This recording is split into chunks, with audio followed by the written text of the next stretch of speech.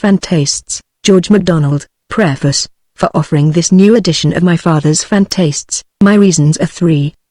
The first is to rescue the work from an edition illustrated without the author's sanction, and so unsuitably that all lovers of the book must have experienced some real grief in turning its pages.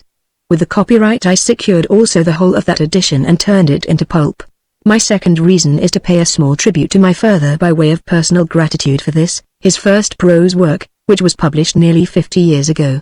Though unknown to many lovers of his greater writings, none of these has exceeded it in imaginative insight and power of expression.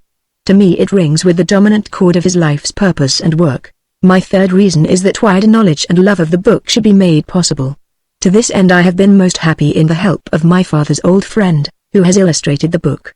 I know of no other living artist who is capable of portraying the spirit of Phantastes, and every reader of this edition will, I believe, feel that the illustrations are a part of the romance, and will gain through them some perception of the brotherhood between George MacDonald and Arthur Hughes. Greville MacDonald, September 1905. In good sooth, my masters, this is no door, yet is it a little window, that looketh upon a great world.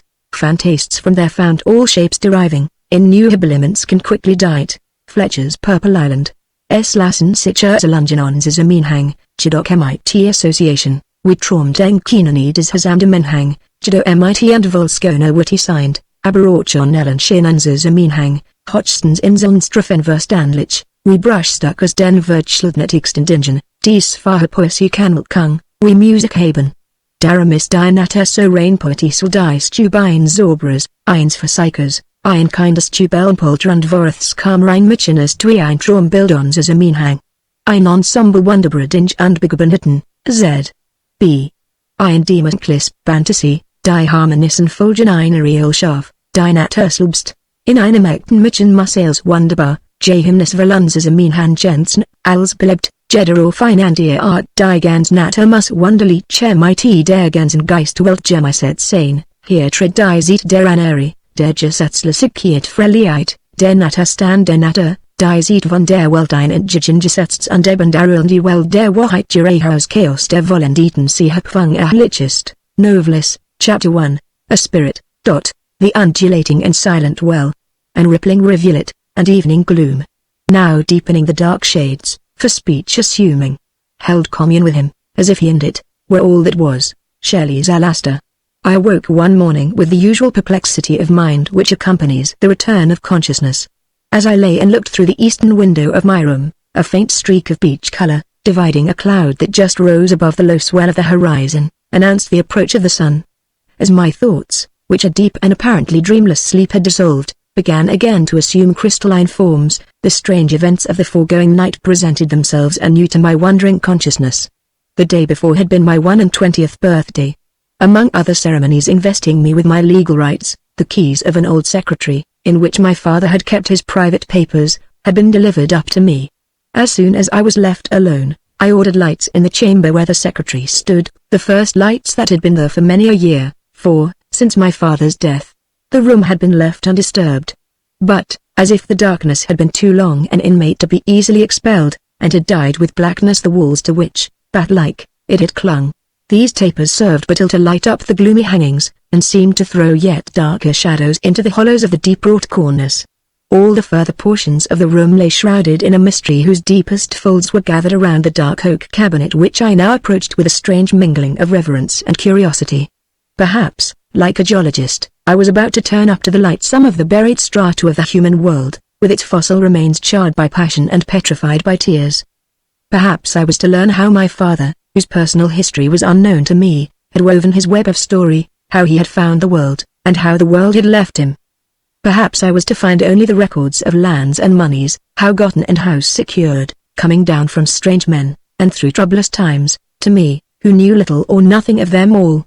To solve my speculations, and to dispel the awe which was fast gathering around me as if the dead were drawing near, I approached the secretary, and having found the key that fitted the upper portion, I opened it with some difficulty, drew near it a heavy high-back chair, and sat down before a multitude of little drawers and slides and pigeonholes.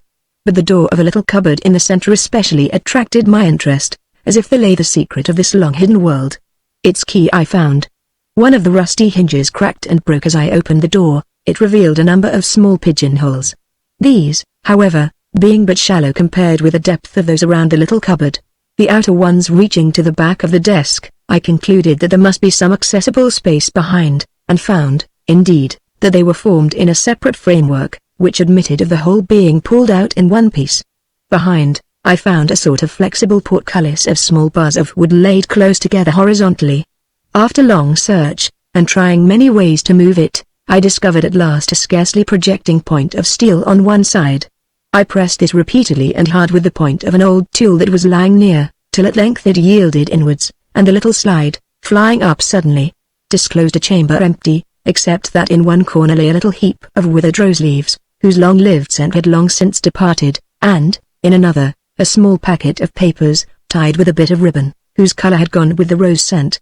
Almost fearing to touch them, they witnessed so mutely to the law of oblivion, I leaned back in my chair, and regarded them for a moment, when suddenly there stood on the threshold of the little chamber, as though she had just emerged from its depth, a tiny woman form, as perfect in shape as if she had been a small Greek statuette roused to life and motion. Her dress was of a kind that could never grow old-fashioned, because it was simply natural, a robe plaited in a band around the neck, and confined by a belt about the waist, descended to her feet. It was only afterwards, however, that I took notice of her dress, although my surprise was by no means of so overpowering a degree as such an apparition might naturally be expected to excite.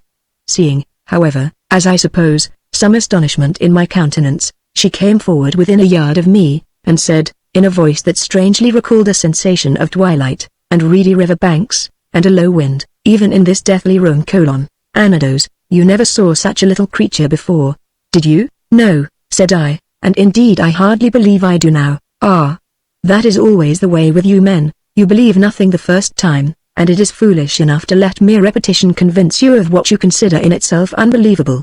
I am not going to argue with you, however, but to grant you a wish." Here I could not help interrupting her with a foolish speech, of which, however, I had no cause to repent. "How can such a very little creature as you grant or refuse anything? Is that all the philosophy you have gained in 21 years?" said she. "Form is much, but size is nothing. It is a mere matter of relation. I suppose your 6-foot lordship does not feel altogether insignificant, though to others you do look small beside your old Uncle Ralph, who rises above you a great half-foot at least. But size is of so little consequence with old me, that I may as well accommodate myself to your foolish prejudices." So saying, she leapt from the desk upon the floor, where she stood a tall, gracious lady, with pale face and large blue eyes. Her dark hair flowed behind, wavy but uncurled, down to her waist, and against it her form stood clear in its robe of white. "Now," said she, "you will believe me." Overcome with the presence of a beauty which I could now perceive, and drawn towards her by an attraction irresistible as incomprehensible, I suppose I stretched out my arms towards her, for she drew back a step or two, and said, "Foolish boy, if you could touch me, I should hurt you. Besides, I was 237 years old, last Midsummer Eve, and a man must not fall in love with his grandmother, you know." "But you are not my grandmother," said I. "How do you know that?" She retorted.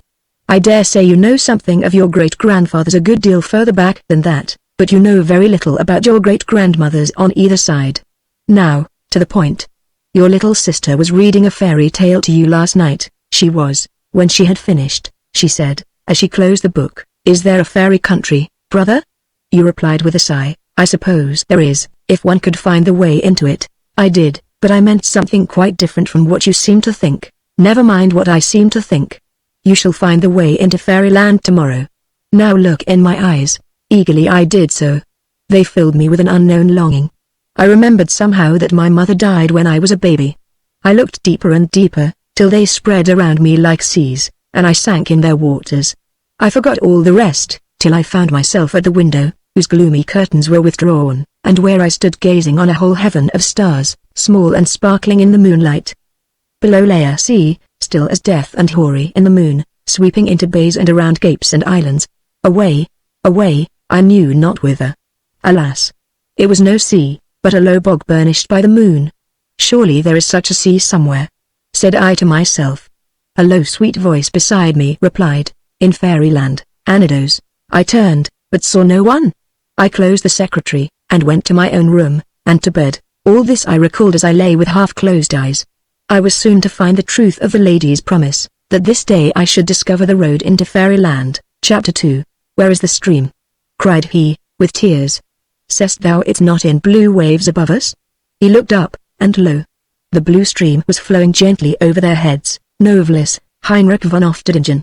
While these strange events were passing through my mind, I suddenly, as one awakes to the consciousness that the sea has been moaning by him for hours, or that the storm has been howling about his window all night, became aware of the sound of running water near me, and, looking out of bed, I saw that a large green marble basin, in which I was wont to wash, and which stood on a low pedestal of the same material in a corner of my room, was overflowing like a spring, and that a stream of clear water was running over the carpet, all the length of the room, finding its outlet I knew not where. And, stranger still, where this carpet, which I had myself designed to imitate a field of grass and daisies, bordered the course of the little stream, the grass blades and daisies seemed to wave in a tiny breeze that followed the water's flow, while under the rivulet they bent and swayed with every motion of the changeful current, as if they were about to dissolve with it, and, forsaking their fixed form, become fluent as the waters. My dressing table was an old-fashioned piece of furniture of black oak, with drawers all down the front. These were elaborately carved in foliage, of which ivy formed the chief part. The nearer end of this table remained just as it had been, but on the further end a singular change had commenced. I happened to fix my eye on a little cluster of ivy leaves. The first of these was evidently the work of the carver. The next looked curious, the third was unmistakable ivy, and just beyond it a tendril of clematis had twined itself about the gilt handle of one of the drawers. Hearing next a slight motion above me, I looked up, and saw that the branches and leaves designed upon the curtains of my bed were slightly in motion.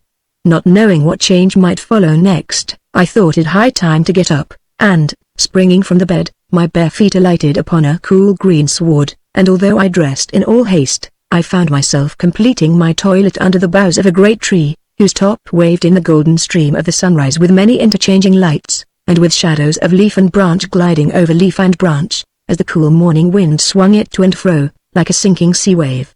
After washing as well as I could in the clear stream, I rose and looked around me. The tree under which I seemed to have lain all night was one of the advanced guard of a dense forest, towards which the rivulet ran. Faint traces of a footpath, much overgrown with grass and moss, and with here and there a pimpernel even, were discernible along the right bank.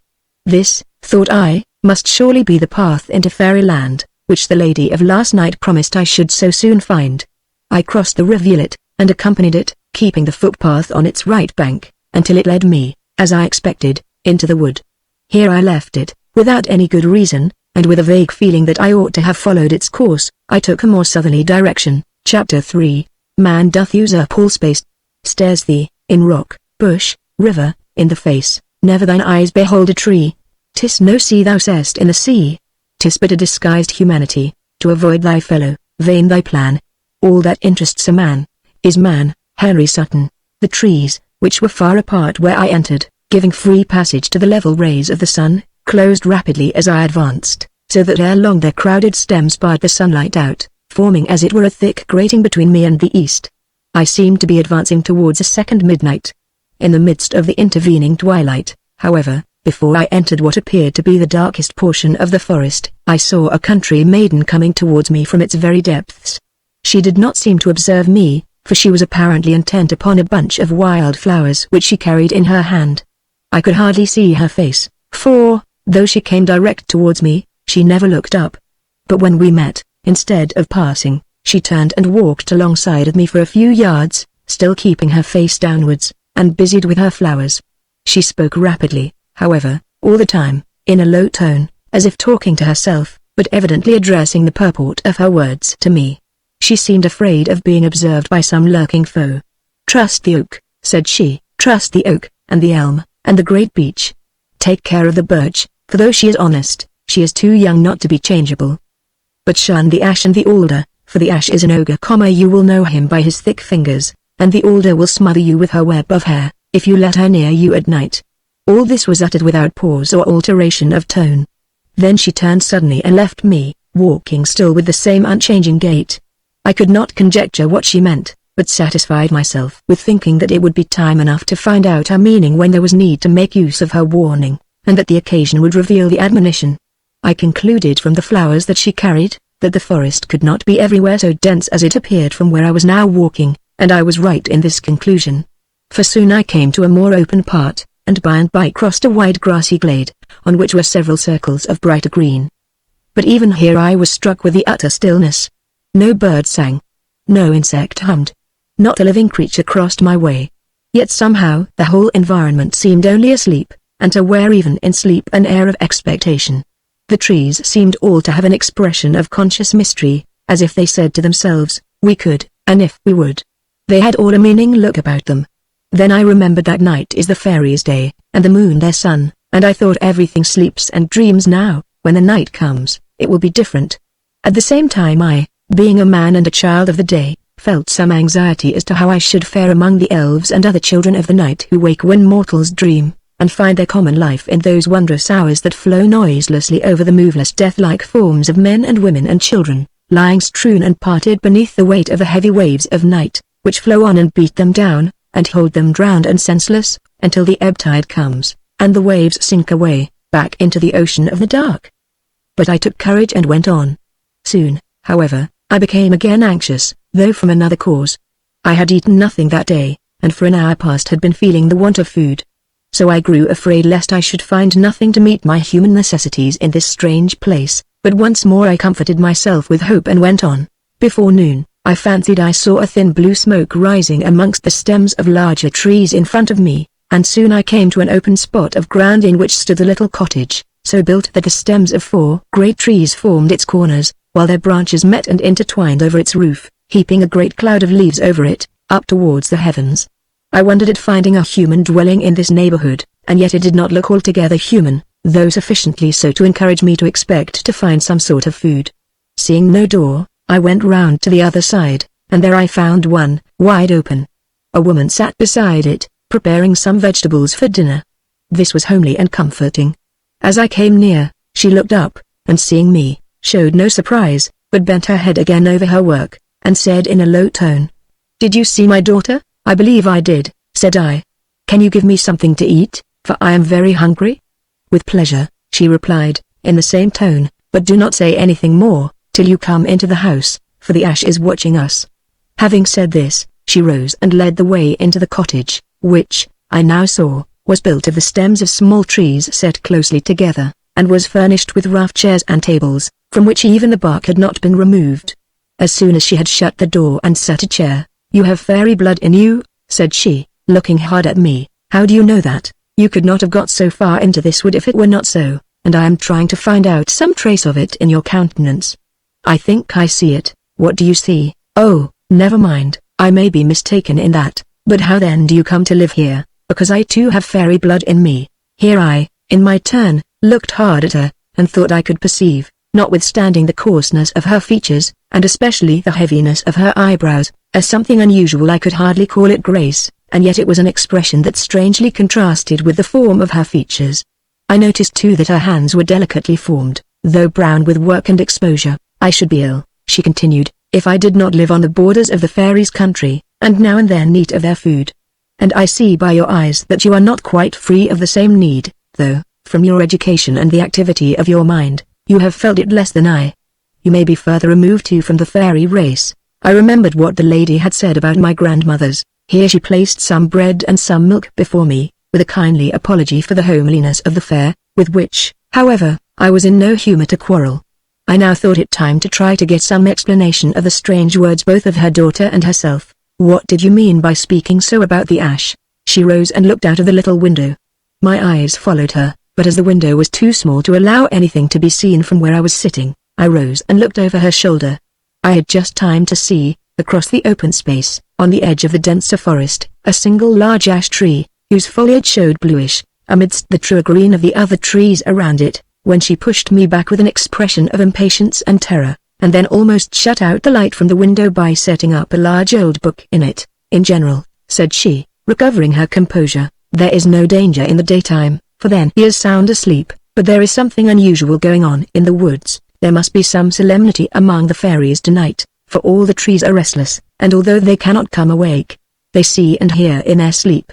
But what danger is to be dreaded from him?" Instead of answering the question, she went again to the window and looked out, saying she feared the fairies would be interrupted by foul weather, for a storm was brewing in the west, "and the sooner it grows dark, the sooner the ash will be awake," added she, I asked her how she knew that there was any unusual excitement in the woods.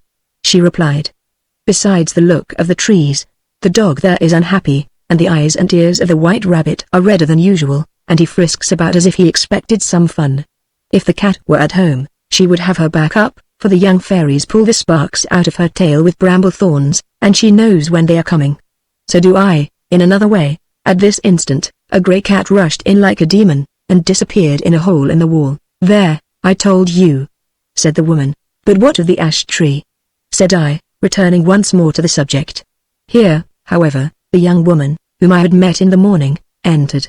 A smile passed between the mother and daughter, and then the latter began to help her mother in little household duties. "I should like to stay here till the evening," I said, "and then go on my journey, if you will allow me." "You are welcome to do as you please, only it might be better to stay all night, than risk the dangers of the wood then."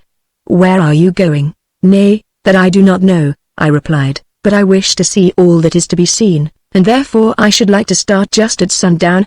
"You are a bold youth, if you have any idea of what you are daring, but a rash one, if you know nothing about it, and, excuse me, you do not seem very well informed about the country and its manners.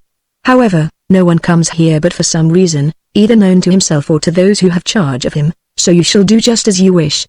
Accordingly I sat down, and feeling rather tired, and disinclined for further talk, I asked leave to look at the old book which still screened the window. The woman brought it to me directly, but not before taking another look towards the forest, and then drawing a white blind over the window. I sat down opposite to it by the table, on which I laid the great old volume, and read. It contained many wondrous tales of fairyland, and olden times, and the knights of King Arthur's table. I read on, till the shades of the afternoon began to deepen, for in the midst of the forest it gloomed earlier than in the open country. At length I came to this passage. "Here it chanced, that upon their quest, Sir Galahad and Sir Percival were encountered in the depths of a great forest. Now, Sir Galahad was dight all in harness of silver, clear and shining, the which is a delight to look upon, but full hasty to tarnish, and withouten the labour of a ready squire, uneath to be kept fair and clean. And yet withouten squire or page, Sir Galahad's armour shone like the moon. And he rode a great white mare, whose bases and other housings were black, but all besprent with fair lilies of silver sheen. Whereas Sir Percival bestrode a red horse, with a tawny mane and tail, whose trappings were all besmirched with mud and mire, and his armour was wondrous rusty to behold, ne could he by any art furbish it again, so that as the sun in his going down shone twixt the bare trunks of the trees, full upon the night's twain, the one did seem all shining with light, and the other all to glow with ruddy fire. Now it came about in this wise. For Sir Percival, after his escape from the demon lady, when as the cross on the handle of his sword smote him to the heart, and he rove himself through the thigh, and escaped away, he came to a great wood, and, in no wise cured of his fault, yet bemoaning the same, the damoisel of the alder tree encountered him, right fair to see, and with her fair words and false countenance she comforted him and beguiled him, until he followed her where she led him to. Here a low hurried cry from my hostess caused me to look up from the book, and I read no more. "Look there," she said, "look at his fingers." Just as I had been reading in the book, the setting sun was shining through a cleft in the clouds piled up in the west, and a shadow as of a large distorted hand, with thick knobs and humps on the fingers, so that it was much wider across the fingers than across the undivided part of the hand, passed slowly over the little blind, and then as slowly returned in the opposite direction. "He is almost awake, mother, and greedier than usual tonight." "Hush, child, you need not make him more angry with us than he is, for you do not know how soon something may happen to oblige us to be in the forest after nightfall." "But you are in the forest," said I, "how is it that you are safe here?" "He dares not come nearer than he is now," she replied, "for any of those 4 oaks, at the corners of our cottage, would tear him to pieces. They are our friends. But he stands there and makes awful faces at us sometimes, and stretches out his long arms and fingers, and tries to kill us with fright, for, indeed, that is his favorite way of doing. Pray, keep out of his way tonight." "Shall I be able to see these things?" said I. "That I cannot tell yet, not knowing how much of the fairy nature there is in you. But we shall soon see whether you can discern the fairies in my little garden, and that will be some guide to us." "Are the trees fairies too, as well as the flowers?" I asked. "They are of the same race," she replied, "though those you call fairies in your country are chiefly the young children of the flower fairies. They are very fond of having fun with the thick people, as they call you, for, like most children, they like fun better than anything else. Why do you have flowers so near you then? Do they not annoy you? Oh, no, they are very amusing, with their mimicries of grown people, and mock solemnities.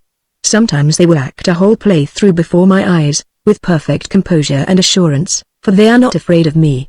Only, as soon as they have done, they burst into peals of tiny laughter, as if it was such a joke to have been serious over anything. These I speak of, however, are the fairies of the garden. They are more staid and educated than those of the fields and woods. Of course they have near relations amongst the wild flowers, but they patronize them, and treat them as country cousins, who know nothing of life, and very little of manners. Now and then, however, they are compelled to envy the grace and simplicity of the natural flowers. Do they live in the flowers?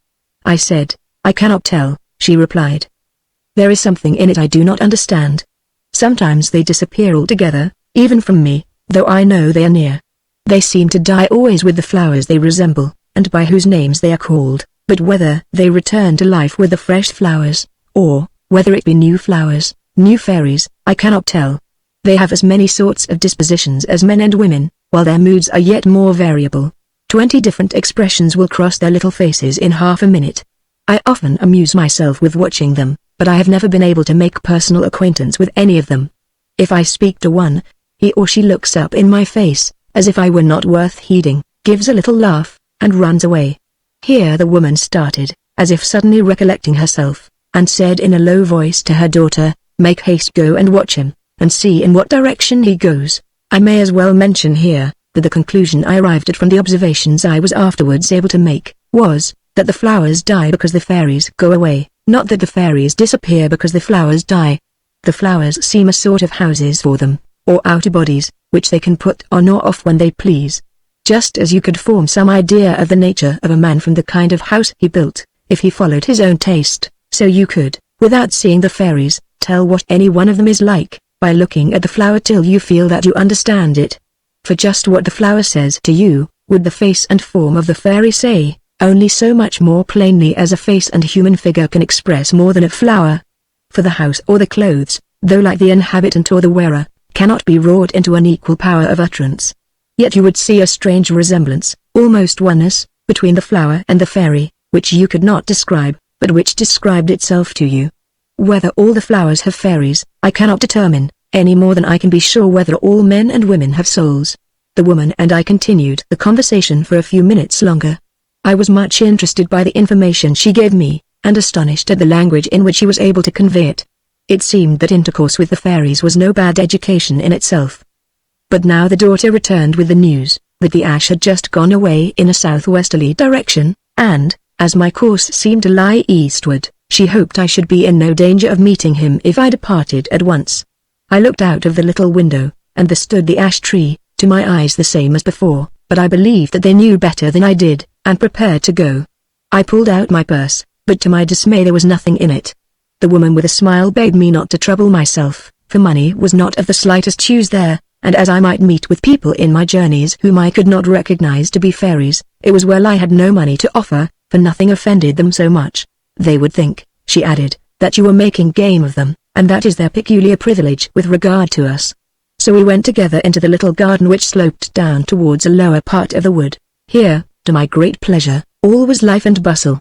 There was still light enough from the day to see a little, and the pale half-moon, halfway to the zenith, was reviving every moment.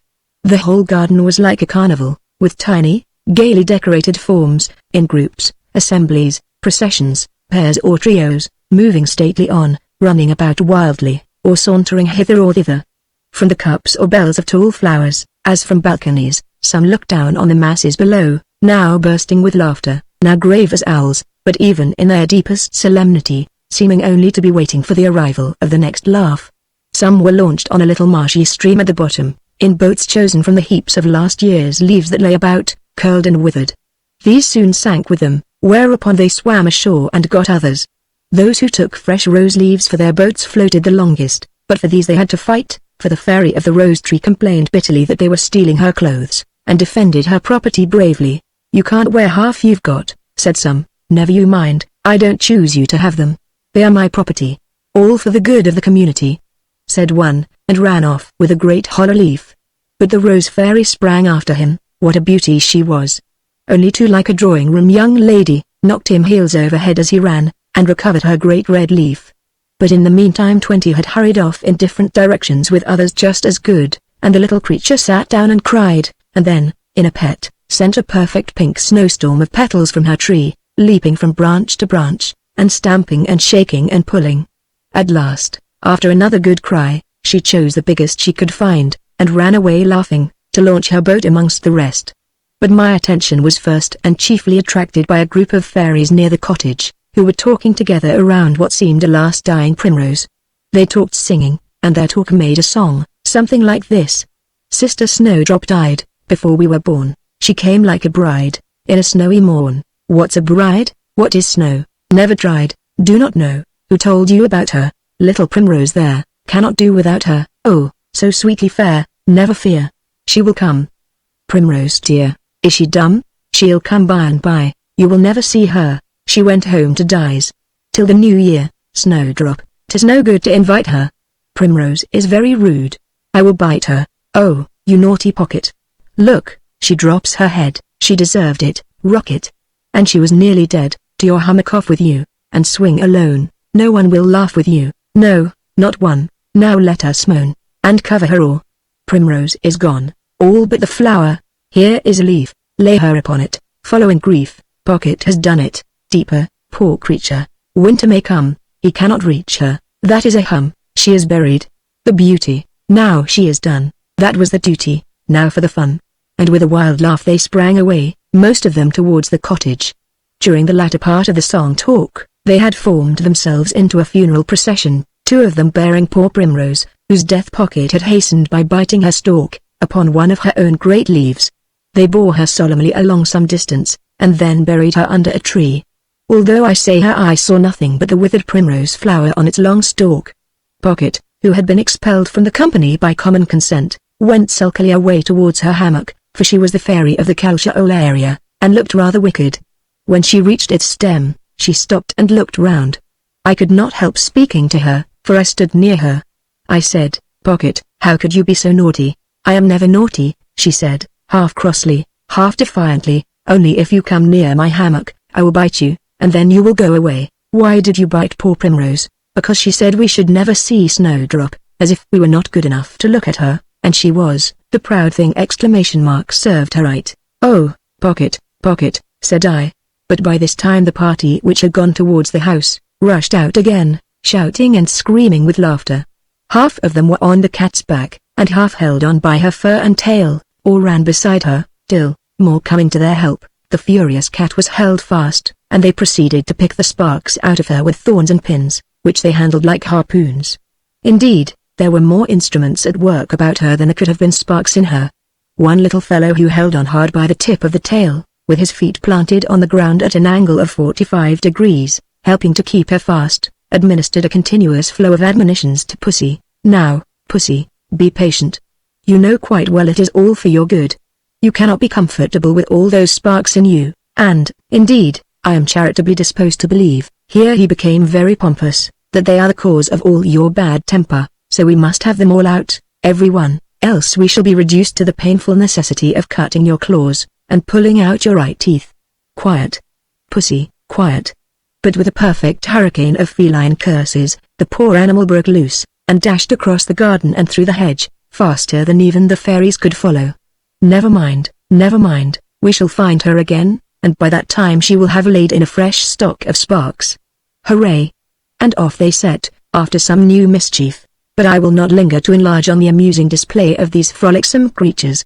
Their manners and habits are now so well known to the world, having been so often described by eyewitnesses, that it would be only indulging self-conceit, to add my account in full to the rest. I cannot help wishing, however, that my readers could see them for themselves. Especially do I desire that they should see the fairy of the daisy, a little, chubby, round-eyed child, with such innocent trust in his look. Even the most mischievous of the fairies would not tease him, although he did not belong to their set at all, but was quite a little country bumpkin. He wandered about alone, and looked at everything, with his hands in his little pockets, and a white nightcap on, but darling. He was not so beautiful as many other wildflowers I saw afterwards, but so dear and loving in his looks and little confident ways. Chapter 4, When Bale is at highest, Boot is nighest, Ballad of Sir Aldingar. By this time, my hostess was quite anxious that I should be gone. So, with warm thanks for their hospitality, I took my leave, and went my way through the little garden towards the forest. Some of the garden flowers had wandered into the wood, and were growing here and there along the path, but the trees soon became too thick and shadowy for them. I particularly noticed some tall lilies, which grew on both sides of the way, with large dazzlingly white flowers, set off by the universal green. It was now dark enough for me to see that every flower was shining with a light of its own. Indeed, it was by this light that I saw them, an internal, peculiar light, proceeding from each, and not reflected from a common source of light as in the daytime. This light sufficed only for the plant itself, and was not strong enough to cast any but the faintest shadows around it, or to illuminate any of the neighboring objects with other than the faintest tinge of its own individual hue. From the lilies above mentioned, from the campanulas, from the foxgloves, and every bell-shaped flower, curious little figures shot up their heads, peeped at me, and drew back. They seemed to inhabit them, as snails their shells, but I was sure some of them were intruders, and belonged to the gnomes or goblin fairies, who inhabit the ground and earthy creeping plants. From the cups of arum lilies, creatures with great heads and grotesque faces shot up like jack-in-the-box, and made grimaces at me, or rose slowly and slyly over the edge of the cup, and spouted water at me, slipping suddenly back, like those little soldier crabs that inhabit the shells of sea snails. Passing a row of tall thistles, I saw them crowded with little faces, which peeped every one from behind its flower, and drew back as quickly, and I heard them saying to each other, evidently intending me to hear, but the speaker always hiding behind his tuft. When I looked in his direction, "Look at him. Look at him. He has begun a story without a beginning, and it will never have any end. He. Look at him." But as I went further into the wood, these sights and sounds became fewer, giving way to others of a different character.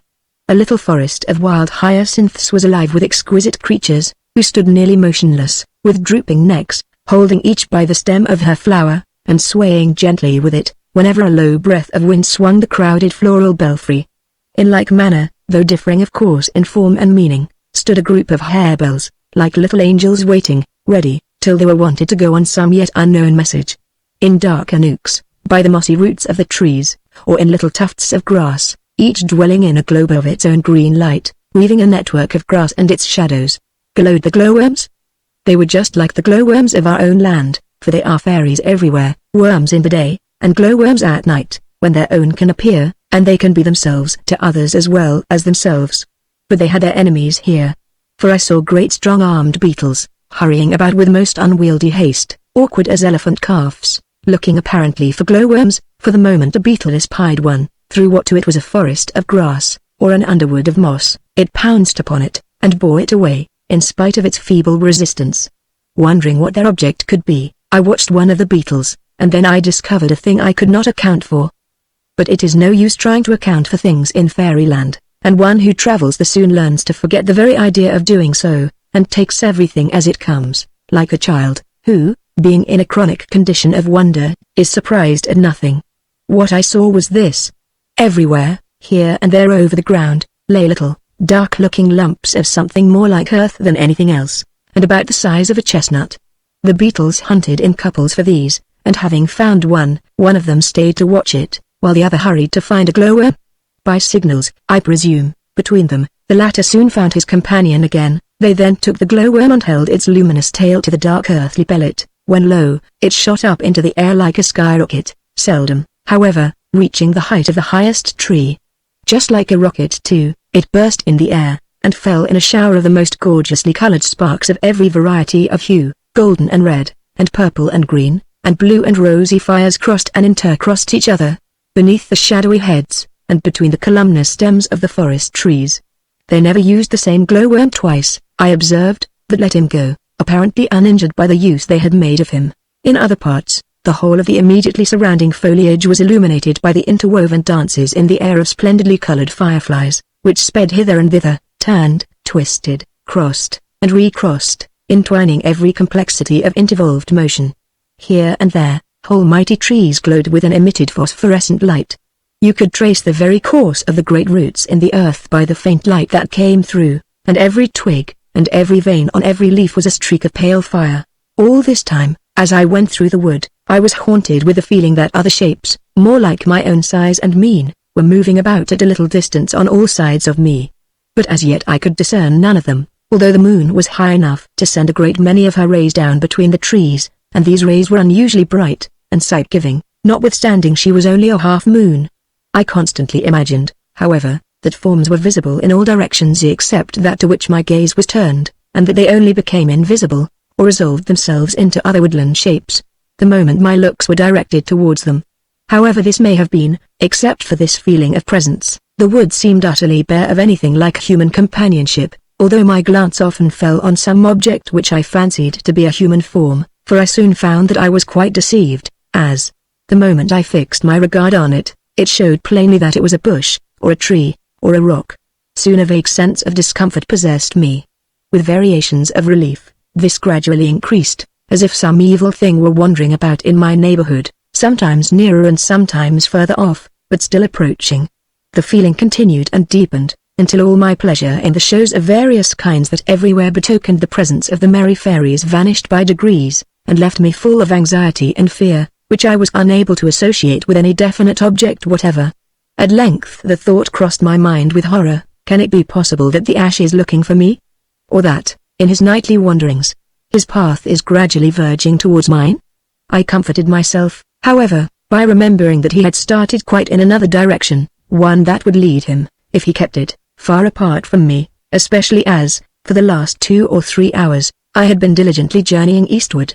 I kept on my way, therefore, striving by direct effort of the will against the encroaching fear, and to this end occupying my mind, as much as I could, with other thoughts. I was so far successful that, although I was conscious, if I yielded for a moment, I should be almost overwhelmed with horror, I was yet able to walk right on for an hour or more. What I feared I could not tell. Indeed, I was left in a state of the vaguest uncertainty as regarded the nature of my enemy, and knew not the mode or object of his attacks, for, somehow or other, none of my questions had succeeded in drawing a definite answer from the dame in the cottage. How then to defend myself I knew not, nor even by what sign I might with certainty recognize the presence of my foe, for as yet this vague though powerful fear was all the indication of danger I had. To add to my distress, the clouds in the west had risen nearly to the top of the skies, and they and the moon were traveling slowly towards each other. Indeed, some of their advanced guard had already met her, and she had begun to wade through a filmy vapor that gradually deepened. At length she was for a moment almost entirely obscured. When she shone out again, with a brilliancy increased by the contrast, I saw plainly on the path before me from around which at this spot the trees receded, leaving a small space of green sward the shadow of a large hand, with knotty joints and protuberances here and there. Especially I remarked, even in the midst of my fear, the bulbous points of the fingers. I looked hurriedly all around, but could see nothing from which such a shadow should fall. Now, however, that I had a direction, however undetermined, in which to project my apprehension, the very sense of danger and need of action overcame that stifling which is the worst property of fear. I reflected in a moment, that if this were indeed a shadow, it was useless to look for the object that cast it in any other direction than between the shadow and the moon. I looked, and peered, and intensified my vision, all to no purpose. I could see nothing of that kind, not even an ash tree in the neighborhood. Still the shadow remained, not steady, but moving to and fro, and once I saw the fingers close, and grind themselves close, like the claws of a wild animal, as if in uncontrollable longing for some anticipated prey. There seemed but one mode left of discovering the substance of this shadow. I went forward boldly, though with an inward shudder which I would not heed, to the spot where the shadow lay, threw myself on the ground, laid my head within the form of the hand, and turned my eyes towards the moon. Good heavens! What did I see? I wonder that ever I arose, and that the very shadow of the hand did not hold me where I lay until fear had frozen my brain. I saw the strangest figure, vague, shadowy, almost transparent, in the central parts, and gradually deepening in substance towards the outside, until it ended in extremities capable of casting such a shadow as fell from the hand, through the awful fingers of which I now saw the moon. The hand was uplifted in the attitude of a paw about to strike its prey. But the face, which throbbed with fluctuating and pulsatory visibility not from changes in the light it reflected, but from changes in its own conditions of reflecting power, the alterations being from within, not from without, it was horrible. I do not know how to describe it. It caused a new sensation. Just as one cannot translate a horrible odor, or a ghastly pain, or a fearful sound, into words, so I cannot describe this new form of awful hideousness. I can only try to describe something that is not it, but seems somewhat parallel to it, or at least is suggested by it. It reminded me of what I had heard of vampires, for the face resembled that of a corpse more than anything else I can think of, especially when I can conceive such a face in motion, but not suggesting any life as the source of the motion. The features were rather handsome than otherwise, except the mouth, which had scarcely a curve in it. The lips were of equal thickness, but the thickness was not at all remarkable, even although they looked slightly swollen. They seemed fixedly open, but were not wide apart. Of course I did not remark these lineaments at the time, I was too horrified for that. I noted them afterwards, when the form returned on my inward sight with a vividness too intense to admit of my doubting the accuracy of the reflex. But the most awful of the features were the eyes. These were alive, yet not with life. They seemed lighted up with an infinite greed. Annoying voracity, which devoured the devourer, seemed to be the indwelling and propelling power of the whole ghostly apparition. I lay for a few moments simply embruted with terror, when another cloud, obscuring the moon, delivered me from the immediately paralyzing effects of the presence to the vision of the object of horror, while it added the force of imagination to the power of fear within me, inasmuch as, knowing far worse cause for apprehension than before, I remained equally ignorant from what I had to defend myself, or how to take any precautions. He might be upon me in the darkness any moment. I sprang to my feet, and sped I knew not whither, only away from the spectre. I thought no longer of the path, and often narrowly escaped dashing myself against a tree, in my headlong flight of fear. Great drops of rain began to patter on the leaves. Thunder began to mutter, then growl in the distance. I ran on. The rain fell heavier. At length the thick leaves could hold it up no longer, and, like a second firmament, they poured their torrents on the earth. I was soon drenched, but that was nothing. I came to a small swollen stream that rushed through the woods. I had a vague hope that if I crossed this stream, I should be in safety from my pursuer, but I soon found that my hope was as false as it was vague. I dashed across the stream, ascended a rising ground, and reached a more open space, where stood only great trees. Through them I directed my way, holding eastward as nearly as I could guess, but not at all certain that I was not moving in an opposite direction. My mind was just reviving a little from its extreme terror, when, suddenly, a flash of lightning, or rather a cataract of successive flashes, behind me, seemed to throw on the ground in front of me, but far more faintly than before, from the extent of the source of the light, the shadow of the same horrible hand. I sprang forward, stung to yet wilder speed, but had not run many steps before my foot slipped, and, vainly attempting to recover myself, I fell at the foot of one of the large trees. Half stunned, I yet raised myself, and almost involuntarily looked back. All I saw was the hand within 3 feet of my face.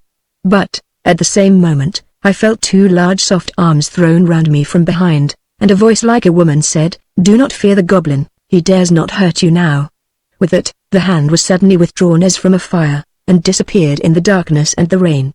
Overcome with a mingling of terror and joy, I lay for some time almost insensible. The first thing I remember is the sound of a voice above me, full and low, and strangely reminding me of the sound of a gentle wind amidst the leaves of a great tree.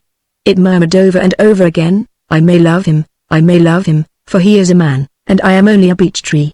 I found I was seated on the ground, leaning against a human form, and supported still by the arms around me, which I knew to be those of a woman who must be rather above the human size, and largely proportioned.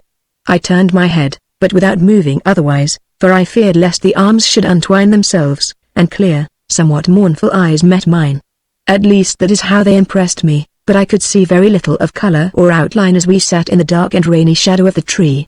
The face seemed very lovely, and solemn from its stillness, with the aspect of one who is quite content, but waiting for something. I saw my conjecture from her arms was correct. She was above the human scale throughout, but not greatly. "Why do you call yourself a beech tree?"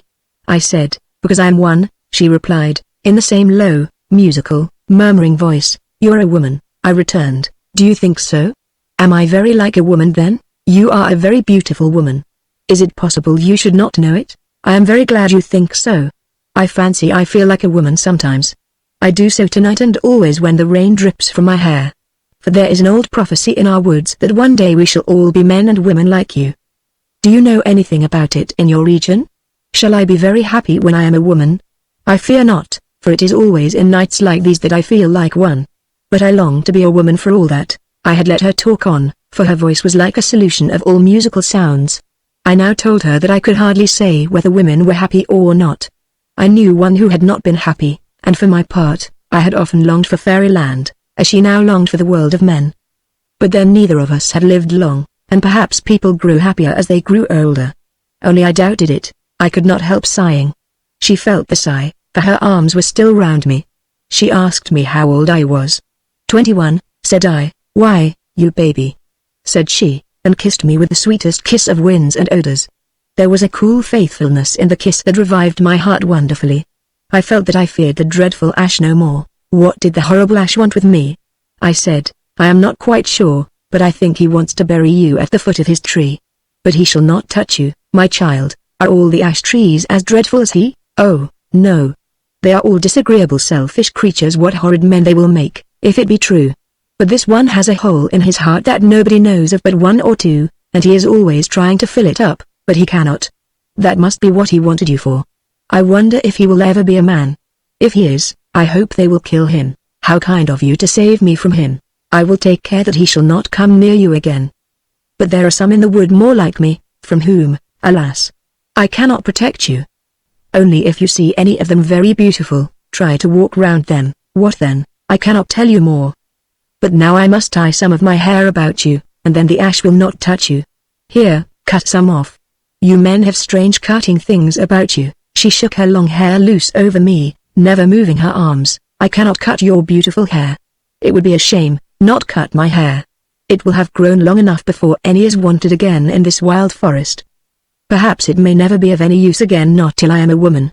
And she sighed. As gently as I could, I cut with a knife a long tress of flowing, dark hair, she hanging her beautiful head over me. When I had finished, she shuddered and breathed deep, as one does when an acute pain, steadfastly endured without sign of suffering, is at length relaxed. She then took the hair and tied it round me, singing a strange, sweet song, which I could not understand, but which left in me a feeling like this: I saw thee ne'er before. I see thee nevermore.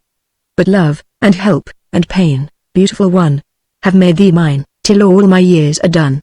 I cannot put more of it into words. She closed her arms about me again, and went on singing. The rain in the leaves, and the light wind that had arisen, kept her song company. I was wrapped in a trance of still delight. It told me the secret of the woods, and the flowers, and the birds. At one time I felt as if I was wandering in childhood through sunny spring forests, over carpets of primroses, anemones, and little white starry things. I had almost said creatures, and finding new wonderful flowers at every turn. At another, I lay half dreaming in the hot summer noon, with a book of old tales beside me. Beneath a great beech, or, in autumn, grew sad because I trod on the leaves that had sheltered me, and received their last blessing in the sweet odors of decay, or, in a winter evening, frozen still, looked up, as I went home to a warm fireside, through the netted boughs and twigs to the cold, snowy moon, with her opal zone around her. At last I had fallen asleep, for I know nothing more that passed till I found myself lying under a superb beech tree, in the clear light of the morning, just before sunrise. Around me was a girdle of fresh beech leaves. Alas! I brought nothing with me out of fairyland, but memories. The great boughs of the beech hung drooping around me. At my head rose its smooth stem, with its great sweeps of curving surface that swelled like undeveloped limbs. The leaves and branches above kept on the song which had sung me asleep, only now, to my mind, it sounded like a farewell and a speedwell. I sat a long time, unwilling to go, but my unfinished story urged me on. I must act and wonder. With the sun well risen, I rose, and put my arms as far as they would reach around the beech tree, and kissed it, and said goodbye. A trembling went through the leaves, a few of the last drops of the night's rain fell from off them at my feet, and as I walked slowly away, I seemed to hear in a whisper once more the words, I may love him, for he is a man, and I am only a beech tree. Chapter 5. And she was smooth and full, as if one gush of life had washed her, or as if asleep, lay on her eyelid, easier to sweep than be from daisy, Bedoy's Pygmalion, was as white as lily in May, or snow that's new in wintry's day, romance of Sir Lawnful. I walked on, in the fresh morning air, as if newborn. The only thing that damped my pleasure was a cloud of something between sorrow and delight that crossed my mind with the frequently returning thought of my last night's hostess. But then, thought I, if she is sorry, I could not help it, and she has all the pleasures she ever had. Such a day as this is surely a joy to her, as much at least as to me. And her life will perhaps be the richer, for holding now within it the memory of what came, but could not stay. And if ever she is a woman, who knows but we may meet somewhere. There is plenty of room for meeting in the universe. Comforting myself thus, yet with a vague compunction, as if I ought not to have left her, I went on. There was little to distinguish the woods today from those of my own land, except that all the wild things, rabbits, birds, squirrels, mice, and the numberless other inhabitants, were very tame, that is, they did not run away from me, but gazed at me as I passed, frequently coming nearer, as if to examine me more closely. Whether this came from utter ignorance, or from familiarity with the human appearance of beings who never hurt them, I could not tell. As I stood once, looking up to the splendid flower of a parasite, which hung from the branch of a tree over my head, a large white rabbit cantered slowly up, put one of its little feet on one of mine, and looked up at me with its red eyes, just as I had been looking up at the flower above me. I stooped and stroked it, but when I attempted to lift it, it banged the ground with its hind feet and scampered off at a great rate, turning, however, to look at me several times before I lost sight of it. Now and then, too, a dim human figure would appear and disappear, at some distance, amongst the trees, moving like a sleepwalker. But no one ever came near me. This day I found plenty of food in the forest, strange nuts and fruits I had never seen before. I hesitated to eat them, but argued that, if I could live on the air of fairyland, I could live on its food also. I found my reasoning correct, and the result was better than I had hoped, for it not only satisfied my hunger, but operated in such a way upon my senses that I was brought into far more complete relationship with the things around me. The human forms appeared much more dense and defined, more tangibly visible, if I may say so. I seemed to know better which direction to choose when any doubt arose. I began to feel in some degree what the birds meant in their songs, though I could not express it in words, any more than you can some landscapes. At times, to my surprise, I found myself listening attentively, and as if it were no unusual thing with me, to a conversation between two squirrels or monkeys. The subjects were not very interesting, except as associated with the individual life and necessities of the little creatures, where the best nuts were to be found in the neighborhood, and who could crack them best, or who had most laid up for the winter, and such like, only they never said where the store was. There was no great difference in kind between their talk and our ordinary human conversation. Some of the creatures I never heard speak at all, and believe they never do so, except under the impulse of some great excitement. The mice talked, but the hedgehogs seemed very phlegmatic, and though I met a couple of moles above ground several times, they never said a word to each other in my hearing. There were no wild beasts in the forest, at least, I did not see one larger than a wild cat. There were plenty of snakes, however, and I do not think they were all harmless, but none ever bit me. Soon after midday I arrived at a bare rocky hill, of no great size, but very steep, and having no trees, scarcely even a bush upon it, entirely exposed to the heat of the sun. Over this my way seemed to lie, and I immediately began the ascent. On reaching the top, hot and weary, I looked around me, and saw that the forest still stretched as far as the sight could reach on every side of me. I observed that the trees, in the direction in which I was about to descend, did not come so near the foot of the hill as on the other side, and was especially regretting the unexpected postponement of shelter, because this side of the hill seemed more difficult to descend than the other had been to climb, when my eye caught the appearance of a natural path, winding down through broken rocks and along the course of a tiny stream, which I hoped would lead me more easily to the foot. I tried it, and found the descent not at all laborious. Nevertheless, when I reached the bottom, I was very tired and exhausted with the heat. But just where the path seemed to end, rose a great rock, quite overgrown with shrubs and creeping plants, some of them in full and splendid blossom. These almost concealed an opening in the rock, into which the path appeared to lead. I entered, thirsting for the shade which it promised. What was my delight to find a rocky cell, all the angles rounded away with rich moss, and every ledge and projection crowded with lovely ferns, the variety of whose forms, and groupings, and shades wrought in me like a poem, for such a harmony could not exist, except they all consented to some one end. A little well of the clearest water filled a mossy hollow in one corner. I drank, and felt as if I knew what the elixir of life must be, then threw myself on a mossy mound that lay like a couch along the inner end. Here I lay in a delicious reverie for some time, during which all lovely forms, and colors, and sounds seemed to use my brain as a common hall, where they could come and go, unbidden and unexcused. I had never imagined that such capacity for simple happiness lay in me. as was now awakened by this assembly of forms and spiritual sensations, which yet were far too vague to admit of being translated into any shape common to my own and another mind. I had lain for an hour, I should suppose, though it may have been far longer, when, the harmonious tumult in my mind having somewhat relaxed, I became aware that my eyes were fixed on a strange, time-worn bas-relief on the rock opposite to me. This, after some pondering, I concluded to represent Pygmalion, as he awaited the quickening of his statue. The sculptor sat more rigid than the figure to which his eyes were turned. That seemed about to step from its pedestal and embrace the man, who waited rather than expected. A lovely story, I said to myself. This cave, now, with the bushes cut away from the entrance to let the light in, might be such a place as he would choose, withdrawn from the notice of men, to set up his block of marble, and mold into a visible body the thought already clothed with form in the unseen hall of the sculptor's brain.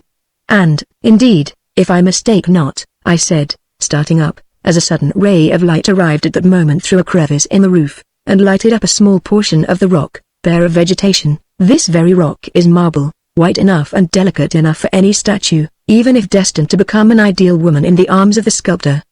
I took my knife and removed the moss from a part of the block on which I had been lying, when, to my surprise, I found it more like alabaster than ordinary marble, and soft to the edge of the knife. In fact, it was alabaster. By an inexplicable, though by no means unusual kind of impulse, I went on removing the moss from the surface of the stone, and soon saw that it was polished, or at least smooth, throughout. I continued my labor, and after clearing a space of about a couple of square feet, I observed what caused me to prosecute the work with more interest and care than before. For the ray of sunlight had now reached the spot I had cleared, and under its luster the alabaster revealed its usual slight transparency when polished, except where my knife had scratched the surface, and I observed that the transparency seemed to have a definite limit, and to end upon an opaque body like the more solid, white marble. I was careful to scratch no more. And first, a vague anticipation gave way to a startling sense of possibility. Then, as I proceeded, one revelation after another produced the entrancing conviction that under the crust of alabaster lay a dimly visible form in marble, but whether of man or woman I could not yet tell. I worked on as rapidly as the necessary care would permit, and when I had uncovered the whole mass, and rising from my knees, had retreated a little way, so that the effect of the whole might fall on me, I saw before me with sufficient plainness though at the same time with considerable indistinctness, arising from the limited amount of light the place admitted, as well as from the nature of the object itself, a block of pure alabaster enclosing the form, apparently in marble, of a reposing woman. She lay on one side, with her hand under her cheek, and her face towards me, but her hair had fallen partly over her face, so that I could not see the expression of the whole. What I did see appeared to me perfectly lovely, more near the face that had been born with me in my soul, than anything I had seen before in nature or art. The actual outlines of the rest of the form were so indistinct, that the more than semi-opacity of the alabaster seemed insufficient to account for the fact, and I conjectured that a light robe added its obscurity. Numberless histories passed through my mind of change of substance from enchantment and other causes, and of imprisonments such as this before me. I thought of the prince of the enchanted city, half marble and half a man, of Ariel, of Nabi, of the sleeping beauty in the wood, of the bleeding trees, and many other histories. Even my adventure of the preceding evening with the lady of the beech tree contributed to arouse the wild hope, that by some means life might be given to this form also, and that, breaking from her alabaster tomb, she might glorify my eyes with her presence.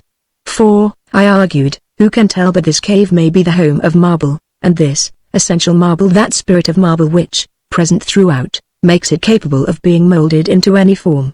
Then if she should awake. But how to awake her? A kiss awoke the sleeping beauty. A kiss cannot reach her through the encrusting alabaster. I kneeled, however, and kissed the pale coffin. But she slept on. I bethought me of Orpheus, and the following stones that trees should follow his music seemed nothing surprising now. Might not a song awake this form, that the glory of motion might for a time displace the loveliness of rest? Sweet sounds can go where kisses may not enter. I sat and thought. Now, although always delighting in music, I had never been gifted with the power of song, until I entered the fairy forest. I had a voice, and I had a true sense of sound, but when I tried to sing, the one would not content the other, and so I remained silent. This morning, however, I had found myself, ere I was aware, rejoicing in a song, but whether it was before or after I had eaten of the fruits of the forest, I could not satisfy myself. I concluded it was after, however, and that the increased impulse to sing I now felt, was in part owing to having drunk of the little well, which shone like a brilliant eye in a corner of the cave. It saw down on the ground by the antenatal tomb, leaned upon it with my face towards the head of the figure within, and sang the words and tones coming together, and inseparably connected, as if word and tone formed one thing, or, as if each word could be uttered only in that tone, and was incapable of distinction from it, except in idea, by an acute analysis. I sang something like this, but the words are only a dull representation of a state whose very elevation precluded the possibility of remembrance, and in which I presume the words really employed were as far above these, as that state transcended this wherein I recall it. Marble woman, vainly sleeping, in the very death of dreams, wilt thou slumber from thee sweeping? All but what with vision teems, hear my voice come through the golden mist of memory and hope, and with shadowy smile embolden me with primal death to cope.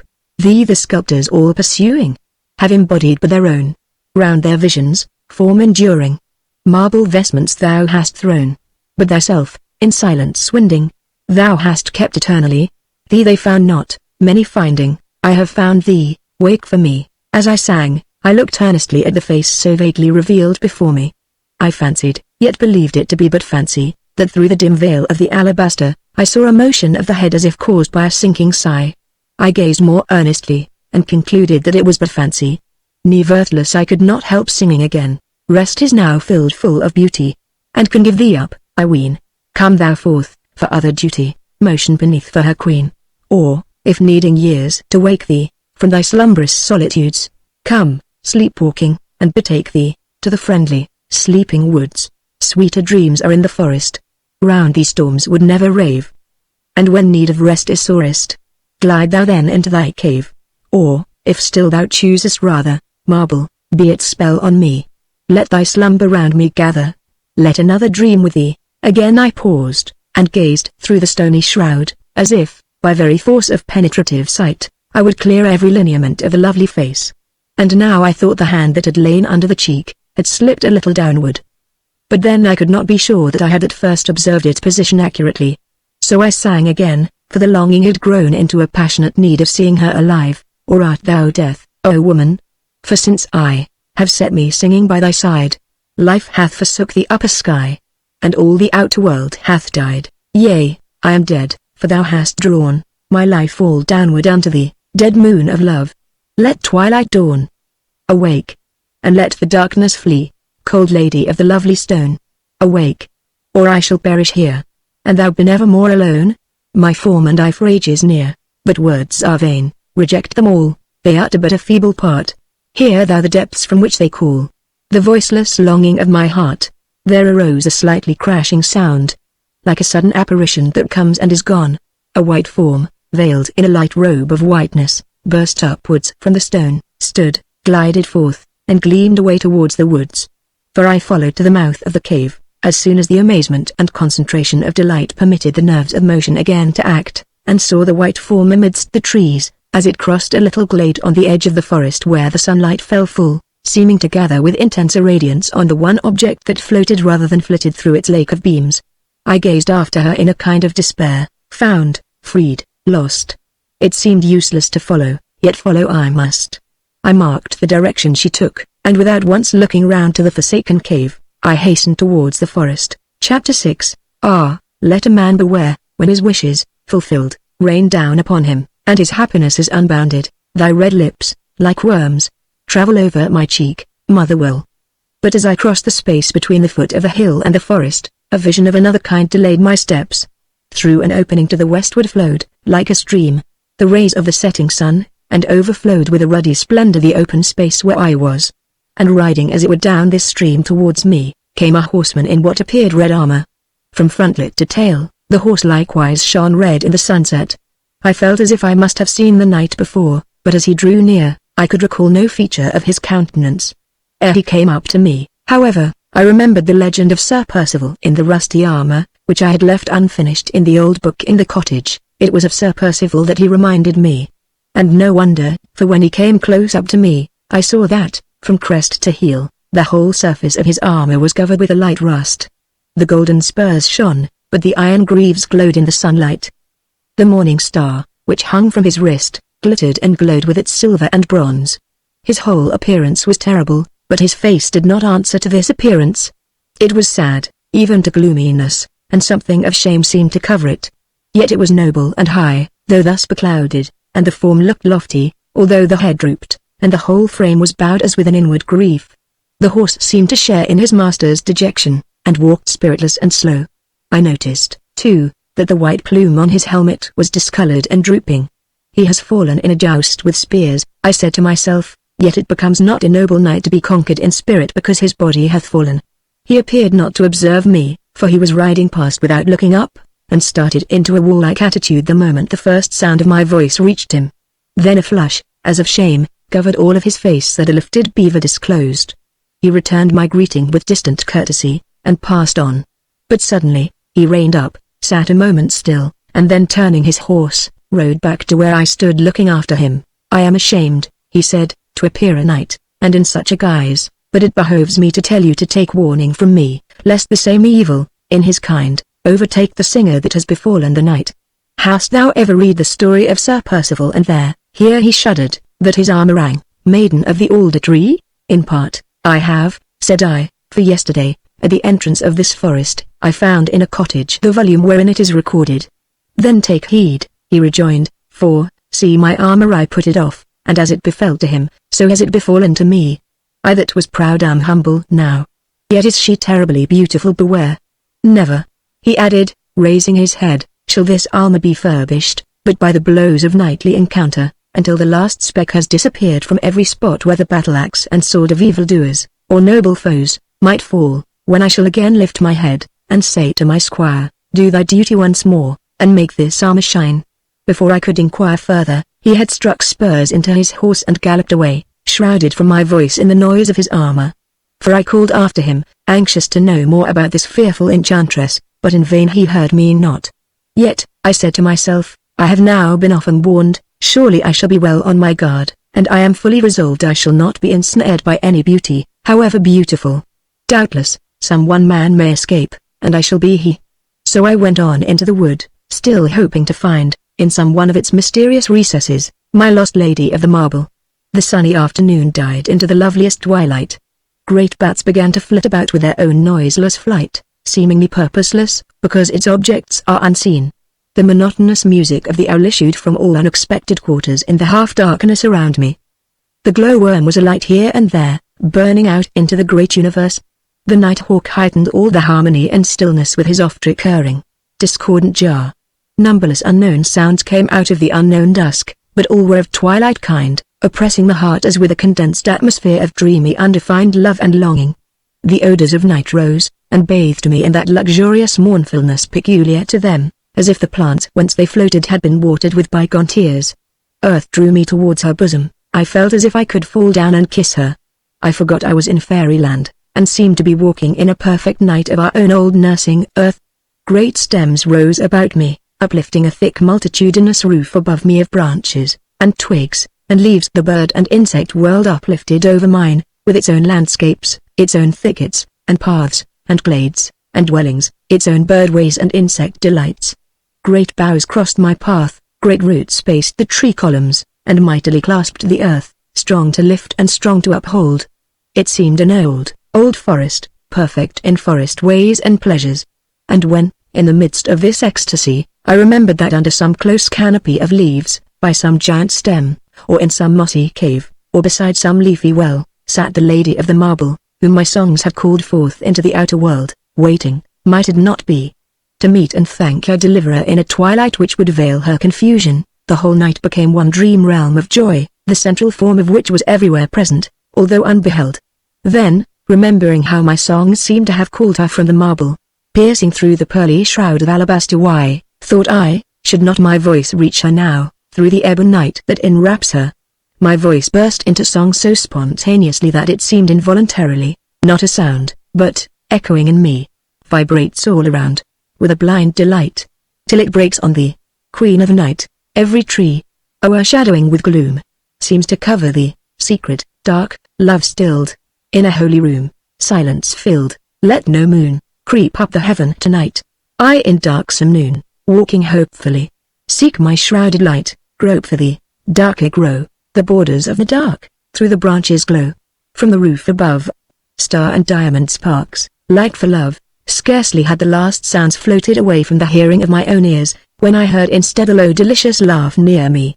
It was not the laugh of one who would not be heard, but the laugh of one who has just received something long and patiently desired, a laugh that ends in a low musical moan. I started, and, turning sideways, saw a dim white figure seated beside an intertwining thicket of smaller trees and underwood. "It is my white lady," I said, and flung myself on the ground beside her, striving, through the gathering darkness, to get a glimpse of the form which had broken its marble prison at my call. "It is your white lady," said the sweetest voice, in reply, sending a thrill of speechless delight through a heart which all the love charms of the preceding day and evening had been tempering for this culminating hour. Yet, if I would have confessed it, there was something either in the sound of the voice, although it seemed sweetness itself, or else in this yielding which awaited no gradation of gentle approaches, that did not vibrate harmoniously with the beat of my inward music. And likewise, when, taking her hand in mine, I drew closer to her, looking for the beauty of her face, which, indeed, I found too plenteously, a cold shiver ran through me. "But it is the marble," I said to myself, and heeded it not. She withdrew her hand from mine, and after that would scarce allow me to touch her. It seemed strange, after the fullness of her first greeting, that she could not trust me to come close to her. Though her words were those of a lover, she kept herself withdrawn as if a mile of space interposed between us. "Why did you run away from me when you woke in the cave?" I said. "Did I?" she returned. "That was very unkind of me, but I did not know better. I wish I could see you. The night is very dark, so it is. Come to my grotto. There is light there. Have you another cave, then? Come and see." But she did not move until I arose first, and then she was on her feet before I could offer my hand to help her. She came close to my side, and conducted me through the wood. But once or twice, when, involuntarily almost, I was about to put my arm round her as we walked on through the warm gloom, she sprang away several paces, always keeping her face full towards me, and then stood looking at me, slightly stooping, in the attitude of one who fears some half-seen enemy.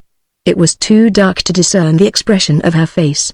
Then she would return and walk close beside me again, as if nothing had happened. I thought this strange, but, besides that I had almost, as I said before, given up the attempt to account for appearances in fairyland, I judged that it would be very unfair to expect from one who had slept so long and had been so suddenly awakened, a behavior correspondent to what I might unreflectingly look for. I knew not what she might have been dreaming about. Besides, it was possible that, while her words were free, her sense of touch might be exquisitely delicate. At length, after walking a long way in the woods, we arrived at another thicket, through the intertexture of which was glimmering a pale rosy light. "Push aside the branches," she said, "and make room for us to enter." I did as she told me. "Go in," she said, "I will follow you." I did as she desired, and found myself in a little cave, not very unlike the marble cave. It was festooned and draperied with all kinds of green that clinged to shady rocks. In the furthest corner, half hidden in leaves, through which it glowed, mingling lovely shadows between them, burned a bright rosy flame on a little earthen lamp. The lady glided round by the wall from behind me, still keeping her face towards me, and seated herself in the furthest corner, with her back to the lamp, which she hid completely from my view. I then saw indeed a form of perfect loveliness before me. Almost it seemed as if the light of the rose lamp shone through her, for it could not be reflected from her. Such a delicate shade of pink seemed to shadow what in itself must be a marbly whiteness of hue. I discovered afterwards, however, that there was one thing in it I did not like, which was, that the white part of the eye was tinged with the same slight roseate hue as the rest of the form. It is strange that I cannot recall her features, but they, as well as her somewhat girlish figure, left on me simply and only the impression of intense loveliness. I lay down at her feet, and gazed up into her face as I lay. She began, and told me a strange tale, which, likewise, I cannot recollect, but which, at every turn and every pause, somehow or other fixed my eyes and thoughts upon her extreme beauty, seeming always to culminate in something that had a relation, revealed or hidden, but always operative, with her own loveliness. I lay entranced. It was a tale which brings back a feeling as of snows and tempests, torrents and water sprites, lovers parted for long, and meeting at last, with a gorgeous summer night to close up the whole. I listened till she and I were blended with the tale, till she and I were the whole history.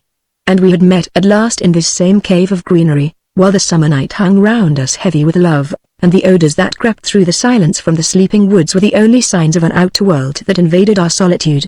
What followed I cannot clearly remember. The succeeding horror almost obliterated it.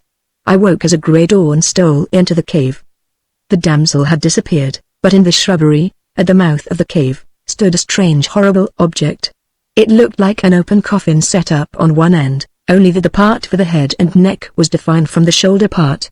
In fact, it was a rough representation of the human frame, only hollow, as if made of decaying bark torn from a tree.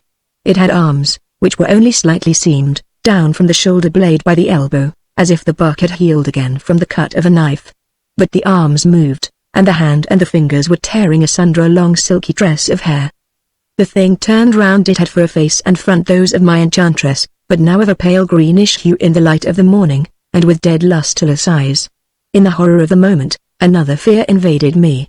I put my hand to my waist, and found indeed that my girdle of beech leaves was gone. Hair again in her hands, she was tearing it fiercely. Once more, as she turned, she laughed a low laugh, but now full of scorn and derision, and then she said, as if to a companion with whom she had been talking while I slept, "There he is, you can take him now." I lay still, petrified with dismay and fear, for I now saw another figure beside her, which, although vague and indistinct, I yet recognized but too well. It was the ash tree. My beauty was the maid of the alder. And she was giving me, spoiled of my only availing defense, into the hands of Bent his Gorgon head, and entered the cave. I could not stir. He drew near me. His ghoul eyes and his ghastly face fascinated me. He came stooping, with a hideous hand outstretched, like a beast of prey. I had given myself up to a death of unfathomable horror, when, suddenly, and just as he was on the point of seizing me, the dull, heavy blow of an axe echoed through the wood, followed by others in quick repetition. The ash shuddered and groaned, withdrew the outstretched hand, retreated backwards to the mouth of the cave, then turned and disappeared amongst the trees. The other walking death looked at me once, with a careless dislike on her beautifully molded features, then, heedless any more to conceal her hollow deformity, turned her frightful back and likewise vanished amid the green obscurity without. I lay and wept. The maid of the alder tree had befooled me, nearly slain me in spite of all the warnings I had received from those who knew my danger. Chapter 7. Fight on, my men, Sir Andrew says. A little I'm hurt, but yet not slain. He but lie down and bleed a while, and then kneel, rise and fight again. Ballad of Sir Andrew Barton. But I could not remain where I was any longer, though the daylight was hateful to me, and the thought of the great, innocent, bold sunrise unendurable. Here there was no well to cool my face, smarting with the bitterness of my own tears. Nor would I have washed in the well of that grotto, had it flowed clear as the rivers of paradise. I rose, and feebly left the sepulchral cave. I took my way I knew not whither, but still towards the sunrise. The birds were singing, but not for me. All the creatures spoke a language of their own, with which I had nothing to do, and to which I cared not to find the key any more. I walked listlessly along. What distressed me most, more even than my own folly, was the perplexing question, how can beauty and ugliness dwell so near? Even with her altered complexion and her face of dislike, disenchanted of the belief that clung around her, known for a living, walking sepulchre, faithless, deluding, traitorous, I felt, notwithstanding all this, that she was beautiful. Upon this I pondered with undiminished perplexity, though not without some gain. Then I began to make surmises as to the mode of my deliverance, and concluded that some hero, wandering in search of adventure, had heard how the forest was infested, and, knowing it was useless to attack the evil thing in person, had assailed with his battle-axe the body in which he dwelt, and on which he was dependent for his power of mischief in the wood. Very likely, I thought, the repentant knight, who warned me of the evil which has befallen me, was busy retrieving his lost honor, while I was sinking into the same sorrow with himself, and, hearing of the dangerous and mysterious being, arrived at his tree in time to save me from being dragged to its roots, and buried like carrion, to nourish him for yet deeper insatiableness. I found afterwards that my conjecture was correct. I wondered how he had fared when his blows recalled the ash himself, and that too I learned afterwards. I walked on the whole day, with intervals of rest, but without food, for I could not have eaten, had any been offered me, till, in the afternoon, I seemed to approach the outskirts of the forest, and at length arrived at a farmhouse. An unspeakable joy arose in my heart at beholding an abode of human beings once more, and I hastened up to the door, and knocked. A kind-looking, matronly woman, still handsome, made her appearance, who, as soon as she saw me, said kindly, "Ah, My poor boy, you have come from the wood. Were you in it last night? I should have ill endured, the day before, to be called boy, but now the motherly kindness of the word went to my heart, and, like a boy indeed, I burst into tears. She soothed me right gently, and, leading me into a room, made me lie down on a settle, while she went to find me some refreshment. She soon returned with food, but I could not eat. She almost compelled me to swallow some wine, when I revived sufficiently to be able to answer some of her questions. I told her the whole story. It is just as I feared, she said, but you are now for the night beyond the reach of any of these dreadful creatures. It is no wonder they could delude a child like you. But I must beg you, when my husband comes in, not to say a word about these things, for he thinks me even half crazy for believing anything of the sort. But I must believe my senses, as he cannot believe beyond his, which give him no intimations of this kind. I think he could spend the whole of Midsummer Eve in the wood and come back with a report that he saw nothing worse than himself. Indeed, good man, he would hardly find anything better than himself, if he had 7 more senses given him. But tell me how it is that she could be so beautiful without any heart at all, without any place even for a heart to live in.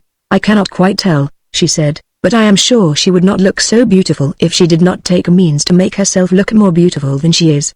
And then, you know, you began by being in love with her before you saw her beauty, mistaking her for the lady of the marble, another kind altogether, I should think. But the chief thing that makes her beautiful is this, that, although she loves no man, she loves the love of any man, and when she finds one in her power, her desire to bewitch him and gain his love, not for the sake of his love either, but that she may be conscious anew of her own beauty, through the admiration he manifests, makes her very lovely with a self-destructive beauty, though, for it is that which is constantly wearing her away within, till, at last, the decay will reach her face, and her whole front, when all the lovely mask of nothing will fall to pieces, and she be vanished forever. So a wise man, whom she met in the woods some years ago, and who, I think, for all his wisdom, fared no better than you, told me, when, like you, he spent the next night here, and recounted to me his adventures. I thanked her very warmly for her solution, though it was but partial, wondering much that in her, as in woman I met on my first entering the forest, there should be such superiority to her apparent condition. Here she left me to take some rest, though, indeed, I was too much agitated to rest in any other way than by simply ceasing to move. In half an hour, I heard a heavy step approach and enter the house. A jolly voice, whose slight huskiness appeared to proceed from overmuch laughter, called out, "Betsy, the pig's trough is quite empty, and that is a pity. Let them swill, lass. They're of no use but to get fat. Ha! Ha! Ha! Gluttony is not forbidden in their commandments. Ha! Ha! Ha!" The very voice, kind and jovial, seemed to disrobe the room of the strange look which all new places were to disenchant it out of the realm of the ideal into that of the actual. It began to look as if I had known every corner of it for 20 years, and when, soon after, the dame came and fetched me to partake of their early supper, the grasp of his great hand, and the harvest moon of his benevolent face, which was needed to light up the rotundity of the globe beneath it, produced such a reaction in me, that, for a moment, I could hardly believe that there was a fairyland, and that all I had passed through since I left home, had not been the wandering dream of a diseased imagination, operating on a too mobile frame, not merely causing me indeed to travel, but peopling for me with vague phantoms the regions through which my actual steps had led me. But the next moment my eye fell upon a little girl who was sitting in the chimney corner, with a little book open on her knee, from which she had apparently just looked up to fix great inquiring eyes upon me. I believed in fairyland again. She went on with her reading, as soon as she saw that I observed her looking at me. I went near, and peeping over her shoulder, saw that she was reading the history of Graciosa and Personette. "Very improving book, sir," remarked the old farmer, with a good-humored laugh.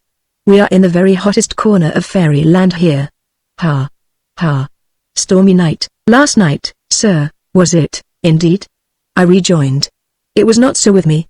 A lovelier night I never saw." "Indeed. Where were you last night?" "I spent it in the forest. I had lost my way." "Ah. Then, perhaps, you will be able to convince my good woman, that there is nothing very remarkable about the forest, for, to tell the truth, it bears but a bad name in these parts." "I dare say you saw nothing worse than yourself there?"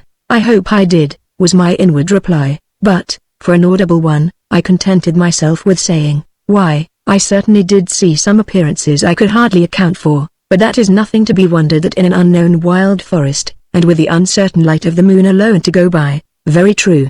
You speak like a sensible man, sir. We have but few sensible folks round about us. Now, you would hardly credit it, but my wife believes every fairy tale that ever was written. I cannot account for it. She is a most sensible woman in everything else. But should not that make you treat her belief with something of respect, though you cannot share in it yourself? Yes, that is all very well in theory, but when you come to live every day in the midst of absurdity, it is far less easy to behave respectfully to it. Why, my wife actually believes the story of the white cat. You know it, I dare say. I read all these tales when a child, and know that one especially well. But, father, interposed the little girl in the chimney corner, you know quite well that mother is descended from the very princess who was changed by the wicked fairy into a white cat. Mother has told me so many times, and you ought to believe everything she says. I can easily believe that, rejoined the farmer, with another fit of laughter, for, the other night, a mouse came gnawing and scratching beneath the floor, and would not let us go to sleep. Your mother sprang out of bed, and going as near it as she could, mewed so infernally like a great cat, that the noise ceased instantly. I believe the poor mouse died of the fright, for we have never heard it again. Ha! Ha! Ha! The son, an ill-looking youth, who had entered during the conversation, joined in his father's laugh, but his laugh was very different from the old man's. It was polluted with a sneer. I watched him, and saw that, as soon as it was over, he looked scared, as if he dreaded some evil consequences to follow his presumption. The woman stood near, waiting till we should seat ourselves at the table, and listening to it all with an amused air, which had something in it of the look with which one listens to the sententious remarks of a pompous child. We sat down to supper, and I ate heartily. My bygone distresses began already to look far off. In what direction are you going? Asked the old man. Eastward, I replied, nor could I have given a more definite answer. Does the forest extend much further in that direction? Oh, for miles and miles, I do not know how far. For although I have lived on the borders of it all my life, I have been too busy to make journeys of discovery into it. Nor do I see what I could discover. It is only trees and trees, till one is sick of them. By the way, if you follow the eastward track from here, you will pass close to what the children say is the very house of the ogre that Hop-o'-my-Thumb visited, and ate his little daughters with the crowns of gold. Oh, father! Ate his little daughters? No, he only changed their gold crowns for nightcaps, and the great long-toothed ogre killed them in mistake, but I do not think even he ate them, for you know they were his own little ogresses. Well, well, child, you know all about it a great deal better than I do. However, the house has, of course, in such a foolish neighborhood as this, a bad enough name, and I must confess there is a woman living in it, with teeth long enough, and white enough too, for the lineal descendant of the greatest ogre that ever was made. I think you had better not go near her. In such talk as this the night wore on. When supper was finished, which lasted some time, my hostess conducted me to my chamber. If you had not had enough of it already, she said, I would have put you in another room, which looks towards the forest, and where you would most likely have seen something more of its inhabitants. For they frequently pass the window, and even enter the room sometimes. Strange creatures spend whole nights in it, at certain seasons of the year. I am used to it, and do not mind it. No more does my little girl, who sleeps in it always. But this room looks southward towards the open country, and they never show themselves here, at least I never saw any. I was somewhat sorry not to gather any experience that I might have, of the inhabitants of Fairyland, but the effect of the farmer's company, and of my own later adventures, was such, that I chose rather an undisturbed night in my more human quarters, which, with their clean white curtains and white linen, were very inviting to my weariness. In the morning I awoke refreshed, after a profound and dreamless sleep.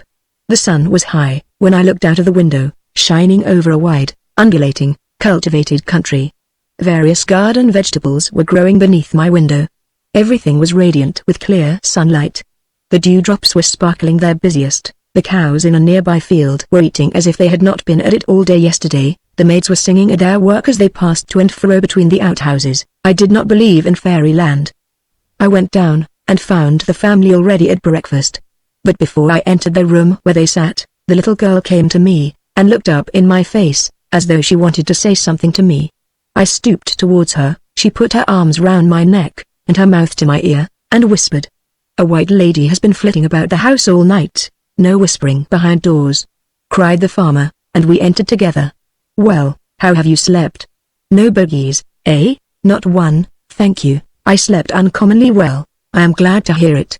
Come and breakfast. After breakfast, the farmer and his son went out, and I was left alone with the mother and daughter. When I looked out of the window this morning, I said, I felt almost certain that fairyland was all a delusion of my brain, but whenever I come near you or your little daughter, I feel differently. Yet I could persuade myself, after my last adventures, to go back, and have nothing more to do with such strange beings. How will you go back? Said the woman. Nay, that I do not know, because I have heard, that, for those who enter fairyland, there is no way of going back. They must go on, and go through it. How, I do not in the least know. That is quite the impression on my own mind. Something compels me to go on, as if my only path was onward, but I feel less inclined this morning to continue my adventures. Will you come and see my little child's room? She sleeps in the one I told you of, looking towards the forest. Willingly, I said. So we went together, the little girl running before to open the door for us. It was a large room, full of old-fashioned furniture, that seemed to have once belonged to some great house. The window was built with a low arch, and filled with lozenge-shaped panes. The wall was very thick, and built of solid stone. I could see that part of the house had been erected against the remains of some old castle or abbey, or other great building, the fallen stones of which had probably served to complete it. But as soon as I looked out of the window, a gush of wonderment and longing flowed over my soul like the tide of a great sea. Fairyland lay before me, and drew me towards it with an irresistible attraction.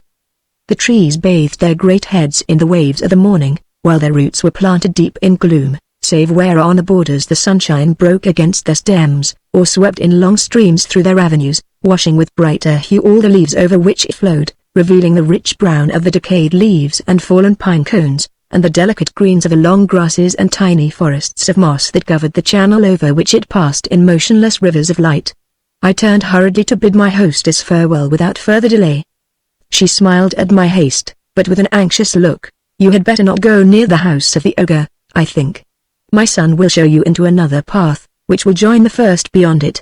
Not wishing to be headstrong or too confident any more, I agreed, and having taken leave of my kind entertainers, went into the wood, accompanied by the youth.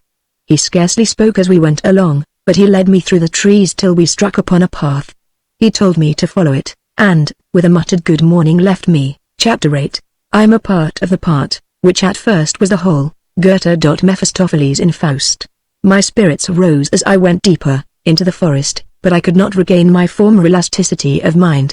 I found cheerfulness to be like life itself, not to be created by any argument. Afterwards I learned that the best way to manage some kinds of painful thoughts is to dare them to do their worst, to let them lie and gnaw at your heart till they are tired, and you find you still have a residue of life they cannot kill. So, better and worse, I went on, till I came to a little clearing in the forest. In the middle of this clearing stood a long, low hut, built with one end against a single tall cypress, which rose like a spire to the building.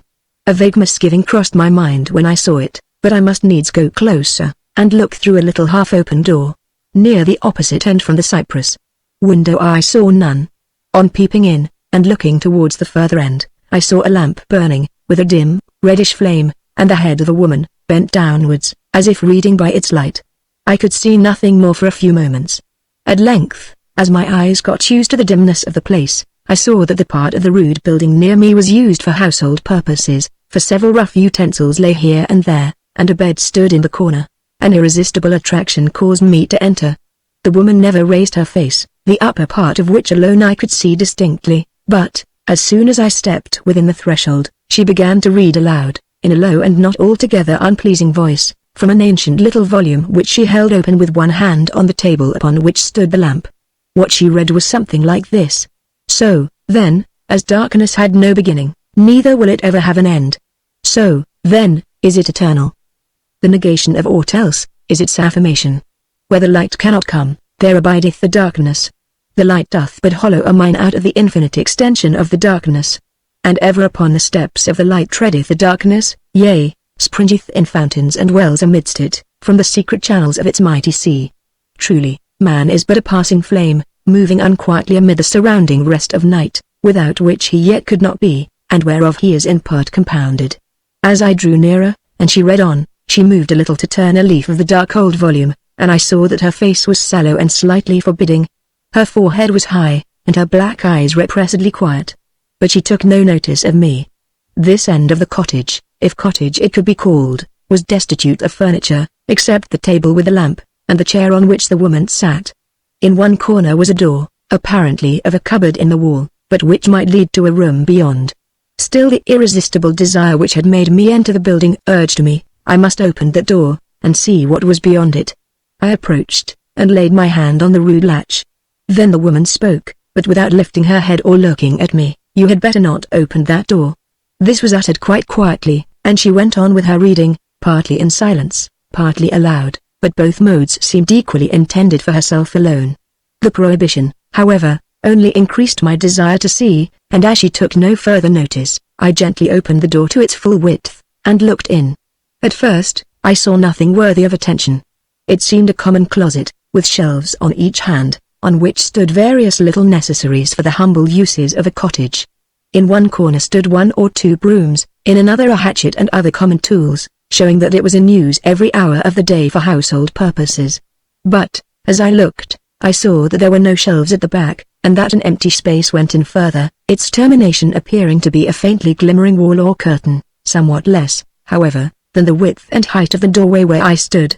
But, as I continued looking, for a few seconds, towards this faintly luminous limit, my eyes came into true relation with that object.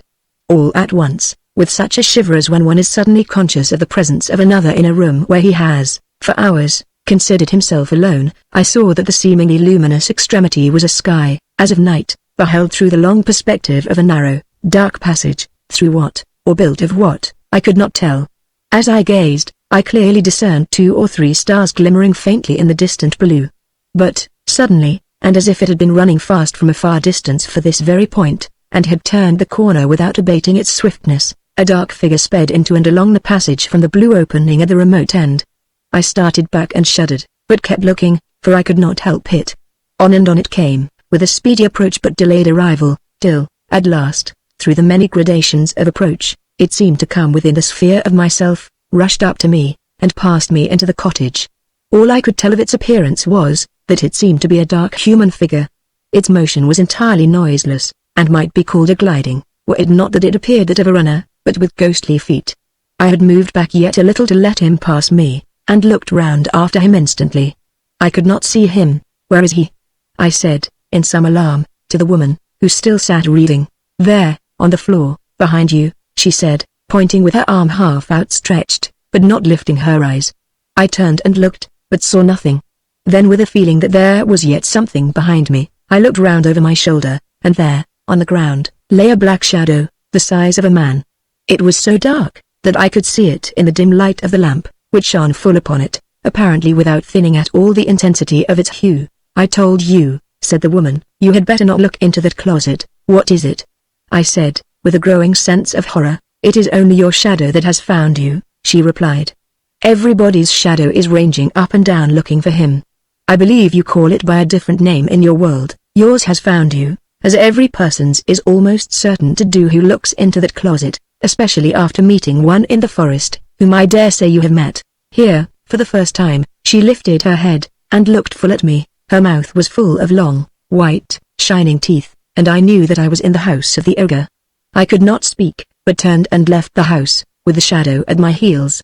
"A nice sort of valet to have," I said to myself bitterly, as I stepped into the sunshine, and, looking over my shoulder, saw that it lay yet blacker in the full blaze of the sunlight. Indeed, only when I stood between it and the sun, was the blackness at all diminished. I was so bewildered, stunned both by the event itself and its suddenness, that I could not at all realize to myself what it would be to have such a constant and strange attendance, but with a dim conviction that my present dislike would soon grow to loathing, I took my dreary way through the wood. Chapter 9. O Lady, we receive but what we give, and in our life alone does nature live. Ours is her wedding garments, ours her From the soul itself must issue forth a light, a glory, a fair luminous cloud, enveloping the earth, and from the soul itself must there be sent a sweet and potent voice of its own birth. Of all sweet sounds the life and element, Coleridge. From this time, until I arrived at the palace of Fairyland, I can attempt no consecutive account of my wanderings and adventures. Everything, henceforward, existed for me in its relation to my attendant. What influence he exercised upon everything into contact with which I was brought, may be understood from a few detached instances. To begin with this very day on which he first joined me, After I had walked heartlessly along for 2 or 3 hours, I was very weary, and lay down to rest in a most delightful part of the forest, carpeted with wild flowers. I lay for half an hour in a dull repose, and then got up to pursue my way. The flowers on the spot where I had lain were crushed to the earth, but I saw that they would soon lift their heads and rejoice again in the sun and air. Not so those on which my shadow had lain. The very outline of it could be traced in the withered lifeless grass, and the scorched and shriveled flowers which stood there, dead, and hopeless of any resurrection. I shuddered, and hastened away with sad forebodings. In a few days, I had reason to dread an extension of its baleful influences from the fact that it was no longer confined to one position in regard to myself. Hitherto, when seized with an irresistible desire to look on my evil demon, which longing would unaccountably seize me at any moment, returning at longer or shorter intervals, sometimes every minute, I had to turn my head backwards, and look over my shoulder, in which position, as long as I could retain it, I was fascinated. But one day, having come out on a clear grassy hill, which commanded a glorious prospect, though of what I cannot now tell, my shadow moved round, and came in front of me. And, presently, a new manifestation increased my distress. For it began to coruscate, and shoot out on all sides a radiation of dim shadow. These rays of gloom issued from the central shadow as from a black sun, lengthening and shortening with continual change. But wherever a ray struck, that part of earth, or sea, or sky, became void, and desert, and sad to my heart. On this, the first development of its new power, one ray shot out beyond the rest, seeming to lengthen infinitely, until it smote the great sun on the face, which withered and darkened beneath the blow. I turned away and went on. The shadow retreated to its former position, and when I looked again, it had drawn in all its spears of darkness, and followed like a dog at my heels. Once, as I passed by a cottage, there came out a lovely fairy child, with 2 wondrous toys, one in each hand. The one was the tube through which the fairy-gifted poet looks when he beholds the same thing everywhere, the other that through which he looks when he combines into new forms of loveliness those images of beauty which his own choice has gathered from all regions wherein he has travelled. Round the child's head was an aureole of emanating rays. As I looked at him in wonder and delight, round crept from behind me the something dark, and the child stood in my shadow. Straightway he was a commonplace boy, with a rough broad-brimmed straw hat, through which brim the sun shone from behind. The toys he carried were a multiplying glass and a kaleidoscope. I sighed and departed, one evening, as a great silent flood of western gold flowed through an avenue in the woods, down the stream, just as when I saw him first, came the sad knight, riding on his chestnut steed, but his armor did not shine half so red as when I saw him first. Many a blow of mighty sword and axe, turned aside by the strength of his mail, and glancing adown the surface, had swept from its path the fretted rust, and the glorious steel had answered the kindly blow with the thanks of returning light. These streaks and spots made his armor look like the floor of a forest in the sunlight. His forehead was higher than before, for the contracting wrinkles were nearly gone, and the sadness that remained on his face was the sadness of a dewy summer twilight, not that of a frosty autumn morn. He, too, had met the older maiden as I, but he had plunged into the torrent of mighty deeds, and the stain was nearly washed away. No shadow followed him. He had not entered the dark house, he had not had time to open the closet door. Will he ever look in? I said to myself. Must his shadow find him some day? But I could not answer my own questions. We travelled together for 2 days, and I began to love him. It was plain that he suspected my story in some degree, and I saw him once or twice looking curiously and anxiously at my attendant Gloom, which all this time had remained very obsequiously behind me, but I offered no explanation, and he asked none. Shame at my neglect of his warning, and a horror which shrunk from even alluding to its cause, kept me silent, till, on the evening of the 2nd day, some noble words from my companion roused all my heart, and I was at the point of falling on his neck, and telling him the whole story, seeking, if not for helpful advice, for of that I was hopeless, yet for the comfort of sympathy when round slid the shadow and enwrapped my friend, and I could not trust him. The glory of his brow vanished, the light of his eye grew cold, and I held my peace. The next morning we parted, but the most dreadful thing of all was, that I now began to feel something like satisfaction in the presence of the shadow. I began to be rather vain of my attendant, saying to myself, in a land like this, with so many illusions everywhere, I need his aid to disenchant the things around me. He does away with all appearances, and shows me things in their true color and form. And I am not one to be fooled with the vanities of the common crowd. I will not see beauty where there is none. I will dare to behold things as they are. and if I live in a waste instead of a paradise, I will live knowing where I live. But of this a certain exercise of his power which soon followed quite cured me, turning my feelings towards him once more into loathing and distrust. It was thus. One bright noon, a little maiden joined me, coming through the wood in a direction at right angles to my path. She came along singing and dancing, happy as a child, though she seemed almost a woman. In her hands, now in one, now in another, she carried a small globe, bright and clear as the purest crystal. This seemed at once her plaything and her greatest treasure. At one moment, you would have thought her utterly careless of it, and at another, overwhelmed with anxiety for its safety. But I believe she was taking care of it all the time, perhaps not least when least occupied about it. She stopped by me with a smile, and bade me good day with the sweetest voice.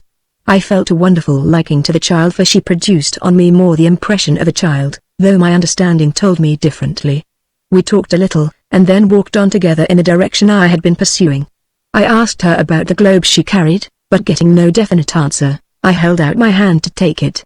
She drew back, and said, but smiling, almost inviting me the while, "You must not touch it." Then, after a moment's pause, "or if you do, it must be very gently." I touched it with a finger. A slight vibratory motion arose in it, accompanied, or perhaps manifested, by a faint sweet sound. I touched it again, and the sound increased. I touched it the third time, a tiny torrent of harmony rolled out of the little globe. She would not let me touch it any more. We traveled on together all that day. She left me when twilight came on, but next day, at noon, she met me as before, and again we traveled till evening. The third day she came once more at noon, and we walked on together. Now, though we had talked about a great many things connected with fairyland, and the life she had led hitherto, I had never been able to learn anything about the globe. This day, however, as we went on, the shadow glided round and enwrapped the maiden. It could not change her. But my desire to know about the globe, which in his gloom began to waver as with an inward light, and to shoot out flashes of many-colored flame, grew irresistible. I put out both my hands and laid hold of it. It began to sound as before. The sound rapidly increased, till it grew a low tempest of harmony, and the globe trembled, and quivered, and throbbed between my hands. I had not the heart to pull it away from the maiden, though I held it in spite of her attempts to take it from me, yes, I shame to say, in spite of her prayers, and, at last, her tears. The music went on growing in intensity and complication of tones, and the globe vibrated and heaved, till at last it burst in our hands, and a black vapor broke upwards from out of it, then turned, as if blown sideways, and enveloped the maiden, hiding even the shadow in its blackness. She held fast the fragments, which I abandoned, and fled from me into the forest in the direction whence she had come, wailing like a child, and crying, "You have broken my globe is broken, my globe is broken." I followed her, in the hope of comforting her, but had not pursued her far, before a sudden cold gust of wind bowed the treetops above us, and swept through their stems around us. A great cloud overspread the day, and a fierce tempest came on, in which I lost sight of her. It lies heavy on my heart to this hour. At night, ere I fall asleep, often, whatever I may be thinking about, I suddenly hear her voice, crying out, "You have broken my globe is broken, ah, my globe." Here I will mention one more strange thing, but whether this peculiarity was owing to my shadow at all, I am not able to assure myself. I came to a village, the inhabitants of which could not at first sight be distinguished from the dwellers in our land. They rather avoided than sought my company, though they were very pleasant when I addressed them. But at last I observed, that whenever I came within a certain distance of any one of them, which distance, however, varied with different individuals, the whole appearance of the person began to change, and this change increased in degree as I approached. When I receded to the former distance, the former appearance was restored. The nature of the change was grotesque, following no fixed rule. The nearest resemblance to it that I know, is the distortion produced in your countenance when you look at it as reflected in a concave or convex surface, say, either side of a bright spoon.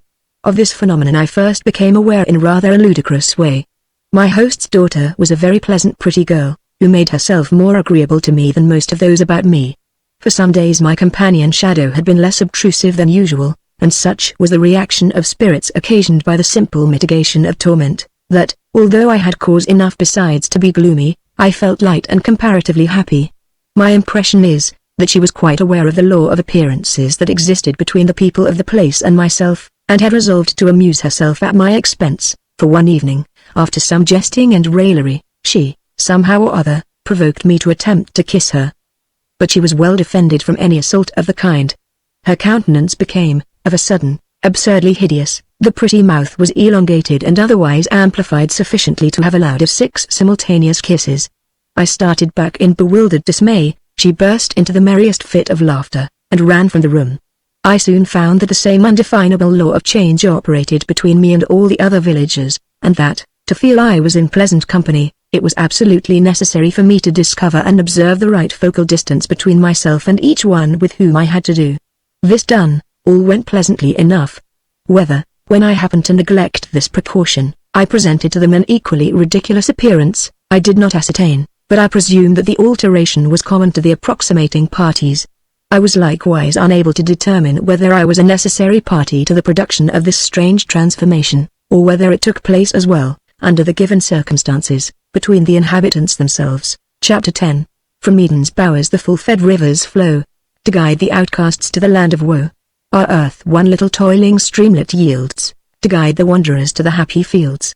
After leaving this village, where I had rested for nearly a week, I travelled through a desert region of dry sand and glittering rocks, peopled principally by goblin fairies. When I first entered their domains, and, indeed, whenever I fell in with another tribe of them, they began mocking me with offered handfuls of gold and jewels, making hideous grimaces at me, and performing the most antic homage, as if they thought I expected reverence, and meant to humour me like a maniac. But ever, as soon as one cast his eyes on the shadow behind me, he made a wry face, partly of pity, partly of contempt, and looked ashamed, as if he had been caught doing something inhuman. Then, throwing down his handful of gold, and ceasing all his grimaces, he stood aside to let me pass in peace, and made signs to his companions to do the like. I had no inclination to observe them much, for the shadow was in my heart as well as at my heels. I walked listlessly and almost hopelessly along, till I arrived one day at a small spring, which, bursting cool from the heart of a sun-heated rock, flowed somewhat southwards from the direction I had been taking. I drank of this spring, and found myself wonderfully refreshed. A kind of love to the cheerful little stream arose in my heart. It was born in a desert, but it seemed to say to itself, I will flow, and sing, and lave my banks, till I make my desert a paradise. I thought I could not do better than follow it, and see what it made of it. So down with the stream I went, over rocky lands, burning with sunbeams. But the rivulet flowed not far, before a few blades of grass appeared on its banks, and then, here and there, a stunted bush. Sometimes it disappeared altogether underground, and after I had wandered some distance, as near as I could guess, in the direction it seemed to take, I would suddenly hear it again, singing, sometimes far away to my right or left, amongst new rocks, over which it made new cataracts of watery melodies. The verdure on its banks increased as it flowed, other streams joined it, and at last, after many days' travel, I found myself, one gorgeous summer evening, resting by the side of a broad river, with a glorious horse-chestnut tree towering above me, and dropping its blossoms, milk-white and rosy red, all about me. As I sat, a gush of joy sprang forth in my heart, and overflowed at my eyes. Through my tears, the whole landscape glimmered in such bewildering loveliness, that I felt as if I were entering fairyland for the first time, and some loving hand were waiting to cool my head, and a loving word to warm my heart. Roses, wild roses, everywhere. So plentiful were they not only perfumed the air, they seemed to dye it a faint rose hue. The color floated abroad with the scent, and clomb, and spread, until the whole west blushed and glowed with the gathered incense of roses. And my heart fainted with longing in my bosom. Could I but see the spirit of the earth, as I saw once the indwelling woman of the beech tree, and my beauty of the pale marble, I should be content.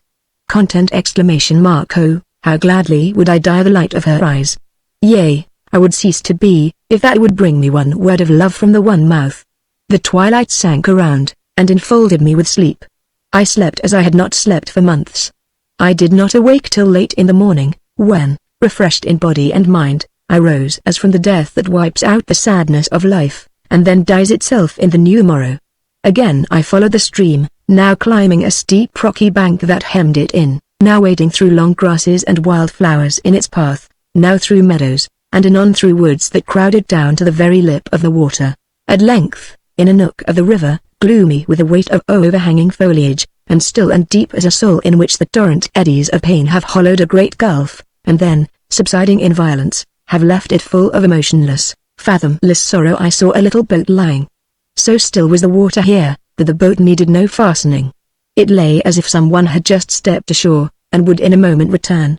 But as there were no signs of presence, and no track through the thick bushes, and, moreover, as I was in fairyland where one does very much as he pleases, I forced my way to the brink, stepped into the boat, pushed it, with the help of the tree branches, out into the stream, lay down in the bottom, and let my boat and me float whither the stream would carry us. I seemed to lose myself in the great flow of sky above me, unbroken in its infinitude, except when now and then, coming nearer the shore at a bend in the river, a tree would sweep its mighty head silently above mine, and glide away back into the past, never more to fling its shadow over me. I fell asleep in this cradle, in which Mother Nature was rocking her weary child, and while I slept, the sun slept not, but went round his arched way. When I awoke, he slept in the waters, and I went on my silent path beneath a round silvery moon. And a pale moon looked up from the floor of the great blue cave that lay in the abysmal silence beneath. Why are all reflections lovelier than what we call the reality? Not so grand or so strong, it may be, but always lovelier. Fair as is the gliding sloop on the shining sea, the wavering, trembling, unresting sail below is fairer still. Yea, the reflecting ocean itself, reflected in the mirror, has a wondrousness about its waters that somewhat vanishes when I turn towards itself. All mirrors are magic mirrors. The commonest room is a room in the poem when I turn to the glass. And this reminds me, while I write, of a strange story which I read in the fairy palace, and of which I will try to make a feeble memorial in its place, in whatever way it may be accounted for. Of one thing we may be sure, that this feeling is no cheat, for there is no cheating in nature and the simple unsought feelings of the soul. There must be a truth involved in it, though we may but in part lay hold of the meaning. Even the memories of past pain are beautiful, and past delights, though beheld only through clefts in the grey clouds of sorrow, are lovely as fairyland. But how have I wandered into the deeper fairyland of the soul, while as yet I only float towards the fairy palace of fairyland. The moon, which is the lovelier memory or reflex of the down-gone sun, the joyous day seen in the faint mirror of the brooding night, had wrapped me away. I sat up in the boat. Gigantic forest trees were about me, through which, like a silver snake, twisted and twined the great river. The little waves, when I moved in the boat, heaved and fell with a plash as of molten silver, breaking the image of the moon into 1,000 morsels, fusing again into one, as the ripples of laughter die into the still face of joy. The sleeping woods, in undefined massiveness, the water that flowed in its sleep, and, above all, the enchantress moon, which had cast them all, with her pale eye, into the charmed slumber, sank into my soul, and I felt as if I had died in a dream, and should never more awake.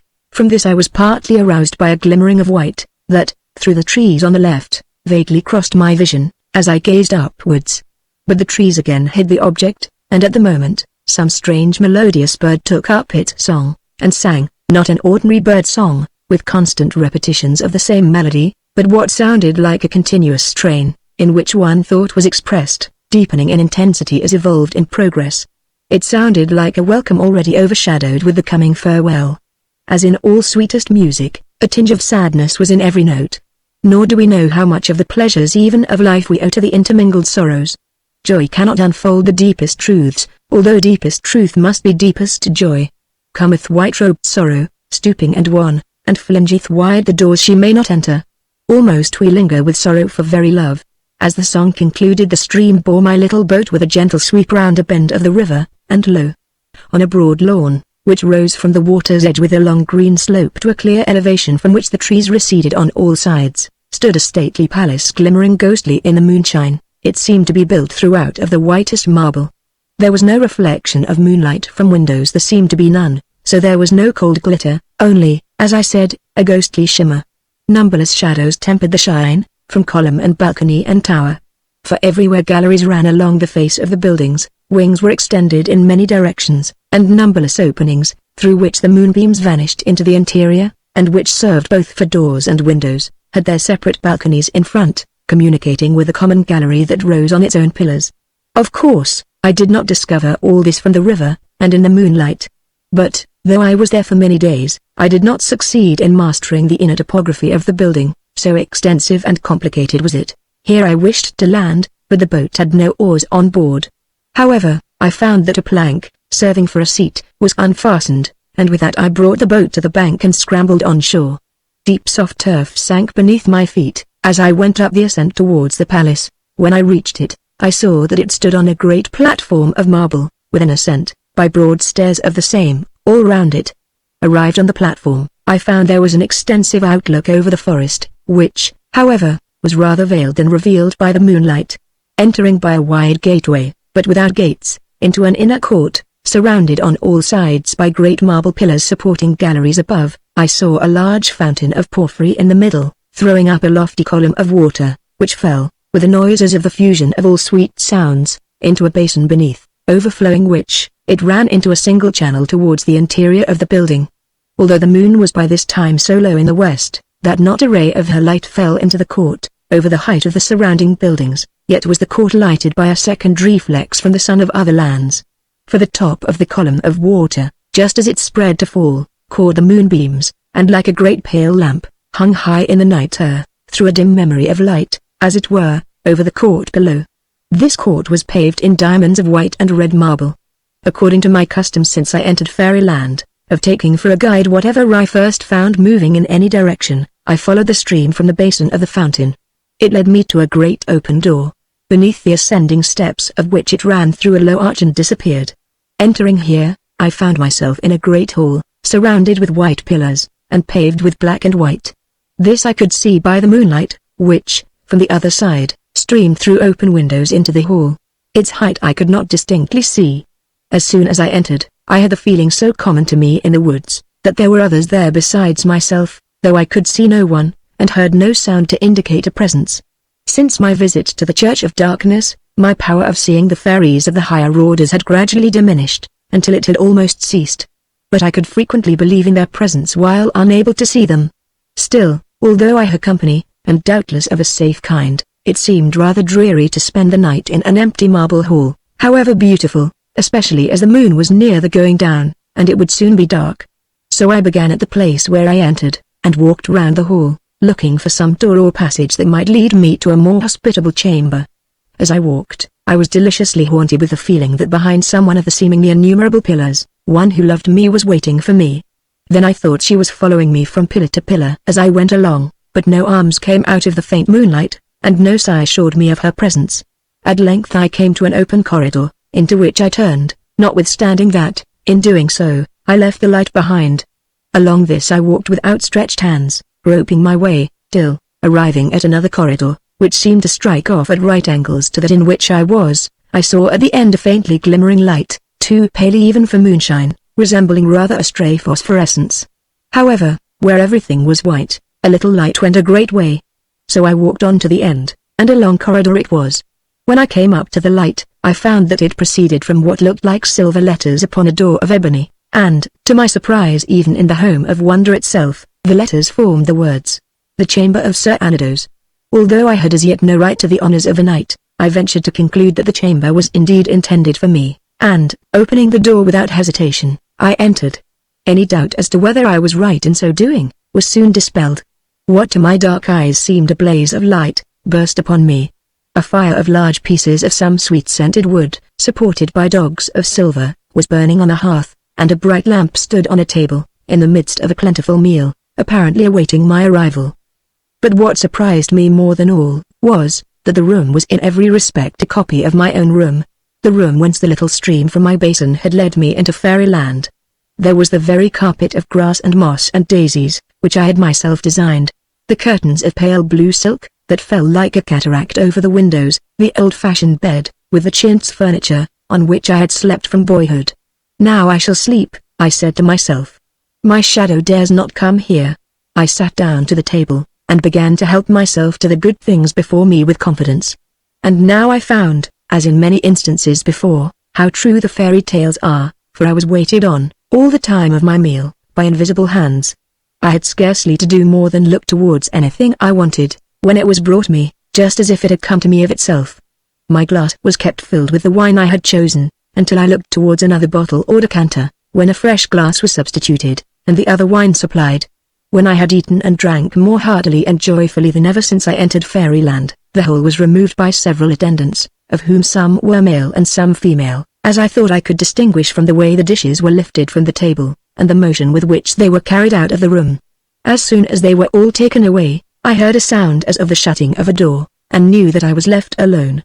I sat long by the fire, meditating, and wondering how it would all end, and when at length, wearied with thinking, I betook myself to my own bed, it was half with a hope that, when I awoke in the morning, I should awake not only in my own room, but in my own castle also, and that I should walk out upon my own native soil, and find that fairyland was, after all, only a vision of the night. The sound of the falling waters of the fountain floated me into oblivion. Chapter 11. A wilderness of building, sinking far, and self-withdrawn into a wondrous depth. Far sinking into splendor without end. Fabricate seemed of diamond and of gold, with alabaster domes, and silver spires, and blazing terrace upon terrace, high, uplifted, Wordsworth. But when, after a sleep, which, although dreamless, yet left behind it a sense of past blessedness, I awoke in the full morning, I found, indeed, that the room was still my own, but that it looked abroad upon an unknown landscape of forest and hill and dale on the one side and on the other, upon the marble court, with a great fountain, the crest of which now flashed glorious in the sun, and cast on the pavement beneath a shower of faint shadows from the waters that fell from it into the marble basin below. Agreeably to all authentic accounts of the treatment of travelers in fairyland, I found by my bedside a complete suit of fresh clothing, just such as I was in the habit of wearing, for, though varied sufficiently from the one removed, it was yet in complete accordance with my tastes. I dressed myself in this, and went out. The whole palace shone like silver in the sun. The marble was partly dull and partly polished, and every pinnacle, dome, and turret ended in a ball, or cone, or cusp of silver. It was like frost work, and too dazzling, in the sun, for earthly eyes like mine. I will not attempt to describe the environs, save by saying, that all the pleasures to be found in the most varied and artistic arrangement of wood and river, lawn and wild forest, garden and shrubbery, rocky hill and luxurious vale, in living creatures wild and tame, in gorgeous birds, scattered fountains, little streams, and reedy lakes all were here. Some parts of the palace itself I shall have occasion to describe more minutely. For this whole morning I never thought of my demon shadow, and not till the weariness which supervened on delight brought it again to my memory, did I look round to see if it was behind me. It was scarcely discernible.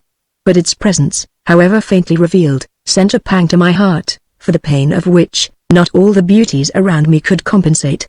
It was followed, however, by the comforting reflection that, peradventure, I might here find the magic word of power to banish the demon and set me free, so that I should no longer be a man beside myself.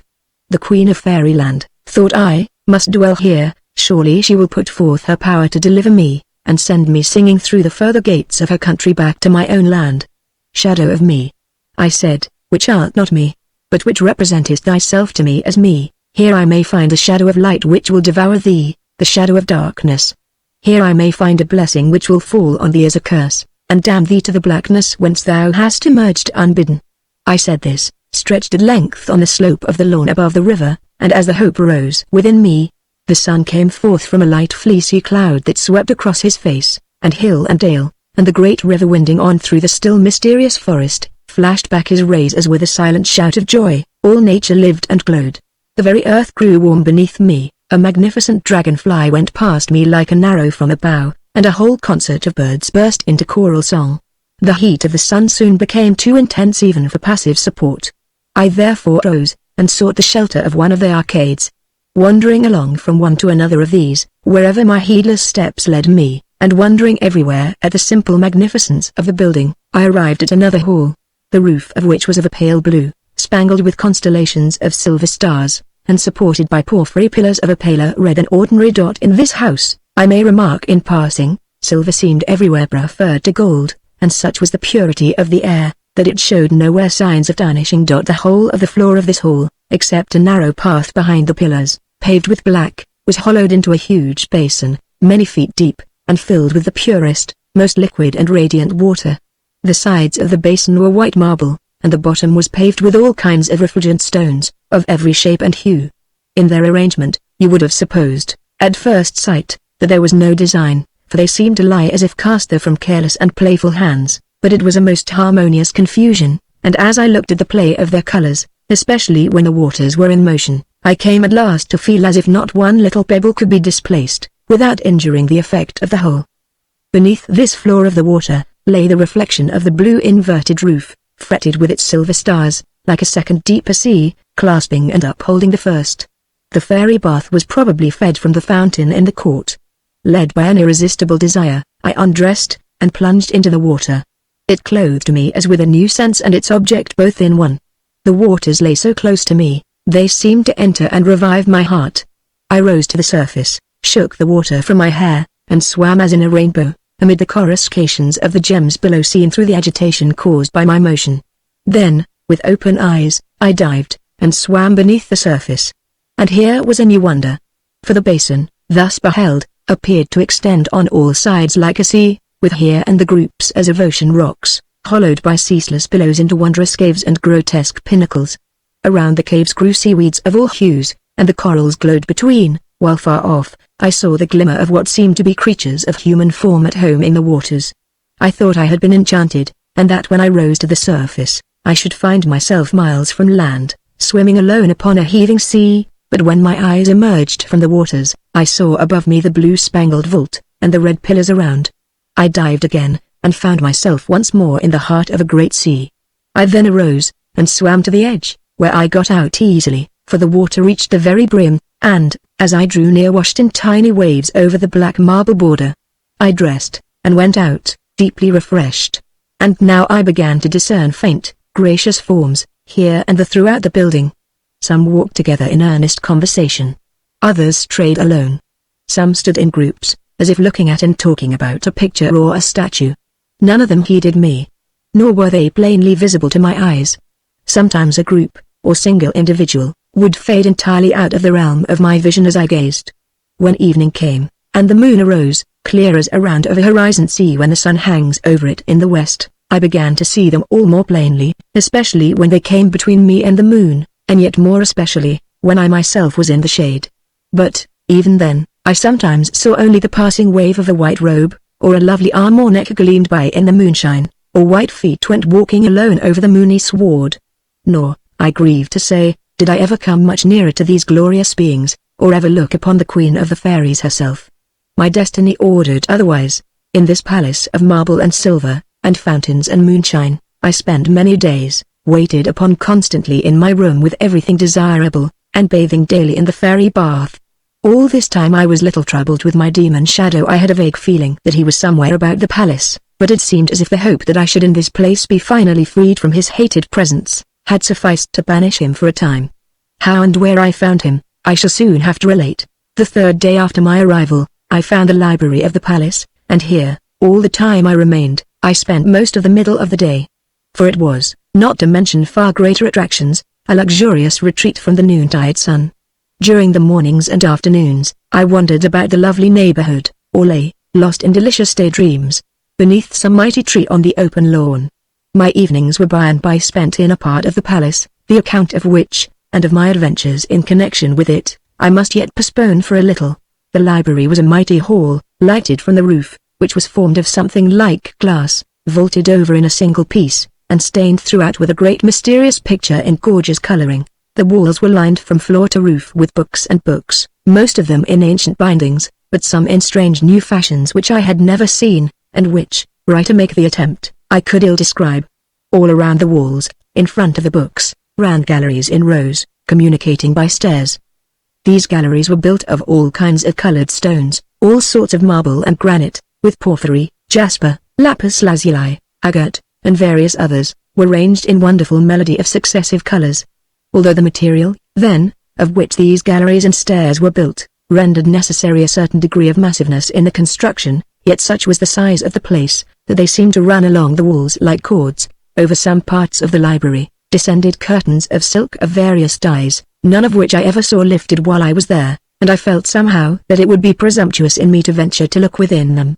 But the use of the other books seemed free, and day after day I came to the library, threw myself on one of the many sumptuous eastern carpets, which lay here and there on the floor, and read, until weary, if that can be designated as weariness, which was rather the faintness of rapturous delight, or until, sometimes, the failing of the light invited me to go abroad, in the hope that a cool gentle breeze might have arisen to bathe, with an airy invigorating bath, the limbs which the glow of the burning spirit within had withered no less than the glow of the blazing sun without. One peculiarity of these books, or at least most of those I looked into, I must make a somewhat vain attempt to describe.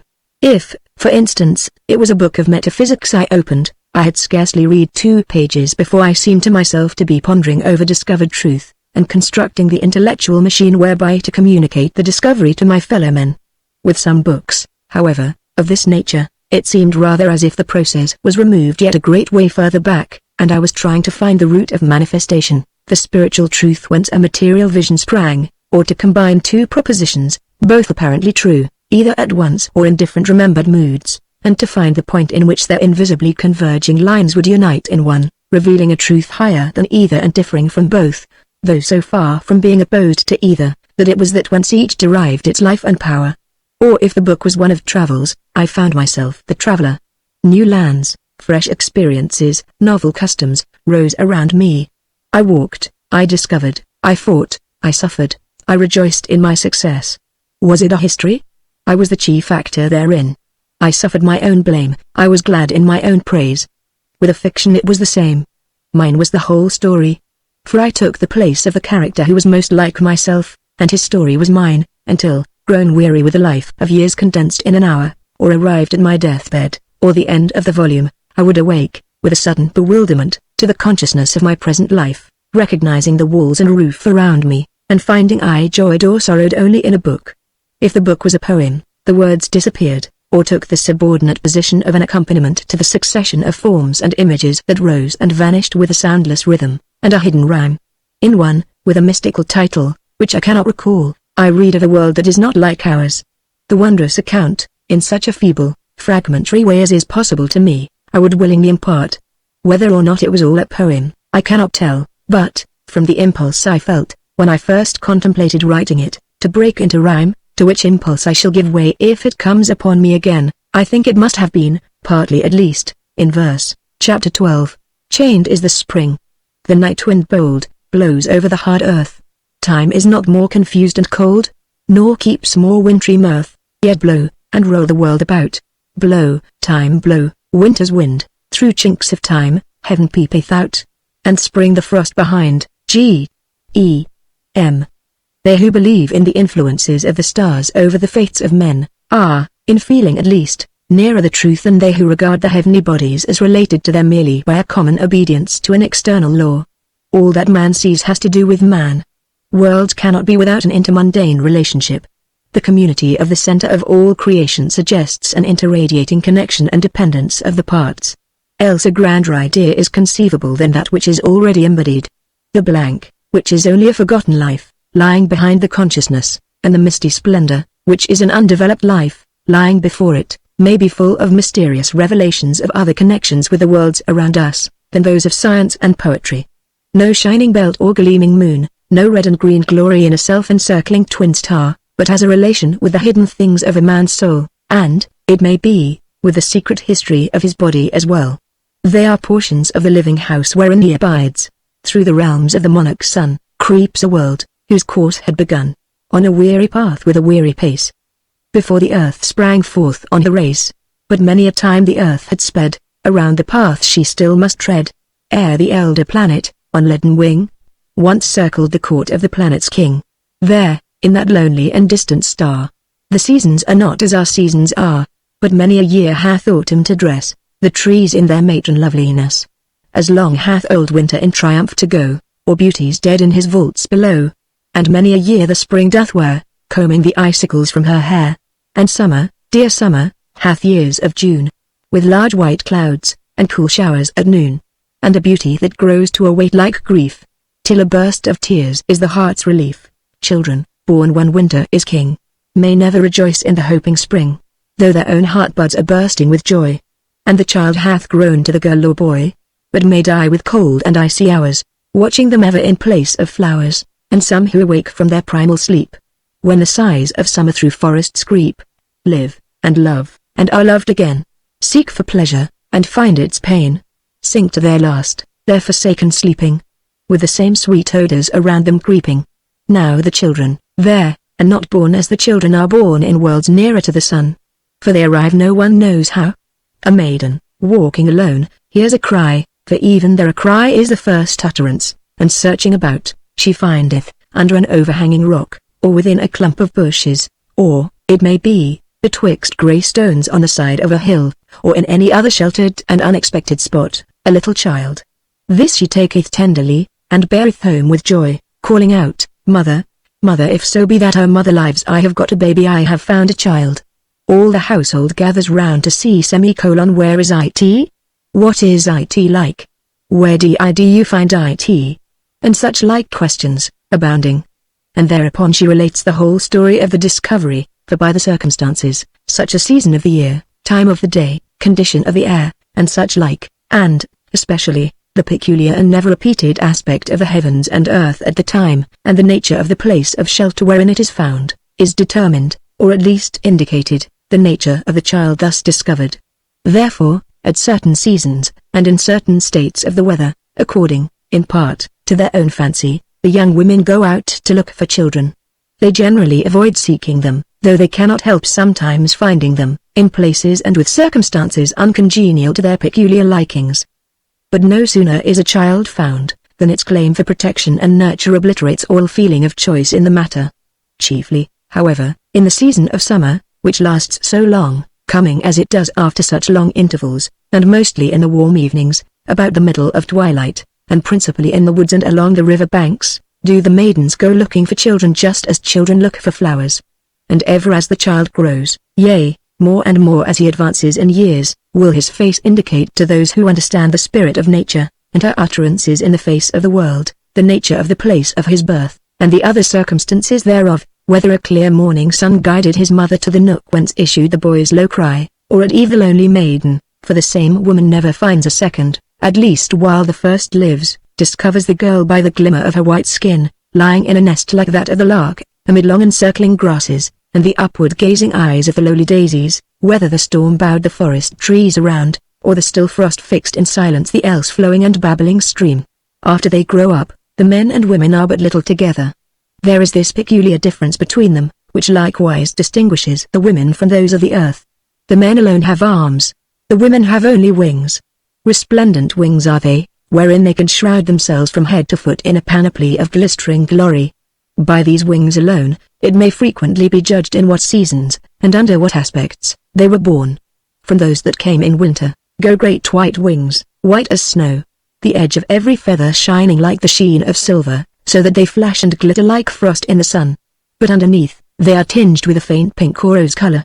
Those born in spring have wings of a brilliant green, green as grass, and towards the edges the feathers are enameled like the surface of the grass blades.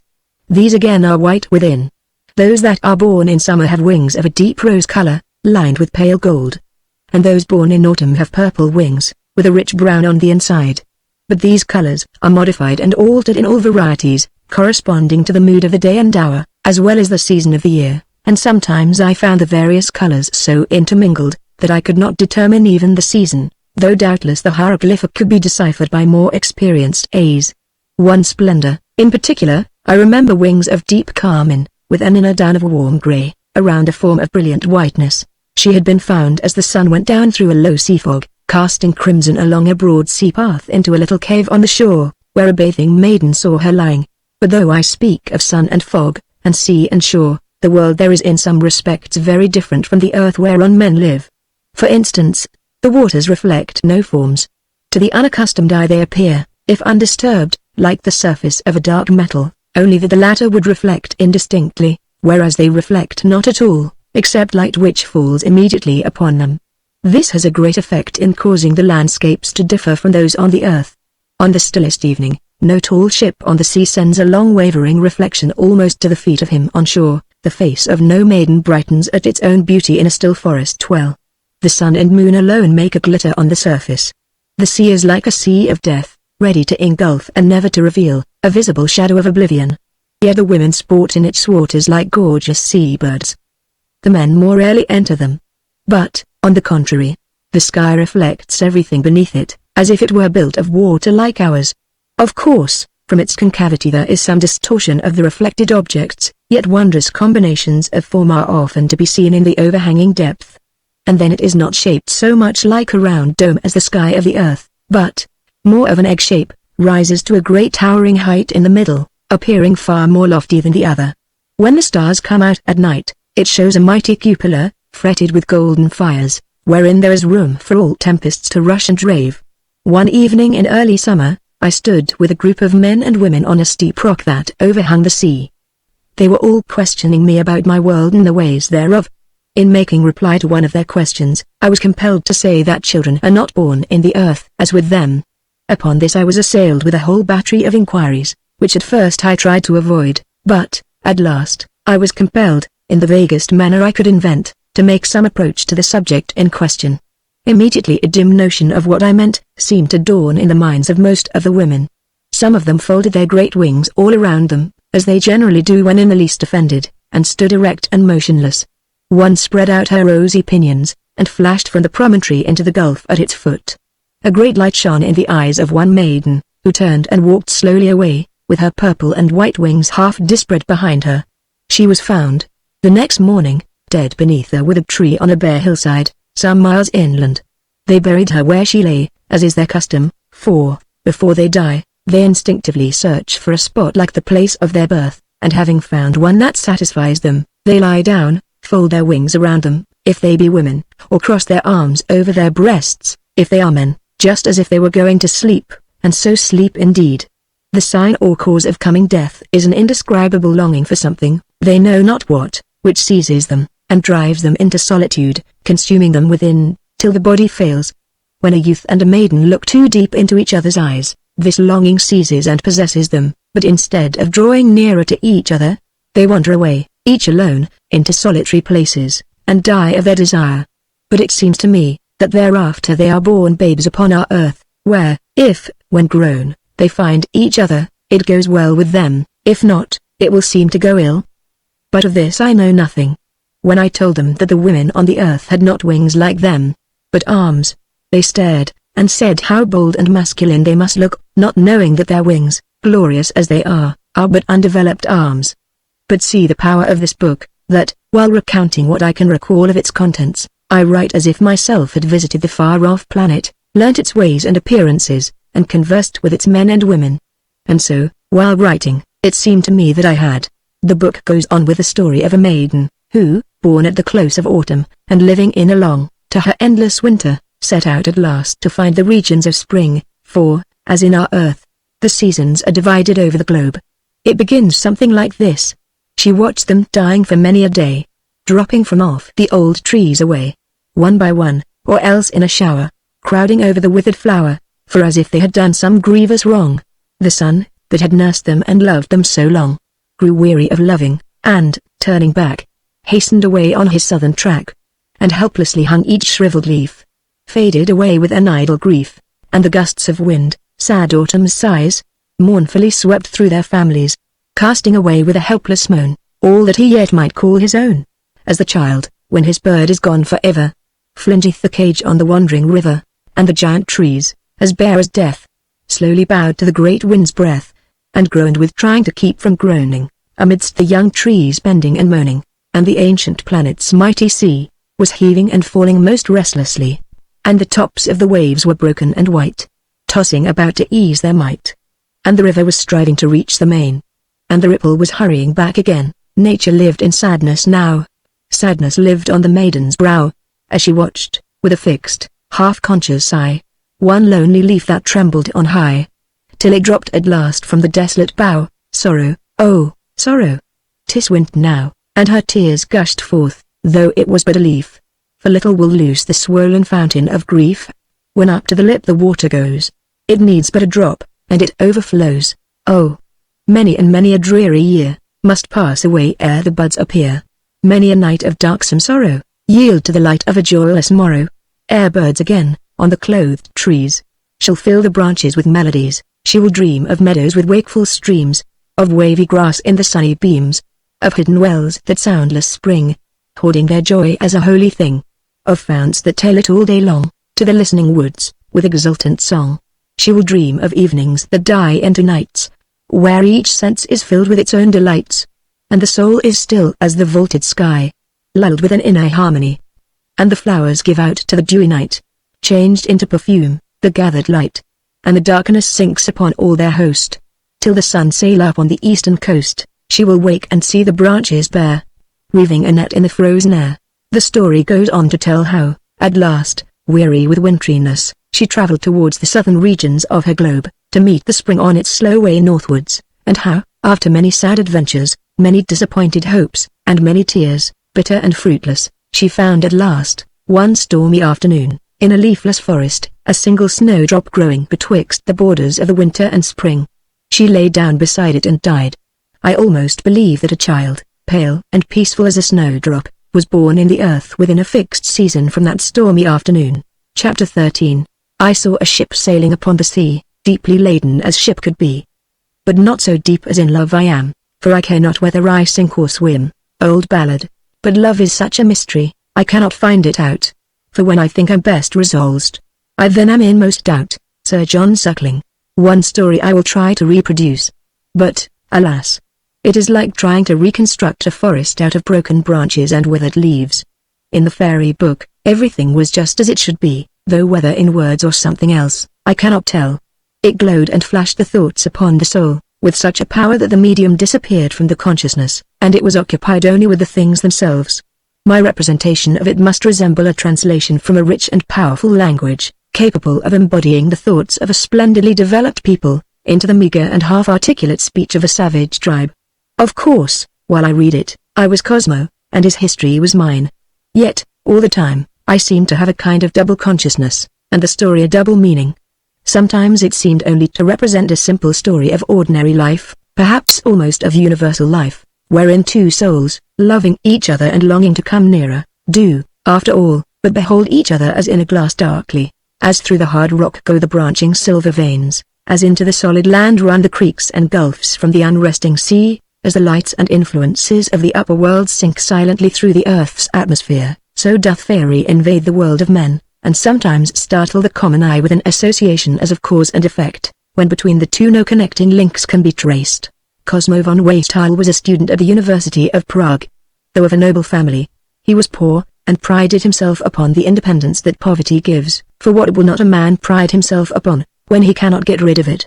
A favorite with his fellow students, he yet had no companions, and none of them had ever crossed the threshold of his lodging in the top of one of the highest houses in the old town. Indeed, the secret of much of that complaisance which recommended him to his fellows, was the thought of his unknown retreat, whither in the evening he could betake himself and indulge undisturbed in his own studies and reveries. These studies, besides those subjects necessary to his course at the university, embraced some less commonly known and approved, for in a secret drawer lay the works of Albertus Magnus and Cornelius Agrippa, along with others less read and more abstruse. As yet, however, he had followed these researches only from curiosity, and had turned them to no practical purpose. His lodging consisted of one large low-ceiled room, singularly bare of furniture, for besides a couple of wooden chairs, a couch which served for dreaming on both by day and night, and a great press of black oak, there was very little in the room that could be called furniture, but curious instruments were heaped in the corners, and in one stood a skeleton, half leaning against the wall, half supported by a string about its neck. One of its hands, all of fingers, rested on the heavy pommel of a great sword that stood beside it. Various weapons were scattered about over the floor. The walls were utterly bare of adornment, for the few strange things, such as a large dry bat with wings dispread, the skin of a porcupine, and a stuffed sea mouse, could hardly be reckoned as such. But although his fancy delighted in vagaries like these, he indulged his imagination with far different fare. His mind had never yet been filled with an absorbing passion, but it lay like a still twilight open to any wind, whether the low breath that wafts but odors, or the storm that bows the great trees till they strain and creak. He saw everything as through a rose-colored glass. When he looked from his window on the street below, not a maiden passed but she moved as in a story, and drew his thoughts after her till she disappeared in the vista. When he walked in the streets, he always felt as if reading a tale, into which he sought to weave every face of interest that went by, and every sweet voice swept his soul as with the wing of a passing angel. He was in fact a poet without words, the more absorbed and endangered, that the springing waters were dammed back into his soul, where, finding no utterance, they grew, and swelled, and undermined. He used to lie on his hard couch, and read a tale or a poem, till the book dropped from his hand, but he dreamed on, he knew not whether awake or asleep, until the opposite roof grew upon his sense, and turned golden in the sunrise. Then he arose too, and the impulses of vigorous youth kept him ever active, either in study or in sport, until again the close of the day left him free, and the world of night, which had lain drowned in the cataract of the day, rose up in his soul, with all its stars, and dim-seen phantom shapes. But this could hardly last long. Some one form must sooner or later step within the charmed circle, enter the house of life, and compel the bewildered magician to kneel and worship.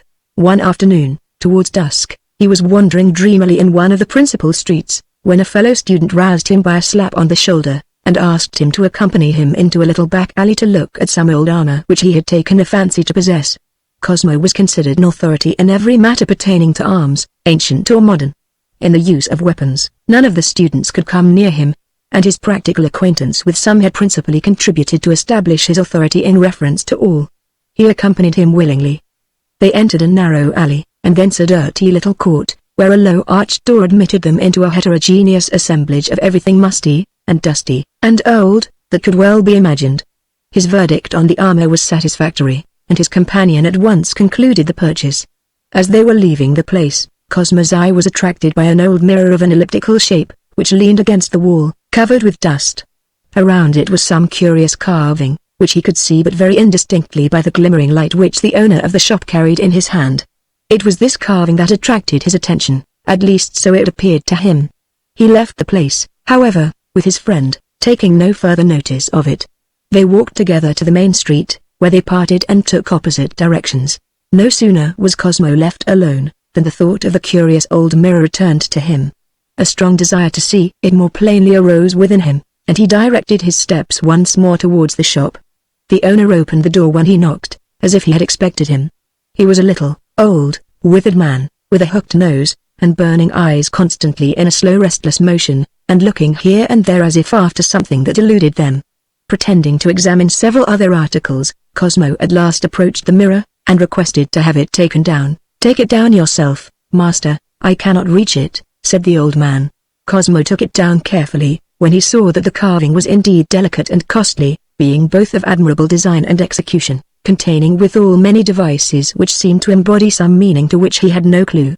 This, naturally, in one of his tastes and temperament, increased the interest he felt in the old mirror, so much, indeed, that he now longed to possess it, in order to study its frame at his leisure. He pretended, however, to want it only for use, and saying he feared the plate could be of little service, as it was rather old. He brushed away a little of the dust from its face, expecting to see a dull reflection within. His surprise was great when he found the reflection brilliant, revealing a glass not only uninjured by age, but wondrously clear and perfect, should the whole correspond to this part, even for one newly from the hands of the maker. He asked carelessly what the owner wanted for the thing. The old man replied by mentioning a sum of money far beyond the reach of poor Cosmo, who proceeded to replace the mirror where it had stood before. "You think the price too high?" said the old man. "I do not know that it is too much for you to ask," replied Cosmo, "but it is far too much for me to give." The old man held up his light towards Cosmo's face. "I like your look," said he. Cosmo could not return the compliment. In fact, now he looked closely at him for the first time, he felt a kind of repugnance to him, mingled with a strange feeling of doubt whether a man or a woman stood before him. "What is your name?" he continued. "Cosmo von Weistal, R. I thought as much. I see your father in you." "I knew your father very well, young sir. I dare say in some odd corners of my house, you might find some old things with his crest and cipher upon them still. Well, I like you. You shall have the mirror at the fourth part of what I asked for it, but upon one condition." "What is that?" said Cosmo, for, although the price was still a great deal for him to give, he could just manage it, and the desire to possess the mirror had increased to an altogether unaccountable degree, since it had seemed beyond his reach. "That if you should ever want to get rid of it again, you will let me have the first offer." "Certainly," replied Cosmo, with a smile, adding, "a moderate condition indeed." "On your honor?" insisted the seller. "On my honor," said the buyer, and the bargain was concluded. "I will carry it home for you," said the old man, as Cosmo took it in his hands. "No, I will carry it myself," said he, for he had a peculiar dislike to revealing his residence to anyone, and more especially to this person, to whom he felt every moment a greater antipathy. "Just as you please," said the old creature, and muttered to himself as he held his light at the door to show him out of the court. "Sold for the 6th time. I wonder what will be the upshot of it this time. I should think my lady had enough of it by now." Cosmo carried his prize carefully home. but all the way he had an uncomfortable feeling that he was watched and dogged. Repeatedly he looked about, but saw nothing to justify his suspicions. Indeed, the streets were too crowded and too ill-lighted to expose very readily a careful spy, if such there should be at his heels. He reached his lodging in safety, and leaned his purchase against the wall, rather relieved, strong as he was, to be rid of its weight. Then, lighting his pipe, threw himself on the couch, and was soon lapped in the folds of one of his haunting dreams. He returned home earlier than usual the next day, and fixed the mirror to the wall, over the hearth, at one end of his long room. He then carefully wiped away the dust from its face, and, clear as the water of a sunny spring, the mirror shone out from beneath the envious covering. But his interest was chiefly occupied with the curious carving of the frame. This he cleaned as well as he could with a brush, and then he proceeded to a minute examination of its various parts, in the hope of discovering some index to the intention of the carver. In this, however, he was unsuccessful, and, at length, pausing with some weariness and disappointment, he gazed vacantly for a few moments into the depth of the reflected room. But ere long he said, half aloud, "What a strange thing a mirror is! And what a wondrous affinity exists between it and a man's imagination. For this room of mine, as I behold it in the glass, is the same, and yet not the same. It is not the mere representation of the room I live in, but it looks just as if I were reading about it in a story I like. All its commonness has disappeared. The mirror has lifted it out of the region of fact into the realm of art, and the very representing of it to me has clothed with interest that which was otherwise hard and bare, just as one sees with delight upon the stage the representation of a character from which one would escape in life as from something unendurably wearisome. But is it not rather that art rescues nature from the weary and sated regards of our senses, and the degrading injustice of our anxious everyday life, and, appealing to the imagination, which dwells apart, reveals nature in some degree as she really is, and as she represents herself to the eye of the child, whose everyday life, fearless and unambitious, meets the true import of the wonder-teeming world around him, and rejoices therein without questioning. That skeleton, now I almost fear it, standing there so still, with eyes only for the unseen, like a watchtower looking across all the waste of this busy world into the quiet regions of rest beyond. And yet I know every bone and every joint in it as well as my own fist. And that old battle-axe looks as if any moment it might be caught up by a mailed hand, and, borne forth by the mighty arm, go crashing through casque, and skull, and brain, invading the unknown with yet another bewildered ghost. I should like to live in that room if I could only get into it. Scarcely had the half-molded words floated from him, as he stood gazing into the mirror, when, striking him as with a flash of amazement that fixed him in his posture, noiseless and unannounced, glided suddenly through the door into the reflected room, with stately motion, yet reluctant and faltering step, the graceful form of a woman, clothed all in white. Her back only was visible as she walked slowly up to the couch in the further end of the room, on which she laid herself wearily, turning towards him a face of unutterable loveliness, in which suffering, and dislike, and a sense of compulsion, strangely mingled with the beauty. He stood without the power of motion for some moments, with his eyes irrecoverably fixed upon her, and even after he was conscious of the ability to move, he could not summon up courage to turn and look on her, face to face, in the veritable chamber in which he stood. At length, with a sudden effort, in which the exercise of the will was so pure, that it seemed involuntary, he turned his face to the couch. It was vacant. In bewilderment, mingled with terror, he turned again to the mirror. There, on the reflected couch, lay the exquisite lady form. She lay with closed eyes, whence 2 large tears were just welling from beneath the veiling lids, still as death, save for the convulsive motion of her bosom. Cosmo himself could not have described what he felt. His emotions were of a kind that destroyed consciousness, and could never be clearly recalled. He could not help standing yet by the mirror, and keeping his eyes fixed on the lady, though he was painfully aware of his rudeness, and feared every moment that she would open hers, and meet his fixed regard. But he was, ere long, a little relieved, for, after a while, her eyelids slowly rose, and her eyes remained uncovered, but unemployed for a time, and when, at length, they began to wander about the room, as if languidly seeking to make some acquaintance with her environment, they were never directed towards him. It seemed nothing but what was in the mirror could affect her vision, and, therefore, if she saw him at all, it could only be his back, which, of necessity, was turned towards her in the glass. The 2 figures in the mirror could not meet face to face, except he turned and looked at her, present in his room, and, as she was not there, he concluded that if he were to turn towards the part in his room corresponding to that in which she lay, his reflection would either be invisible to her altogether, or at least it must appear to her to gaze vacantly towards her, and no meeting of the eyes would produce the impression of spiritual proximity. By and by her eyes fell upon the skeleton, and he saw her shudder and close them. She did not open them again, but signs of repugnance continued evident on her countenance. Cosmo would have removed the obnoxious thing at once, but he feared to discompose her yet more by the assertion of his presence which the act would involve. So he stood and watched her. The eyelids yet shrouded the eyes, as a costly case the jewels within. The troubled expression gradually faded from the countenance, leaving only a faint sorrow behind. The features settled into an unchanging expression of rest, and by these signs, and the slow regular motion of her breathing, Cosmo knew that she slept. He could now gaze on her without embarrassment. He saw that her figure, dressed in the simplest robe of white, was worthy of her face, and so harmonious, that either the delicately molded foot, or any finger of the equally delicate hand, was an index to the whole. As she lay, her whole form manifested the relaxation of perfect repose. He gazed till he was weary, and at last seated himself near the new-found shrine, and mechanically took up a book, like one who watches by a sick bed. But his eyes gathered no thoughts from the page before him. His intellect had been stunned by the bold contradiction, to its face, of all its experience, and now lay passive, without assertion, or speculation, or even conscious astonishment, while his imagination sent one wild dream of blessedness after another coursing through his soul.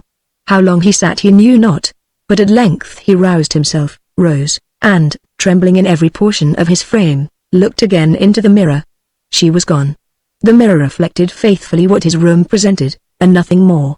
It stood there like a golden setting whence the central jewel has been stolen away like a night sky without the glory of its stars. She had carried with her all the strangeness of the reflected room. It had sunk to the level of the one without, but when the first pangs of his disappointment had passed, Cosmo began to comfort himself with the hope that she might return, perhaps the next evening, at the same hour. Resolving that if she did, she should not at least be scared by the hateful skeleton, he removed that and several other articles of questionable appearance into a recess by the side of the hearth, whence they could not possibly cast any reflection into the mirror, and having made his poor room as tidy as he could, sought the solace of the open sky and of a night wind that had begun to blow, for he could not rest where he was. When he returned, somewhat composed, he could hardly prevail with himself to lie down on his bed, for he could not help feeling as if she had lain upon it, and for him to lie there now would be something like sacrilege. However, weariness prevailed, and laying himself on the couch, dressed as he was, he slept till day. With a beating heart, beating till he could hardly breathe, he stood in dumb hope before the mirror. On the following evening, again the reflected room shone as through a purple vapor in the gathering twilight. Everything seemed waiting like himself for a coming splendor to glorify its poor earthliness with the presence of a heavenly joy. And just as the room vibrated with the strokes of the neighboring church bell, announcing the hour of 6, in glided the pale beauty, and again laid herself on the couch. Poor Cosmo nearly lost his senses with delight. She was there once more. Her eyes sought the corner where the skeleton had stood, and a faint gleam of satisfaction crossed her face, apparently at seeing it empty. She looked suffering still, but there was less of discomfort expressed in her countenance than there had been the night before. She took more notice of the things about her, and seemed to gaze with some curiosity on the strange apparatus standing here and there in her room. At length, however, drowsiness seemed to overtake her, and again she fell asleep. Resolved not to lose sight of her this time, Cosmo watched the sleeping form. Her slumber was so deep and absorbing that a fascinating repose seemed to pass contagiously from her to him as he gazed upon her, and he started as if from a dream, when the lady moved, and, without opening her eyes, rose, and passed from the room with the gait of a somnambulist. Cosmo was now in a state of extravagant delight. Most men have a secret treasure somewhere. The miser has his golden hoard, the virtuoso his pet ring, the student his rare book, the poet his favorite haunt, the lover his secret drawer. But Cosmo had a mirror with a lovely lady in it. And now that he knew by the skeleton, that she was affected by the things around her, he had a new object in life. He would turn the bare chamber in the mirror into the room such as no lady need disdain to call her own. This he could effect only by furnishing and adorning his. And Cosmo was poor. Yet he possessed accomplishments that could be turned to account, although, hitherto, he had preferred living on his slender allowance, to increasing his means by what his pride considered unworthy of his rank. He was the best swordsman in the university, and now he offered to give lessons in fencing and similar exercises, to such as chose to pay him well for the trouble. His proposal was heard with surprise by the students, but it was eagerly accepted by many, and soon his instructions were not confined to the richer students, but were anxiously sought by many of the young nobility of Prague and its neighborhood. So that very soon he had a good deal of money at his command. The first thing he did was to remove his apparatus and oddities into a closet in the room. Then he placed his bed and a few other necessaries on each side of the hearth, and parted them from the rest of the room by 2 screens of Indian fabric. Then he put an elegant couch for the lady to lie upon, in the corner where his bed had formerly stood, and, by degrees, every day adding some article of luxury, converted it, at length, into the rich boudoir. Every night, about the same time, the lady entered. The first time she saw the new couch, she started with a half-smile, then her face grew very sad. The tears came to her eyes, and she laid herself upon the couch, and pressed her face into the silken cushions, as if to hide from everything. She took notice of each addition and each change as the work proceeded, and a look of acknowledgment, as if she knew that someone was ministering to her, and was grateful for it, mingled with the constant look of suffering. At length, after she had lain down as usual one evening, her eyes fell upon some paintings with which Cosmo had just finished adorning the walls. She rose, and to his great delight, walked across the room, and proceeded to examine them carefully, testifying much pleasure in her looks as she did so. But again the sorrowful, tearful expression returned, and again she buried her face in the pillows of her couch. Gradually, however, her countenance had grown more composed, much of the suffering manifest on her first appearance had vanished, and a kind of quiet, hopeful expression had taken its place, which, however, frequently gave way to an anxious, troubled look, mingled with something of sympathetic pity. Meantime, how fared Cosmo? As might be expected in one of his temperament, his interest had blossomed into love, and his love shall I call it ripened, or withered into passion. But, alas! He loved a shadow. He could not come near her, could not speak to her, could not hear a sound from those sweet lips, to which his longing eyes would cling like bees to their honey founts. Ever and anon he sang to himself, "I shall die for love of the maiden."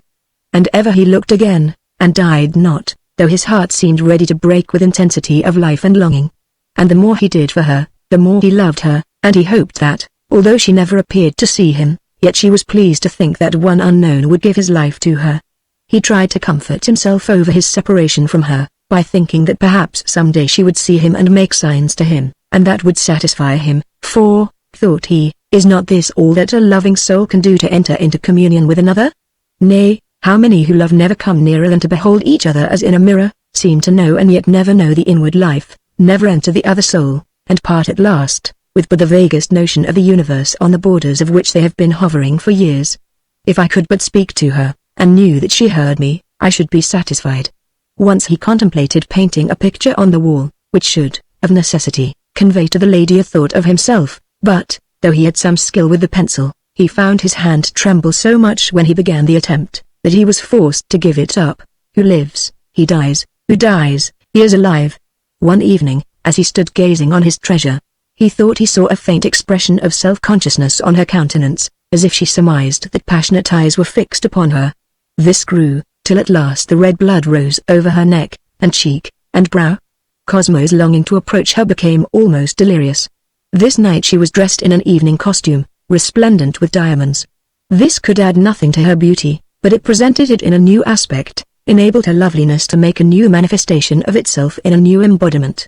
For essential beauty is infinite, and, as the soul of nature needs an endless succession of varied forms to embody her loveliness, countless faces of beauty springing forth, not any two the same, at any one of her heart throbs, so the individual form needs an infinite change of its environments, to enable it to uncover all the faces of its loveliness.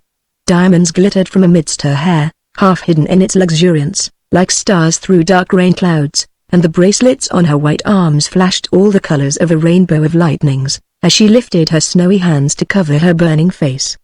But her beauty shone down all its adornment. If I might have but one of her feet to kiss, thought Cosmo, I should be content. Alas! He deceived himself, for passion is never content. Nor did he know that there are 2 ways out of her enchanted house.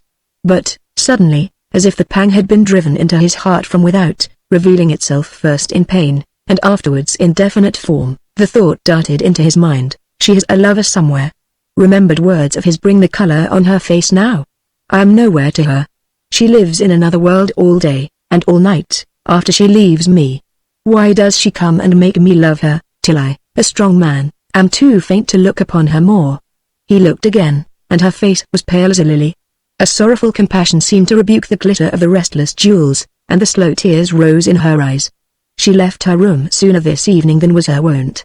Cosmo remained alone, with a feeling as if his bosom had been suddenly left empty and hollow, and the weight of the whole world was crushing in its walls. The next evening, for the first time since she began to come, she came not. And now Cosmo was in a wretched plight. Since the thought of arrival had occurred to him, he could not rest for a moment. More than ever he longed to see the lady face to face. He persuaded himself that if he but knew the worst he would be satisfied, for then he could abandon Prague, and find that relief in constant motion, which is the hope of all active minds when invaded by distress. Meantime he waited with unspeakable anxiety for the next night, hoping she would return, but she did not appear. And now he fell really ill. Rallied by his fellow students on his wretched looks, he ceased to attend the lectures. His engagements were neglected. He cared for nothing. The sky, with the great sun in it, was to him a heartless, burning desert. The men and women in the streets were mere puppets, without motives in themselves, or interest to him. He saw them all as on the ever-changing field of a camera obscura. She alone and altogether was his universe, his well of life, his incarnate good. For 6 evenings she came not. Let his absorbing passion, and the slow fever that was consuming his brain, be his excuse for the resolution which he had taken and begun to execute, before that time had expired. Reasoning with himself, that it must be by some enchantment connected with the mirror, that the form of the lady was to be seen in it, he determined to attempt to turn to account what he had hitherto studied principally from curiosity. "For," said he to himself, "if a spell can force her presence in that glass, and she came unwillingly at first, may not a stronger spell, such as I know, especially with the aid of her half-presence in the mirror, if ever she appears again, compel her living form to come to me here? If I do her wrong, let love be my excuse. I want only to know my doom from her own lips." He never doubted, all the time, that she was a real earthly woman, or, rather, that there was a woman, who, somehow or other, threw this reflection of her form into the magic mirror. He opened his secret drawer, took out his books of magic, lighted his lamp, and read and made notes from midnight till 3 in the morning, for 3 successive nights. Then he replaced his books, and the next night went out in quest of the materials necessary for the conjuration. These were not easy to find, for, in love charms and all incantations of this nature, ingredients are employed scarcely fit to be mentioned, and for the thought even of which, in connection with her, he could only excuse himself on the score of his bitter need. At length he succeeded in procuring all he required, and on the 7th evening from that on which she had last appeared, he found himself prepared for the exercise of unlawful and tyrannical power. He cleared the center of the room, stooped and drew a circle of red on the floor, around the spot where he stood, wrote in the 4 quarters mystical signs, and numbers which were all powers of 7 or 9, examined the whole ring carefully, to see that no smallest break had occurred in the circumference, and then rose from his bending posture. As he rose, the church clock struck 7, and, just as she had appeared the first time, reluctant, slow, and stately, glided in the lady. Cosmo trembled, and when, turning, she revealed a countenance worn and wan, as with sickness or inward trouble, he grew faint, and felt as if he dared not proceed. But as he gazed on the face and form, which now possessed his whole soul, to the exclusion of all other joys and griefs, the longing to speak to her, to know that she heard him, to hear from her one word in return, became so unendurable, that he suddenly and hastily resumed his preparations. Stepping carefully from the circle, he put a small brazier into its center. He then set fire to its contents of charcoal, and while it burned up, opened his window and seated himself, waiting, beside it. It was a sultry evening. The air was full of thunder. A sense of luxurious depression filled the brain. The sky seemed to have grown heavy, and to compress the air beneath it. A kind of purplish tinge pervaded the atmosphere, and through the open window came the sense of the distant fields, which all the vapors of the city could not quench. Soon the charcoal glowed. Cosmo sprinkled upon it the incense and other substances which he had compounded, and, stepping within the circle, turned his face from the brazier and towards the mirror.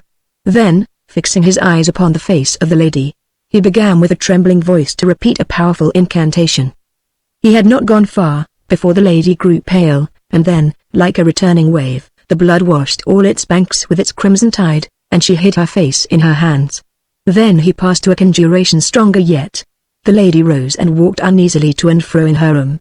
Another spell, and she seemed seeking with her eyes for some object on which they wished to rest. At length it seemed as if she suddenly espied him, for her eyes fixed themselves full and wide upon his, and she drew gradually, and somewhat unwillingly, close to her side of the mirror, just as if his eyes had fascinated her. Cosmo had never seen her so near before. Now at least, eyes met eyes, but he could not quite understand the expression of hers. They were full of tender entreaty, but there was something more that he could not interpret. Though his heart seemed to labor in his throat, he would allow no delight or agitation to turn him from his task. Looking still in her face, he passed on to the mightiest charmer he knew. Suddenly the lady turned and walked out of the door of her reflected chamber. A moment after she entered his room with veritable presence, and, forgetting all his precautions, he sprang from the charmed circle, and knelt before her. There she stood, the living lady of his passionate visions, alone beside him, in a thundery twilight, and the glow of a magic fire. "Why," said the lady, with a trembling voice, "didst thou bring a poor maiden through the rainy streets alone? Because I am dying for love of thee, but I only brought thee from the mirror there." "Ah, the mirror." And she looked up at it, and shuddered. "Alas! I am but a slave, while that mirror exists. But do not think it was the power of thy spells that drew me, it was thy longing desire to see me, that beat at the door of my heart, till I was forced to yield." "Canst thou love me then?" said Cosmo, in a voice calm as death, but almost inarticulate with emotion. "I do not know," she replied sadly, "that I cannot tell, so long as I am bewildered with enchantments. It were indeed a joy too great, to lay my head on thy bosom and weep to death, for I think thou lovest me, though I do not know but." Cosmo rose from his knees. "I love thee as nay, I know not what, for since I have loved thee, there is nothing else." He seized her hand, she withdrew it. "No, better not, I am in thy power, and therefore I may not." She burst into tears, and kneeling before him in her turn, said, "Cosmo, if thou lovest me, set me free, even from thyself, break the mirror, and shall I see thyself instead? That I cannot tell, I will not deceive thee, we may never meet again." A fierce struggle arose in Cosmo's bosom. Now she was in his power. She did not dislike him at least, and he could see her when he would. To break the mirror would be to destroy his very life, to banish out of his universe the only glory it possessed. The whole world would be but a prison, if he annihilated the one window that looked into the paradise of love. Not yet pure in love, he hesitated. With a wail of sorrow the lady rose to her feet. "Ah! He loves me not, he loves me not even as I love him, and alas! I care more for his love than even for the freedom I ask. I will not wait to be willing," cried Cosmo, and sprang to the corner where the great sword stood. Meantime it had grown very dark, only the embers cast a red glow through the room. He seized the sword by the steel scabbard, and stood before the mirror, but as he heaved a great blow at it with a heavy pommel, the blade slipped halfway out of the scabbard, and the pommel struck the wall above the mirror. At that moment, a terrible clap of thunder seemed to burst in the very room beside them, and ere Cosmo could repeat the blow, he fell senseless on the hearth. When he came to himself, he found that the lady and the mirror had both disappeared. He was seized with a brain fever, which kept him to his couch for weeks. When he recovered his reason, he began to think what could have become of the mirror. For the lady, he hoped she had found her way back as she came, but as the mirror involved her fate with its own, he was more immediately anxious about that. He could not think she had carried it away. It was much too heavy, even if it had not been too firmly fixed in the wall, for her to remove it. Then again, he remembered the thunder, which made him believe that it was not the lightning, but some other blow that had struck him down.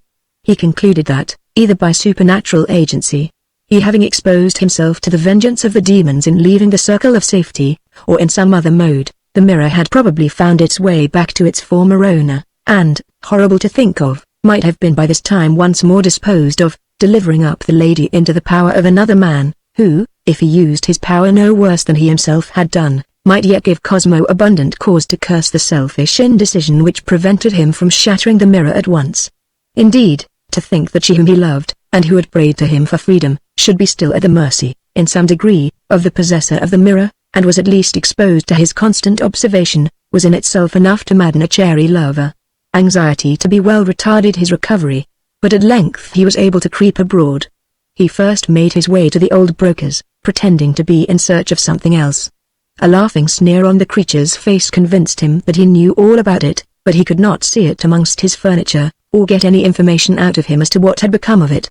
He expressed the utmost surprise at hearing it had been stolen, a surprise which Cosmo saw at once to be counterfeited, while, at the same time, He fancied that the old wretch was not at all anxious to have it mistaken for genuine. Full of distress, which he concealed as well as he could, he made many searches, but with no avail. Of course he could ask no questions, but he kept his ears awake for any remotest hint that might set him in a direction of search. He never went out without a short heavy hammer of steel about him, that he might shatter the mirror the moment he was made happy by the sight of his lost treasure, if ever that blessed moment should arrive. Whether he should see the lady again, was now a thought altogether secondary, and postponed to the achievement of her freedom.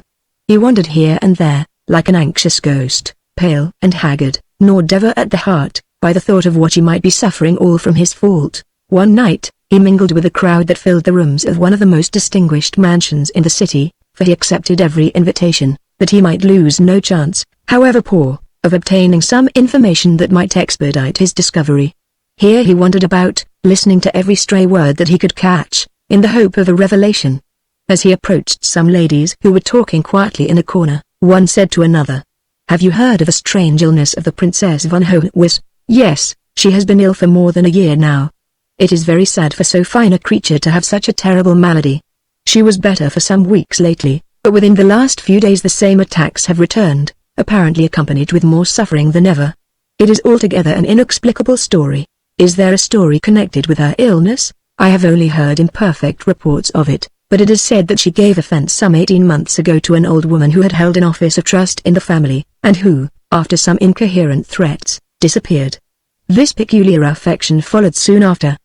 But the strangest part of the story is its association with the loss of an antique mirror, which stood in her dressing room, and of which she constantly made use." Here the speaker's voice sank to a whisper, and Cosmo, although his very soul sat listening in his ears, could hear no more. He trembled too much to dare to address the ladies, even if it had been advisable to expose himself to their curiosity.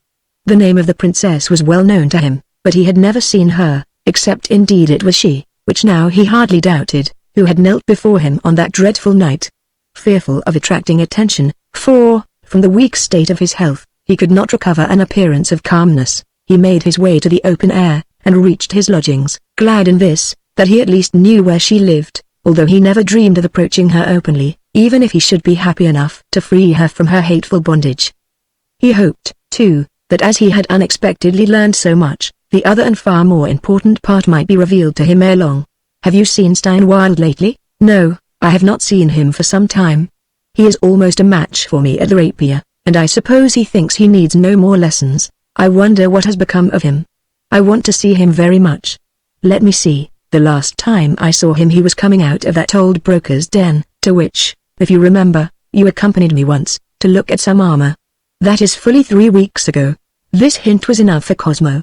Von Steinwald was a man of influence in the court, well known for his reckless habits and fierce passions. The very possibility that the mirror should be in his possession was hell itself to Cosmo. But violent or hasty measures of any sort were most unlikely to succeed. All that he wanted was an opportunity of breaking the fatal glass, and to obtain this he must bide his time.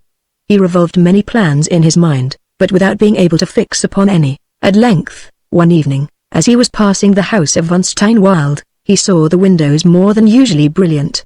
He watched for a while, and seeing that company began to arrive, hastened home, and dressed as richly as he could, in the hope of mingling with the guests unquestioned, in effecting which, there could be no difficulty for a man of his carriage. In a lofty, silent chamber, in another part of the city, lay a form more like marble than a living woman. The loveliness of death seemed frozen upon her face, for her lips were rigid, and her eyelids closed. Her long white hands were crossed over her breast, and no breathing disturbed their repose. Beside the dead, men speak in whispers, as if the deepest rest of all could be broken by the sound of a living voice. Just so, though the soul was evidently beyond the reach of all intimations from the senses, the two ladies, who sat beside her, spoke in the gentlest tones of subdued sorrow. "She has lain so for an hour. This cannot last long, I fear. How much thinner she has grown within the last few weeks. If she would only speak, and explain what she suffers, it would be better for her. I think she has visions in her trances, but nothing can induce her to refer to them when she is awake." "Does she ever speak in these trances?" "I have never heard her, but they say she walks sometimes, and once put the whole household in a terrible fright by disappearing for a whole hour, and returning drenched with rain, and almost dead with exhaustion and fright. But even then she would give no account of what had happened. A scarce audible murmur from the yet motionless lips of the lady here startled her attendants.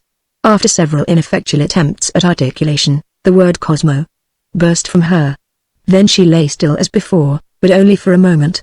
With a wild cry, she sprang from the couch erect on the floor, flung her arms above her head, with clasped and straining hands, and, her wide eyes flashing with light, called aloud, with a voice exultant as that of a spirit bursting from a sepulchre, "I am free!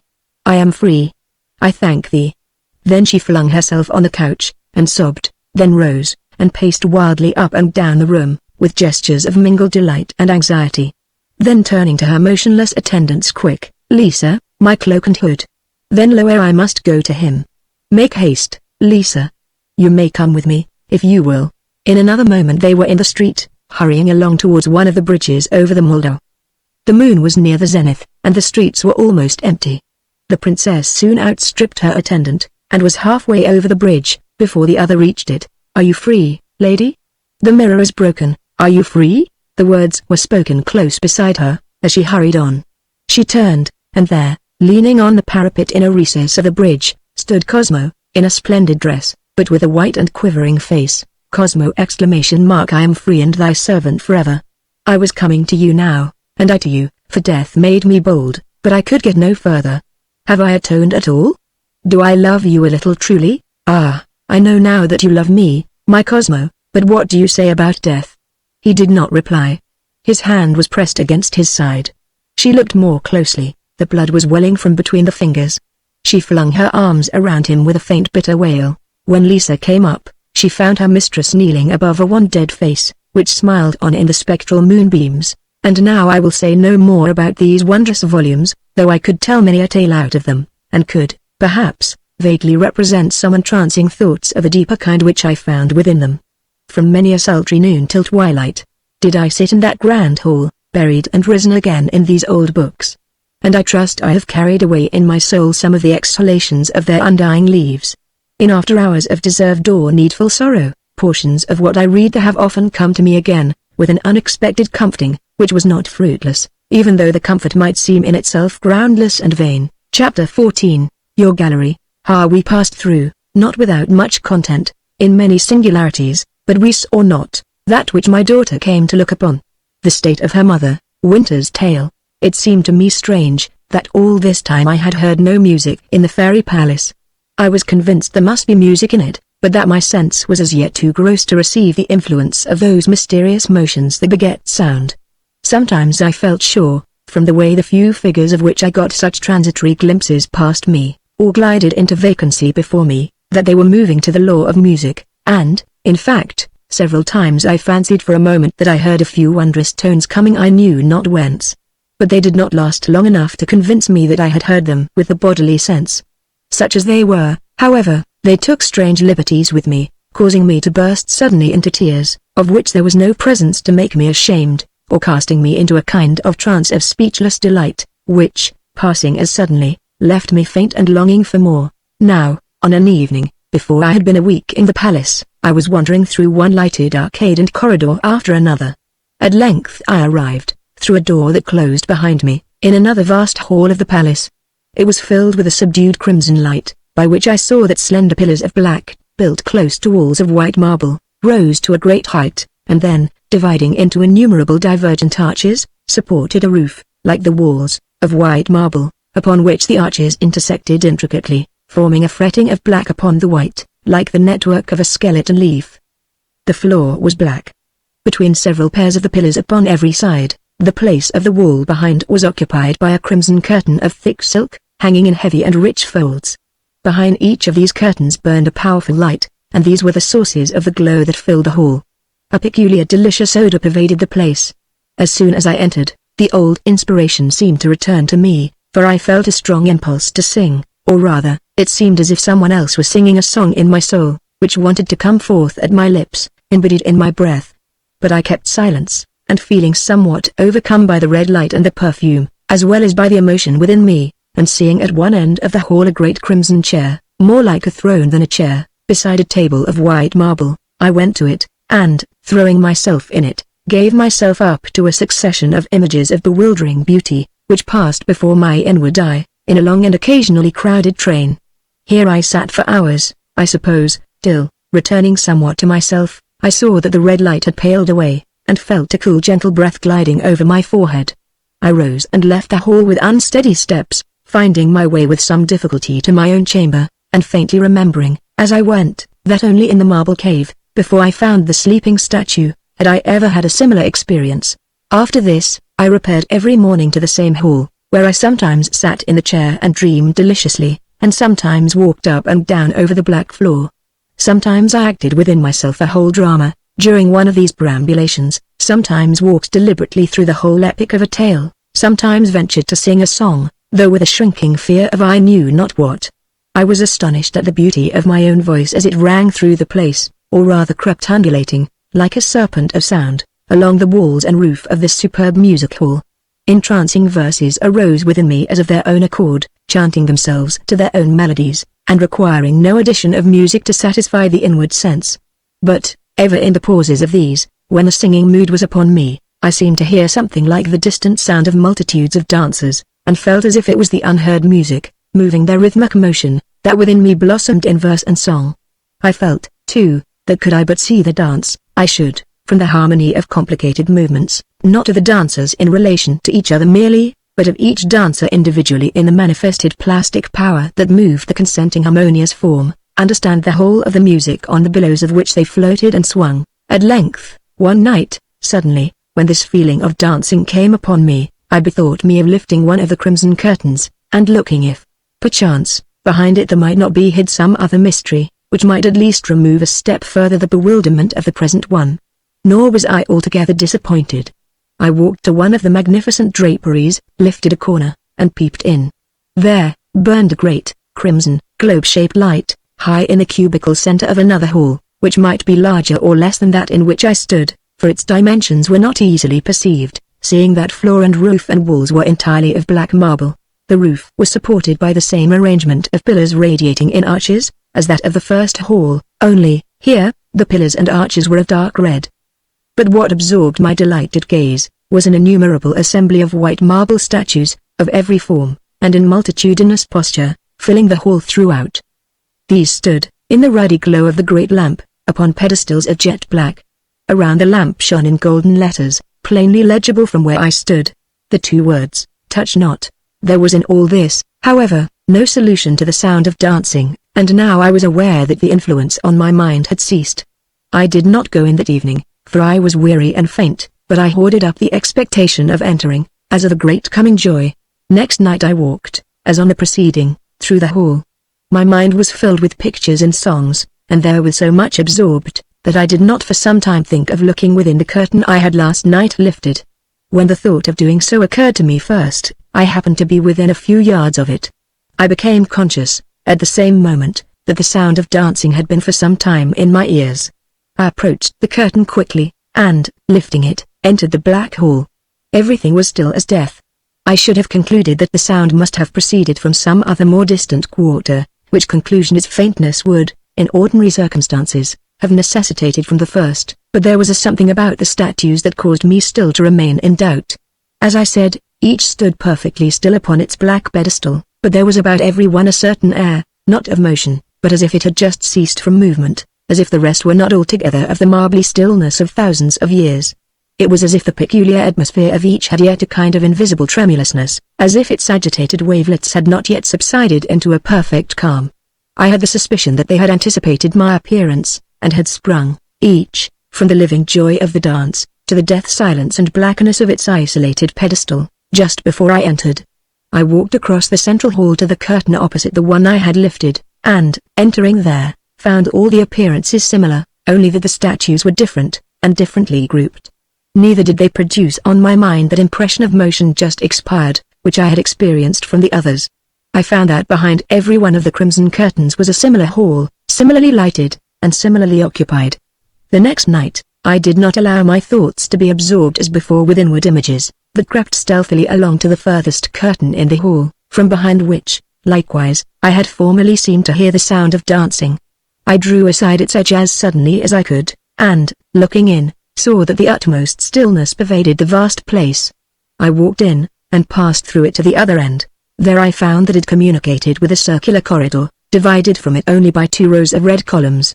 This corridor, which was black, with red niches holding statues, ran entirely about the statue halls, forming a communication between the further ends of them all, further, that is, as regards the central hall of white whence they all diverged like radii, finding their circumference in the corridor. Round this corridor I now went, entering all the halls, of which there were 12, and finding them all similarly constructed, but filled with quite various statues, of what seemed both ancient and modern sculpture. After I had simply walked through them, I found myself sufficiently tired to long for rest, and went to my own room. In the night I dreamed that, walking close by one of the curtains, I was suddenly seized with a desire to enter, and darted in. This time I was too quick for them.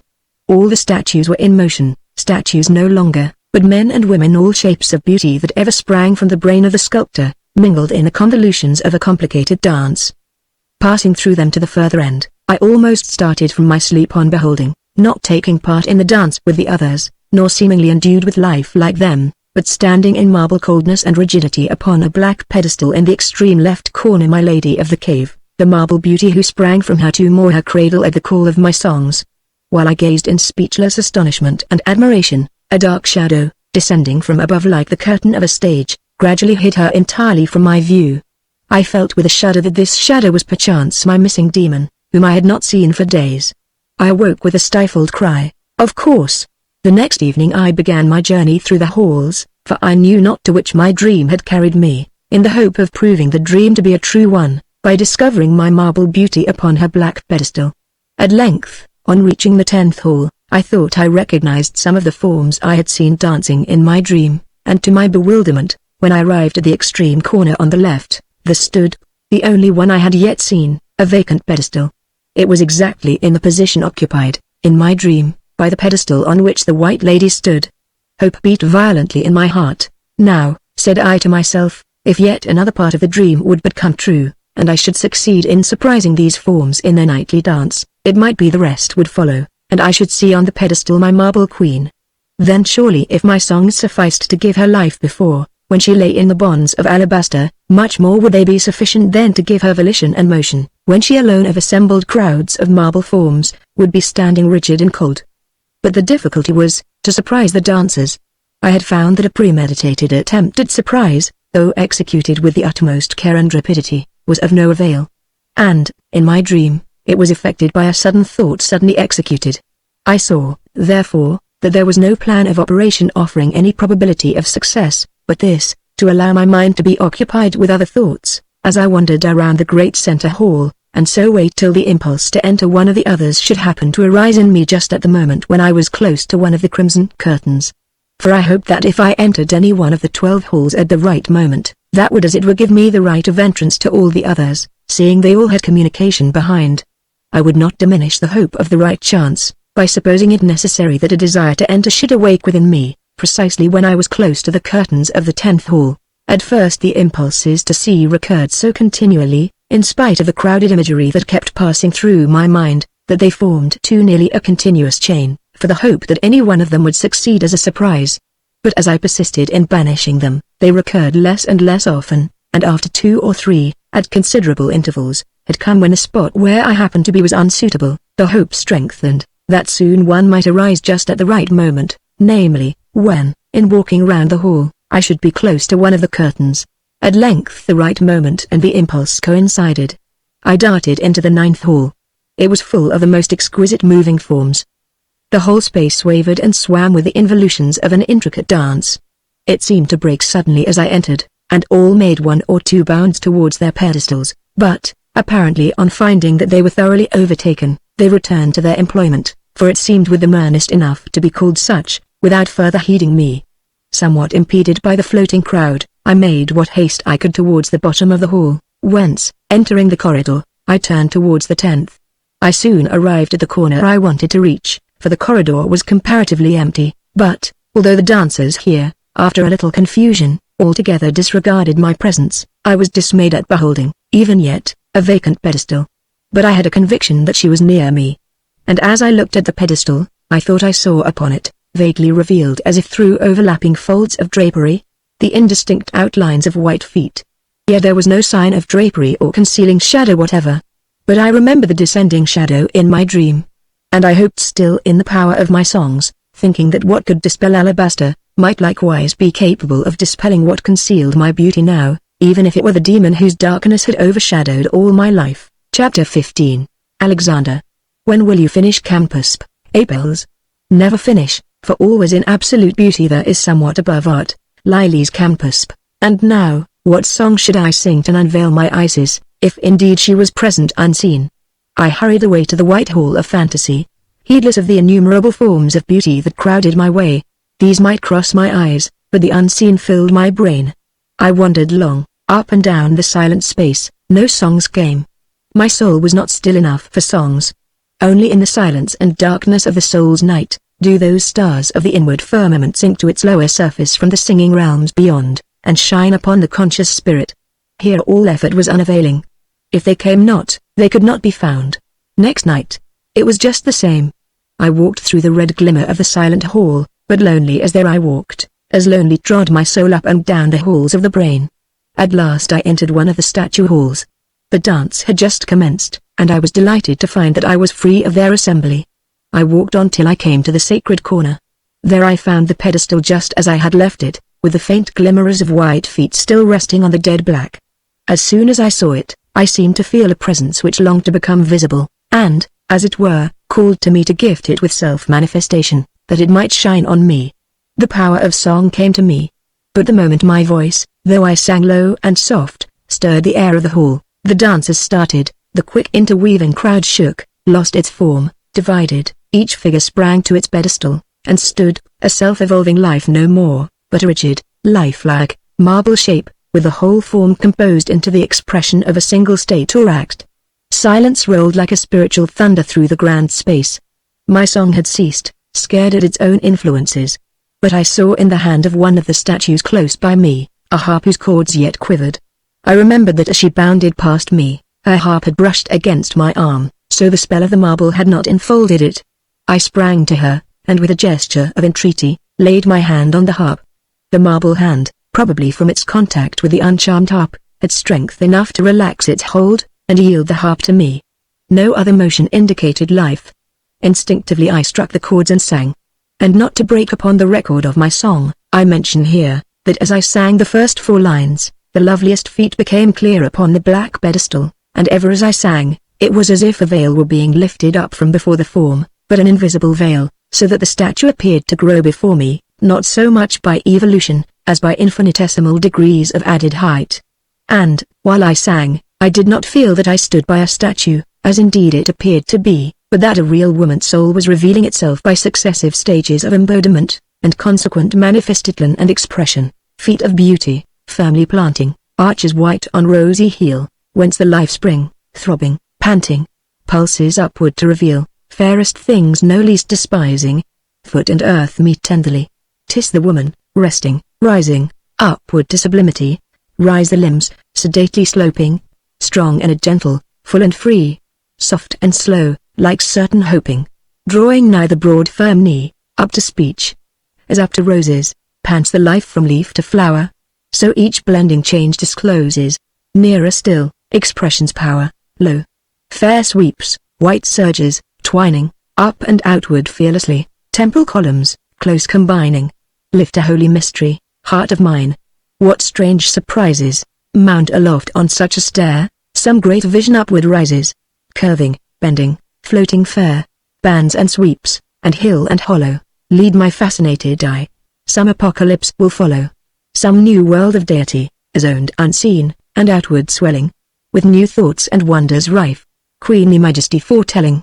See the expanding house of life, sudden heaving, unforbidden, sighs eternal, still the same, mounts of snow have summits hidden, in the mists of uttered flame. But the spirit, dawning nearly, finds no speech for earnest pain, finds a soundless sighing merely, builds its stairs, and mounts again. Heart, the queen, with secret hoping, sendeth out her waiting pair.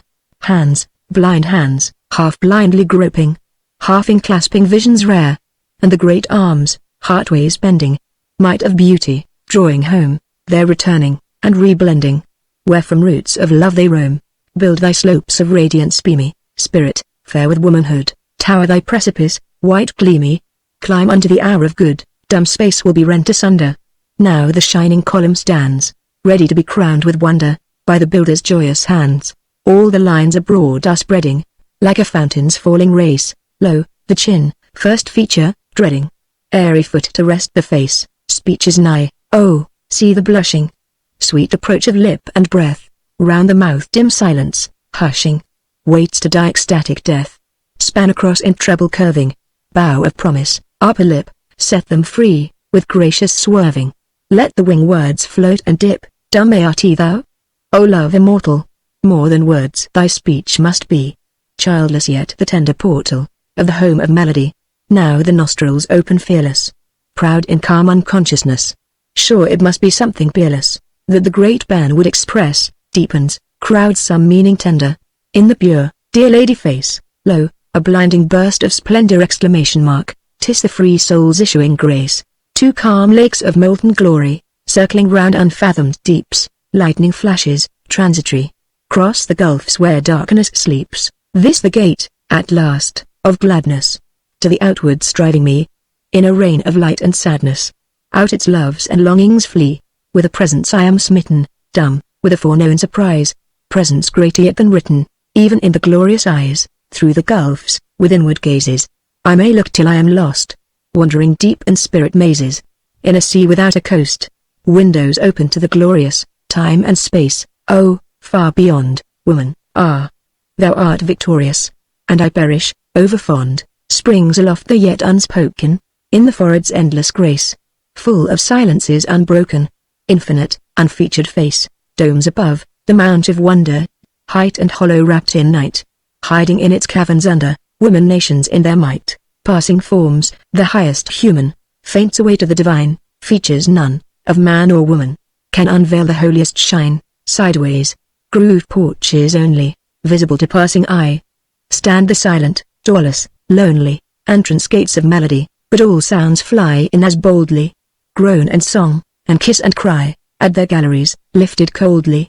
Darkly, twixt the earth and sky, beauty, thou art spent, thou knowest, so, in faint, half-glad despair. From the summit thou o'er flowest, in a fall of torrent hair, hiding what thou hast created, in a half-transparent shroud. Thus, with glory soft abated, shines the moon through vapory cloud. Chapter 16.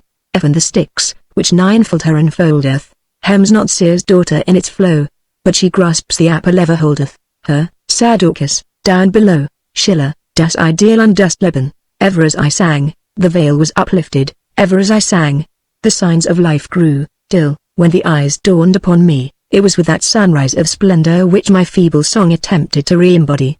The wonder is, that I was not altogether overcome, but was able to complete my song as the unseen veil continued to rise.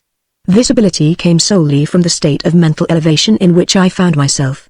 Only because uplifted in song, was I able to endure blaze of the dawn. But I cannot tell whether she looked more of statue or more of woman. She seemed removed into that region of fantasy where all is intensely vivid, but nothing clearly defined.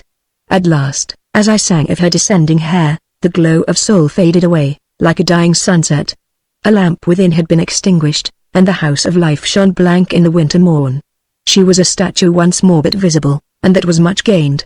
Yet the revulsion from hope and fruition was such, that, unable to restrain myself, I sprang to her, and, in defiance of the law of the place, flung my arms around her, as if I would tear her from the grasp of a visible death, and lifted her from the pedestal down to my heart.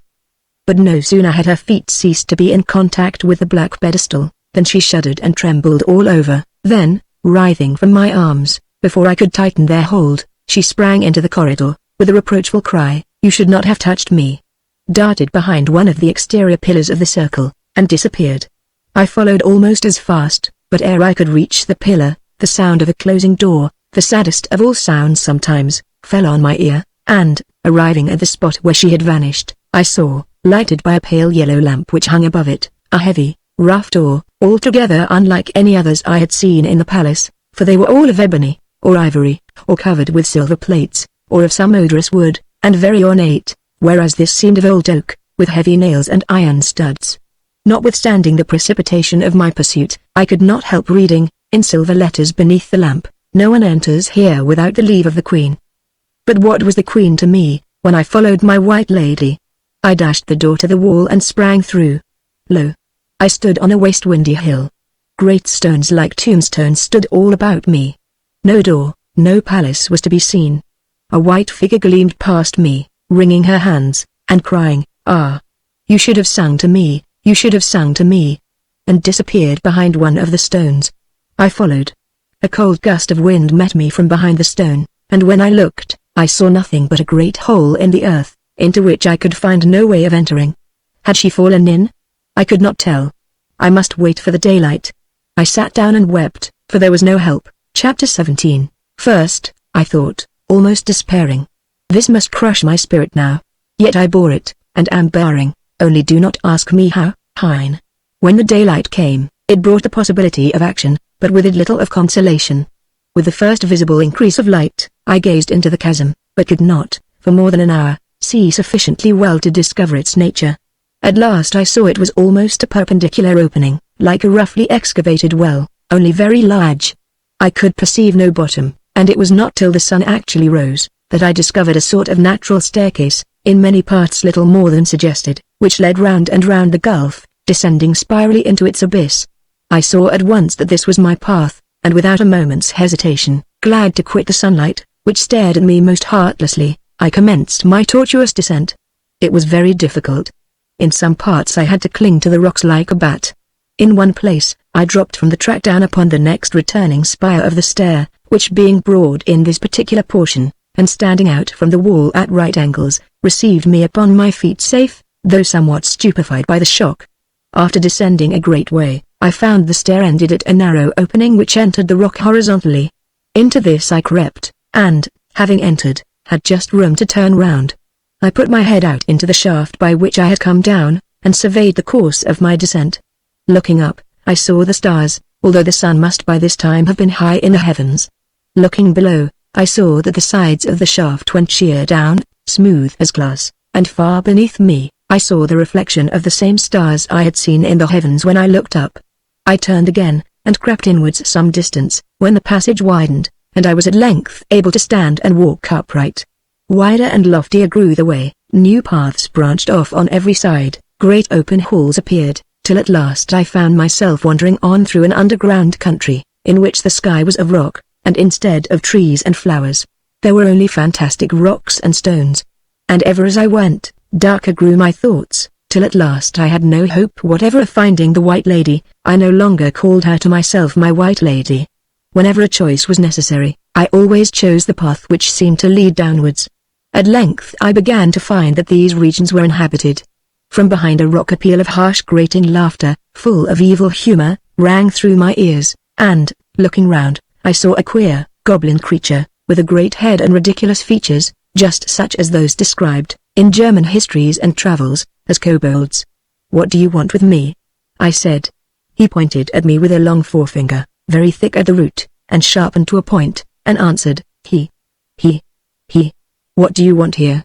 Then, changing his tone, he continued, with mock humility, "Honored sir, vouchsafe to withdraw from thy slaves the luster of thy august presence, for thy slaves cannot support its brightness."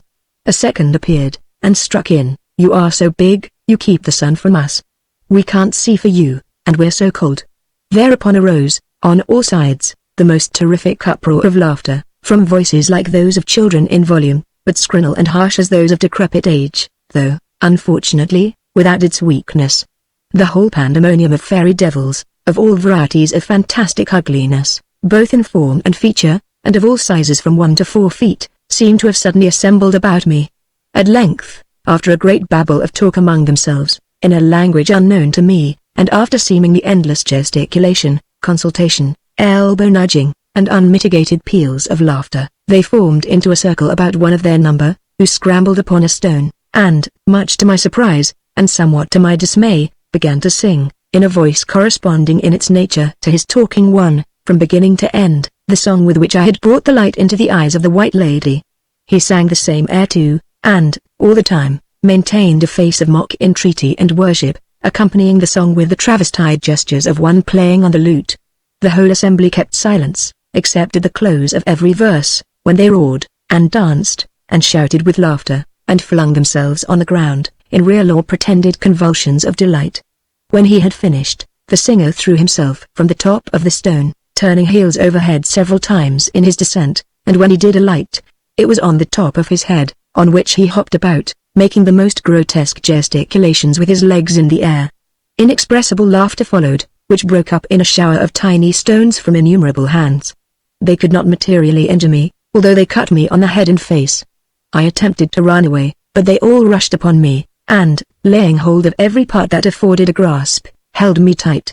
Crowding about me like bees, they shouted an insect swarm of exasperating speeches up into my face, among which the most frequently recurring were "You shan't have her, you shan't have her, he. She's for a better man, how he'll kiss her. How he'll kiss her." The galvanic torrent of this battery of malevolence stung to life within me a spark of nobleness, and I said aloud, "Well, if he is a better man, let him have her." They instantly let go their hold of me, and fell back a step or two, with a whole broadside of grunts and humphs, as of unexpected and disappointed approbation. I made a step or two forward, and a lane was instantly opened for me through the midst of the grinning little antics, who bowed most politely to me on every side as I passed.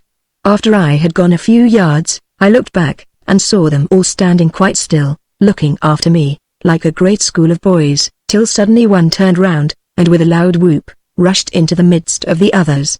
In an instant, the whole was one writhing and tumbling heap of contortion, reminding me of the live pyramids of intertwined snakes of which travelers make report.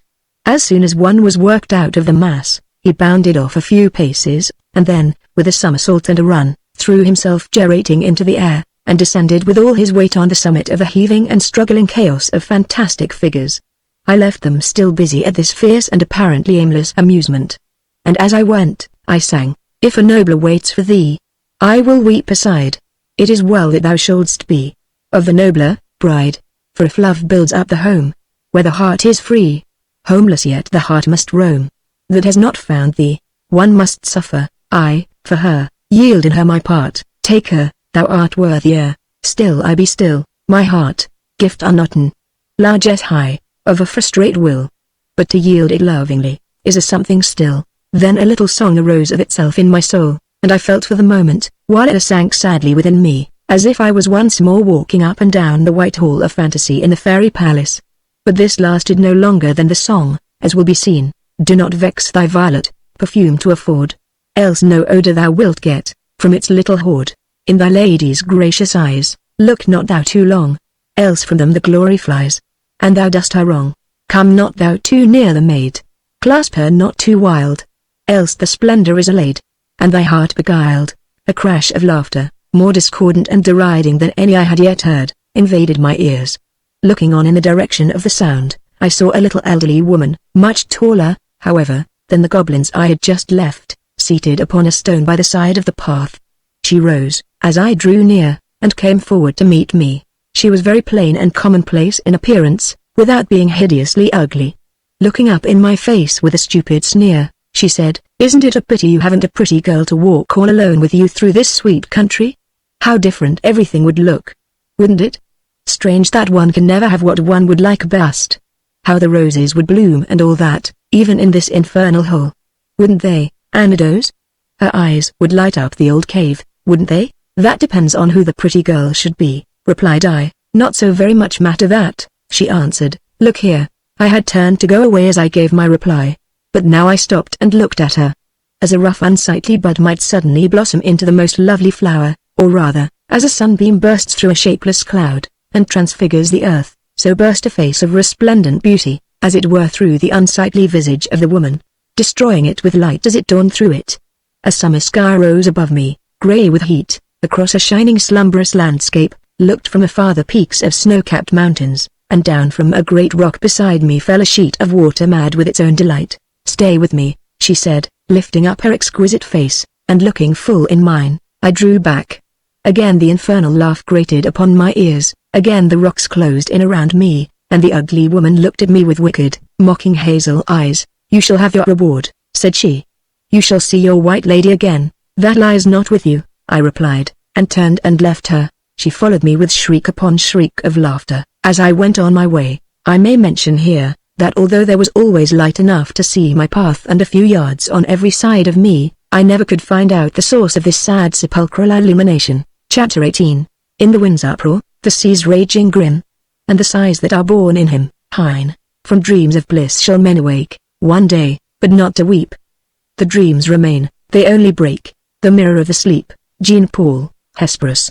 How I got through this dreary part of my travels, I do not know. I do not think I was upheld by the hope that any moment the light might break in upon me, for I scarcely thought about that. I went on with a dull endurance, varied by moments of uncontrollable sadness, for more and more the conviction grew upon me that I should never see the White Lady again. It may seem strange that one with whom I had held so little communion should have so engrossed my thoughts, but benefits conferred awaken love in some minds, as surely as benefits received in others. Besides being delighted and proud that my songs had called the beautiful creature to life, the same fact caused me to feel a tenderness unspeakable for her, accompanied with a kind of feeling of property in her, for so the goblin selfishness would reward the angel love. When to all this is added, an overpowering sense of her beauty, and an unquestioning conviction that this was a true index to inward loveliness, it may be understood how it came to pass that my imagination filled my whole soul with the play of its own multitudinous colors and harmonies around the form which yet stood, a gracious marble radiance, in the midst of its white hall of fantasy. The time passed by unheeded, for my thoughts were busy. Perhaps this was also in part the cause of my needing no food, and never thinking how I should find any, during this subterraneous part of my travels. How long they endured I could not tell, for I had no means of measuring time, and when I looked back, there was such a discrepancy between the decisions of my imagination and my judgment, as to the length of time that had passed, that I was bewildered, and gave up all attempts to arrive at any conclusion on the point. A grey mist continually gathered behind me. When I looked back towards the past, this mist was the medium through which my eyes had to strain for a vision of what had gone by, and the form of the White Lady had receded into an unknown region. At length the country of rock began to close again around me, gradually and slowly narrowing, till I found myself walking in a gallery of rock once more, both sides of which I could touch with my outstretched hands. It narrowed yet, until I was forced to move carefully, in order to avoid striking against the projecting pieces of rock. The roof sank lower and lower, until I was compelled, first to stoop, and then to creep on my hands and knees. It recalled terrible dreams of childhood, but I was not much afraid, because I felt sure that this was my path, and my only hope of leaving fairyland, of which I was now almost weary. At length, on getting past an abrupt turn in the passage, through which I had to force myself, I saw, a few yards ahead of me, the long-forgotten daylight shining through a small opening, to which the path, if path it could now be called, led me. With great difficulty I accomplished these last few yards, and came forth to the day. I stood on the shore of a wintry sea, with a wintry sun just a few feet above its horizon edge. It was bare, and waste, and grey. Hundreds of hopeless waves rushed constantly shorewards, falling exhausted upon a beach of great loose stones, that seemed to stretch miles and miles in both directions. There was nothing for the eye but mingling shades of grey, nothing for the ear but the rush of the coming, the roar of the breaking, and the moan of the retreating wave. No rock lifted up a sheltering severity above the dreariness around. Even that from which I had myself emerged rose scarcely a foot above the opening by which I had reached the dismal day, more dismal even than the tomb I had left. A cold, death-like wind swept across the shore, seeming to issue from a pale mouth of cloud upon the horizon. Sign of life was nowhere visible. I wandered over the stones, up and down the beach, a human embodiment of the nature around me. The wind increased, its keen waves flowed through my soul, the foam rushed higher up the stones. A few dead stars began to gleam in the east, the sound of the waves grew louder and yet more despairing. A dark curtain of cloud was lifted up, and a pale blue rent shone between its foot and the edge of the sea, out from which rushed an icy storm of frozen wind, that tore the waters into spray as it passed, and flung the billows in raving heaps upon the desolate shore. I could bear it no longer. I will not be tortured to death, I cried, I will meet it halfway. The life within me is yet enough to bear me up to the face of death. And then I die unconquered. Before it had grown so dark, I had observed, though without any particular interest, that on one part of the shore a low platform of rock seemed to run out far into the midst of the breaking waters. Towards this I now went, scrambling over smooth stones, to which scarce even a particle of seaweed clung, and having found it, I got on it, and followed its direction, as near as I could guess, out into the tumbling chaos. I could hardly keep my feet against the wind and sea. The waves repeatedly all but swept me off my path, but I kept on my way, till I reached the end of the low promontory, which, in the fall of the waves, rose a good many feet above the surface, and, in their rise, was covered with their waters. I stood one moment and gazed into the heaving abyss beneath me, then plunged headlong into the mounting wave below. A blessing, like the kiss of a mother, seemed to alight on my soul. A calm, deeper than that which accompanies a hope deferred, bathed my spirit. I sank far into the waters, and sought not to return. I felt as if once more the great arms of the beech tree were around me, soothing me after the miseries I had passed through, and telling me, like a little sick child, that I should be better tomorrow. The waters of themselves lifted me, as with loving arms, to the surface. I breathed again, but did not unclose my eyes. I would not look on the wintry sea, and the pitiless grey sky.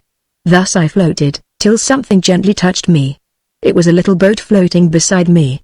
How it came there I could not tell, but it rose and sank on the waters, and kept touching me in its fall, as if with a human will to let me know that help was by me. It was a little gay-coloured boat, seemingly covered with glistering scales like those of a fish, all of brilliant rainbow hues. I scrambled into it, and lay down in the bottom, with a sense of exquisite repose. Then I drew over me a rich, heavy, purple cloth that was beside me, and, lying still, knew, by the sound of the waters, that my little bark was fleeting rapidly onwards. Finding, however, none of that stormy motion which the sea had manifested when I beheld it from the shore, I opened my eyes, and, looking first up, saw above me the deep violet sky of a warm southern night, and then, lifting my head, saw that I was sailing fast upon a summer sea, in the last border of a southern twilight. The aureole of the sun yet shot the extreme faint tips of its longest rays above the horizon waves, and withdrew them not. It was a perpetual twilight. The stars, great and earnest, like children's eyes, bent down lovingly towards the waters, and the reflected stars within seemed to float up, as if longing to meet their embraces. But when I looked down, a new wonder met my view. For, vaguely revealed beneath the wave, I floated above my whole past. The fields of my childhood flitted by, the halls of my youthful labors, the streets of great cities where I had dwelt, and the assemblies of men and women wherein I had wearied myself seeking for rest. But so indistinct were the visions, that sometimes I thought I was sailing on a shallow sea, and that strange rocks and forests of sea plants beguiled my eye, sufficiently to be transformed, by the magic of the fantasy, into well-known objects and regions. Yet, at times, a beloved form seemed to lie close beneath me in sleep, and the eyelids would tremble as if about to forsake the conscious eye, and the arms would heave upwards, as if in dreams they sought for a satisfying presence. But these motions might come only from the heaving of the waters between those forms and me. Soon I fell asleep, overcome with fatigue and delight. In dreams of unspeakable joy, of restored friendships, of revived embraces, of love which said it had never died, of faces that had vanished long ago, yet said with smiling lips that they knew nothing of the grave, of pardons implored, and granted with such bursting floods of love, that I was almost glad I had sinned. Thus I passed through this wondrous twilight. I awoke with the feeling that I had been kissed and loved to my heart's content, and found that my boat was floating motionless by the grassy shore of a little island. Chapter 19. In still rest, in changeless simplicity, I bear, uninterrupted, the consciousness of the whole of humanity within me. Schleiermakers, monologen. Such a sweetness, such a grace, in all thy speech appear, that what to thy beauteous face, that thy tongue is to the ear, Cowley. The water was deep to the very edge, and I sprang from the little boat upon a soft grassy turf. The island seemed rich with a profusion of all grasses and low flowers. All delicate lowly things were most plentiful, but no trees rose skywards, not even a bush overtopped the tall grasses, except in one place near the cottage I am about to describe, where a few plants of the gum sisters, which drops every night all the blossoms that the day brings forth, formed a kind of natural arbor. The whole island lay open to the sky and sea. It rose nowhere more than a few feet above the level of the waters, which flowed deep all around its border. Here there seemed to be neither tide nor storm. A sense of persistent calm and fullness arose in the mind at the sight of the slow, pulse-like rise and fall of the deep, clear, unrippled waters against the bank of the island, for sure it could hardly be called, being so much more like the edge of a full, solemn river. As I walked over the grass towards the cottage, which stood at a little distance from the bank, all the flowers of childhood looked at me with perfect child eyes out of the grass. My heart, softened by the dreams through which it had passed, overflowed in a sad, tender love towards them. They looked to me like children impregnably fortified in a helpless confidence. The sun stood halfway down the western sky, shining very soft and golden, and there grew a second world of shadows amidst the world of grasses and wildflowers. The cottage was square, with low walls, and a high pyramidal roof thatched with long reeds, of which the withered blossoms hung over all the eaves. It is noticeable that most of the buildings I saw in Fairyland were cottages. There was no path to a door, nor, indeed, was there any track worn by footsteps in the island. The cottage rose right out of the smooth turf. It had no windows that I could see, but there was a door in the center of the side facing me, up to which I went. I knocked, and the sweetest voice I had ever heard said, "Come in." I entered. A bright fire was burning on a hearth in the center of the earthen floor, and the smoke found its way out at an opening in the center of the pyramidal roof. Over the fire hung a little pot, and over the pot bent a woman face, the most wonderful, I thought, that I had ever beheld. For it was older than any countenance I had ever looked upon. There was not a spot in which a wrinkle could lie, where a wrinkle lay not. And the skin was ancient and brown, like old parchment. The woman's form was tall and spare, and when she stood up to welcome me, I saw that she was straight as an arrow. Could that voice of sweetness have issued from those lips of age? Mild as they were, could they be the portals whence flowed such melody? But the moment I saw her eyes, I no longer wondered at her voice. They were absolutely young, those of a woman of 25, large, and of a clear grey. Wrinkles had beset them all about, the eyelids themselves were old, and heavy, and worn, but the eyes were very incarnations of soft light. She held out her hand to me, and a voice of sweetness again greeted me, with the single word, "Welcome." She set an old wooden chair for me, near the fire, and went on with her cooking. A wondrous sense of refuge and repose came upon me. I felt like a boy who has got home from school, miles across the hills, through a heavy storm of wind and snow. Almost, as I gazed on her, I sprang from my seat to kiss those old lips. And when, having finished her cooking, she brought some of the dish she had prepared, and set it on a little table by me, covered with a snow-white cloth, I could not help laying my head on her bosom, and bursting into happy tears.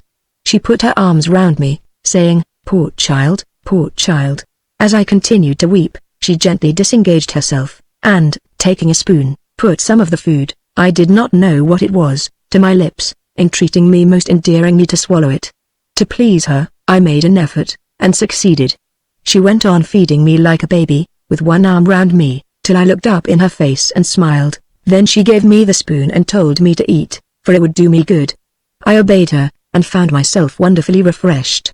Then she drew near the fire an old-fashioned couch that was in the cottage, and making me lie down upon it, sat at my feet, and began to sing.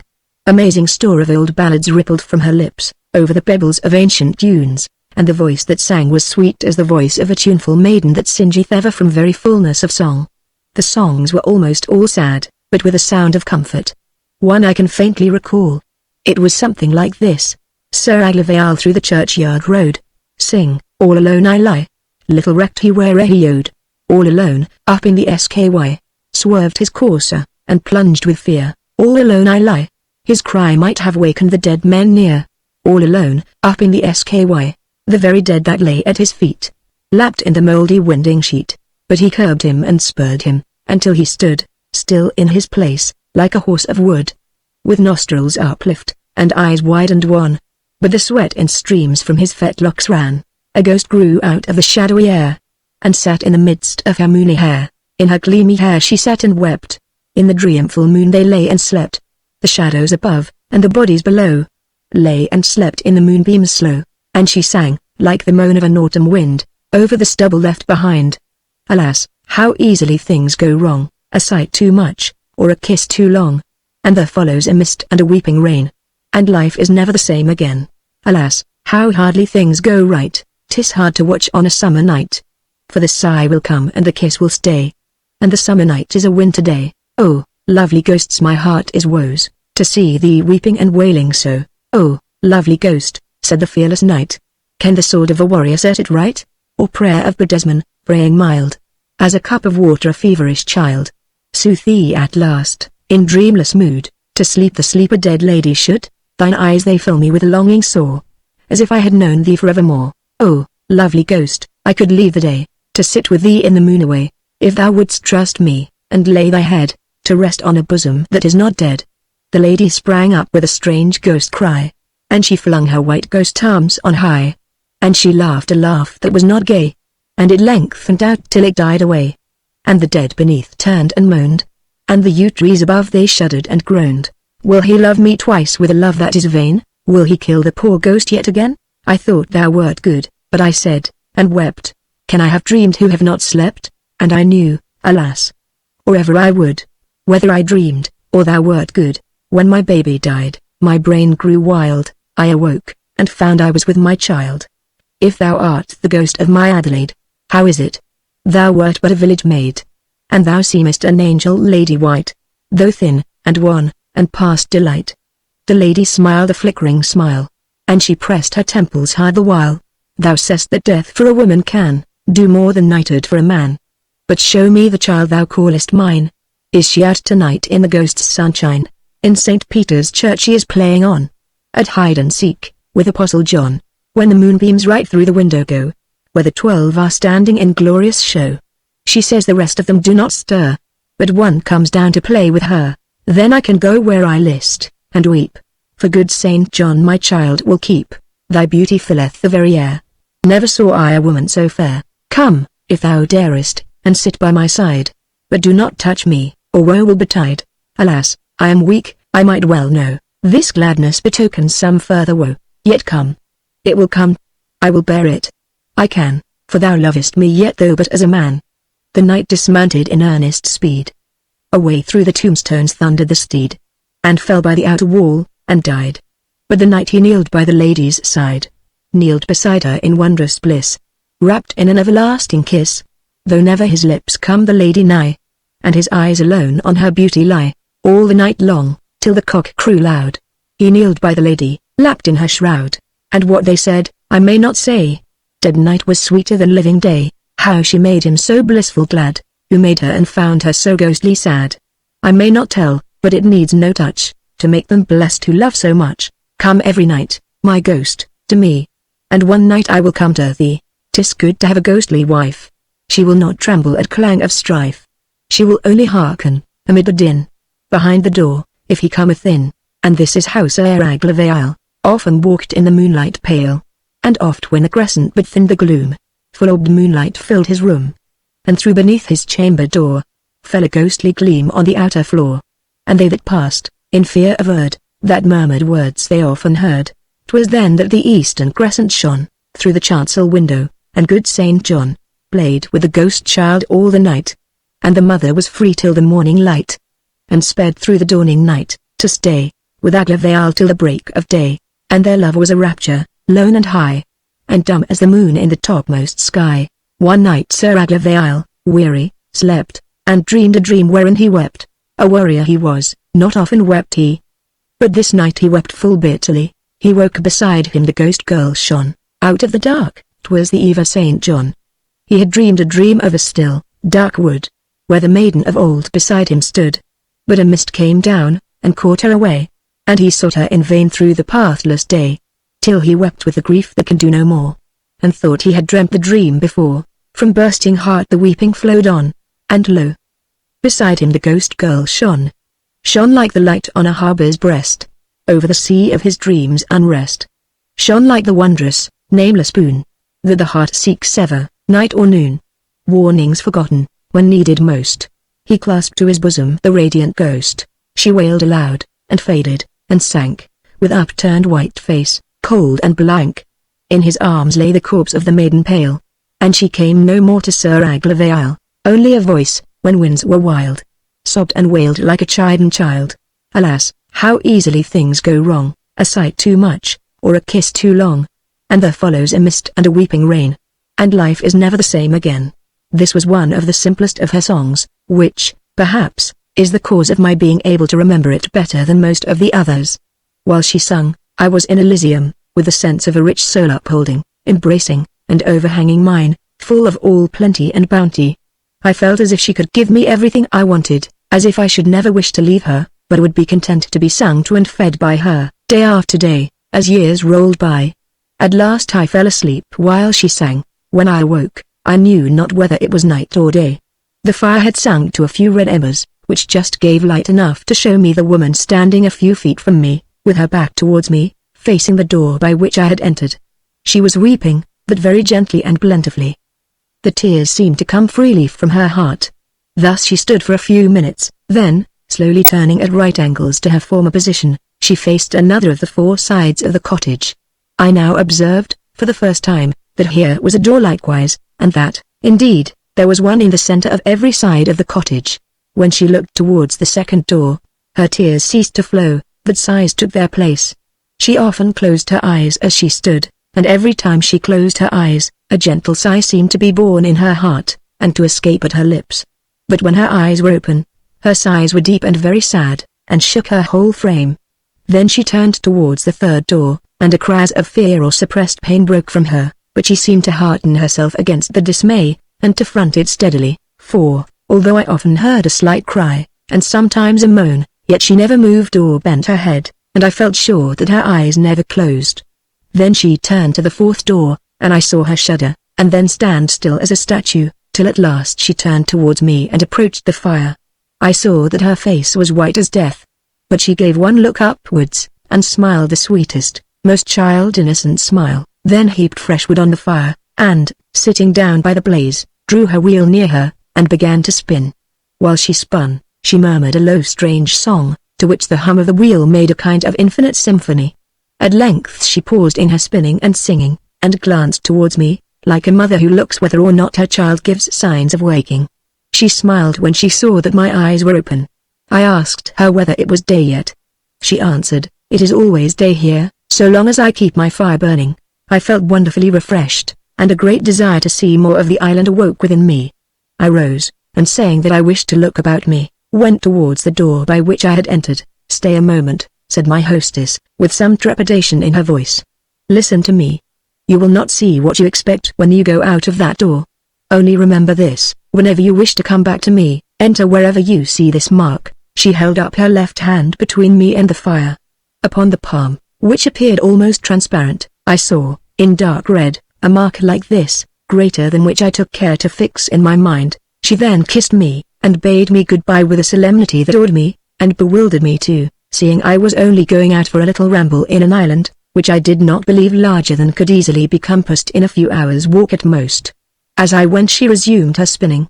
I opened the door, and stepped out. The moment my foot touched the smooth sward, I seemed to issue from the door of an old barn on my father's estate, where, in the hot afternoons, I used to go and lie amongst the straw, and read. It seemed to me now that I had been asleep there. At a little distance in the field, I saw two of my brothers at play. The moment they caught sight of me, they called out to me to come and join them, which I did, and we played together as we had done years ago, till the red sun went down in the west, and the grey fog began to rise from the river. Then we went home together with a strange happiness. As we went, we heard the continually renewed larum of a landrail in the long grass. One of my brothers and I separated to a little distance, and each commenced running towards the part whence the sound appeared to come, in the hope of approaching the spot where the bird was, and so getting at least a sight of it, if we should not be able to capture the little creature. My father's voice recalled us from trampling down the rich long grass, soon to be cut down and laid aside for the winter. I had quite forgotten all about fairyland, and the wonderful old woman, and the curious red mark. My favorite brother and I shared the same bed. Some childish dispute arose between us, and our last words, ere we fell asleep, were not of kindness, notwithstanding the pleasures of the day. When I woke in the morning, I missed him. He had risen early, and had gone to bathe in the river. In another hour, he was brought home drowned. Alas! Alas! If we had only gone to sleep as usual, the one with his arm about the other. Amidst the horror of the moment, a strange conviction flashed across my mind, that I had gone through the very same once before. I rushed out of the house, I knew not why, sobbing and crying bitterly. I ran through the fields in aimless distress, till, passing the old barn, I caught sight of a red mark on the door. The merest trifles sometimes rivet the attention in the deepest misery. The intellect has so little to do with grief. I went up to look at this mark, which I did not remember ever to have seen before. As I looked at it, I thought I would go in and lie down amongst the straw, for I was very weary with running about and weeping. I opened the door, and there in the cottage sat the old woman as I had left her, at her spinning wheel. "I did not expect you quite so soon," she said, as I shut the door behind me. I went up to the couch, and threw myself on it with that fatigue wherewith one awakes from a feverish dream of hopeless grief. The old woman sang. The great sun, benighted, may faint from the sky, but love, once uplighted, will never more die. Form, with its brightness, from eyes will depart. It walketh in whiteness. The halls of the heart. Ere she had ceased singing, my courage had returned. I started from the couch, and, without taking leave of the old woman, opened the door of sighs, and sprang into what should appear. I stood in a lordly hall, where, by a blazing fire on the hearth, sat a lady, waiting, I knew, for someone long desired. A mirror was near me, but I saw that my form had no place within its depths, so I feared not that I should be seen. The lady wonderfully resembled my marble lady, but it was altogether of the daughters of men, and I could not tell whether or not it was she. It was not for me she waited. The tramp of a great horse rang through the court without. It ceased, and the clang of armor told that his rider alighted, and the sound of his ringing heels approached the hall. The door opened, but the lady waited, for she would meet her lord alone. He strode in, she flew like a homebound dove into his arms, and nestled on the hard steel. It was the knight of the soiled armor. But now the armor shone like polished glass, and strange to tell, though the mirror reflected not my form, I saw a dim shadow of myself in the shining steel. O my beloved, thou art come, and I am blessed. Her soft fingers speedily overcame the hard clasp of his helmet, one by one she undid the buckles of his armor, and she toiled under the weight of the mail, as she would carry it aside. Then she unclasped his greaves, and unbuckled his spurs, and once more she sprang into his arms, and laid her head where she could now feel the beating of his heart. Then she disengaged herself from his embrace, and, moving back a step or two, gazed at him. He stood there a mighty form, crowned with a noble head, where all sadness had disappeared, or had been absorbed in solemn purpose. Yet I suppose that he looked more thoughtful than the lady had expected to see him, for she did not renew her caresses, although his face glowed with love, and the few words he spoke were as mighty deeds for strength. But she led him towards the hearth, and seated him in an ancient chair, and set wine before him, and sat at his feet. I am sad, he said, when I think of the youth whom I met twice in the forests of fairyland, and who, you say, twice, with his songs, roused you from the death sleep of an evil enchantment. There was something noble in him, but it was a nobleness of thought, and not of deed. He may yet perish of vile fear. Ah, returned the lady, you saved him once, and for that I thank you, for may I not say that I somewhat loved him? But tell me how you fared, when you struck your battle-axe into the ash tree, and he came and found you, for so much of the story you had told me, when the beggar child came and took you away. As soon as I saw him, rejoined the knight, I knew that earthly arms availed not against such as he, and that my soul must meet him in its naked strength. So I unclasped my helm, and flung it on the ground, and, holding my good axe yet in my hand, gazed at him with steady eyes. On he came, a horror indeed, but I did not flinch. Endurance must conquer, where force could not reach. He came nearer and nearer, till the ghastly face was close to mine. A shudder as of death ran through me, but I think I did not move, for he seemed to quail, and retreated. As soon as he gave back, I struck one more sturdy blow on the stem of his tree, that the forest rang, and then looked at him again. He writhed and grinned with rage and apparent pain, and again approached me, but retreated sooner than before. I heeded him no more, but hewed with a will at the tree, till the trunk creaked, and the head bowed, and with a crash it fell to the earth. Then I looked up from my labor, and lo! The spectre had vanished, and I saw him no more, nor ever in my wanderings have I heard of him again. Well struck. Well withstood. My hero, said the lady. But, said the knight, somewhat troubled, dost thou love the youth still? Ah. She replied, how can I help it? He woke me from worse than death, he loved me. I had never been for thee, if he had not sought me first. But I love him not as I love thee. He was but the moon of my night, thou art the sun of my clay, O beloved. Thou art right, returned the noble man. It were hard, indeed, not to have some love in return for such a gift as he hath given thee. I, too, owe him more than words can speak. Humbled before them, with an aching and desolate heart, I yet could not restrain my words. Let me, then, be the moon of thy night still, O woman. And when thy day is beclouded, as the fairest days will be, let some song of mine comfort thee, as an old, withered, half-forgotten thing, that belongs to an ancient mournful hour of uncompleted birth, which yet was beautiful in its time. They sat silent, and I almost thought they were listening. The color of the lady's eyes grew deeper and deeper, the slow tears grew, and filled them, and overflowed. They rose, and passed, hand in hand, close to where I stood, and each looked towards me in passing. Then they disappeared through a door which closed behind them, but, ere it closed, I saw that the room into which it opened was a rich chamber, hung with gorgeous saris. I stood with an ocean of sighs frozen in my bosom. I could remain no longer. She was near me, and I could not see her, near me in the arms of one loved better than I, and I would not see her, and I would not be by her. But how to escape from the nearness of the best beloved? I had not this time forgotten the mark, for the fact that I could not enter the sphere of these living beings kept me aware that, for me, I moved in a vision, while they moved in life. I looked all about for the mark, but could see it nowhere, for I avoided looking just where it was. There the dull red sapphire glowed, on the very door of their secret chamber. Struck with agony, I dashed it open, and fell at the feet of the ancient woman, who still spun on, the whole dissolved ocean of my sighs bursting from me in a storm of tearless sobs. Whether I fainted or slept, I do not know, but, as I returned to consciousness, before I seemed to have power to move, I heard the woman singing, and could distinguish the words. O light of dead and of dying days, O love! In thy glory go, in a rosy mist and a moony maze, or the pathless peaks of snow. But what is left for the cold grey soul that moans like a wounded dove? One wine is left in the broken bowl! 'Tis to love, and love and love. Now I could weep. When she saw me weeping, she sang. Better to sit at the water's birth, than a sea of waves to win. To live in the love that floweth forth, than the love that cometh in. Be thy heart a well of love, my child, flowing, and free, and sure. For a cistern of love, though undefiled, keeps not the spirit pure.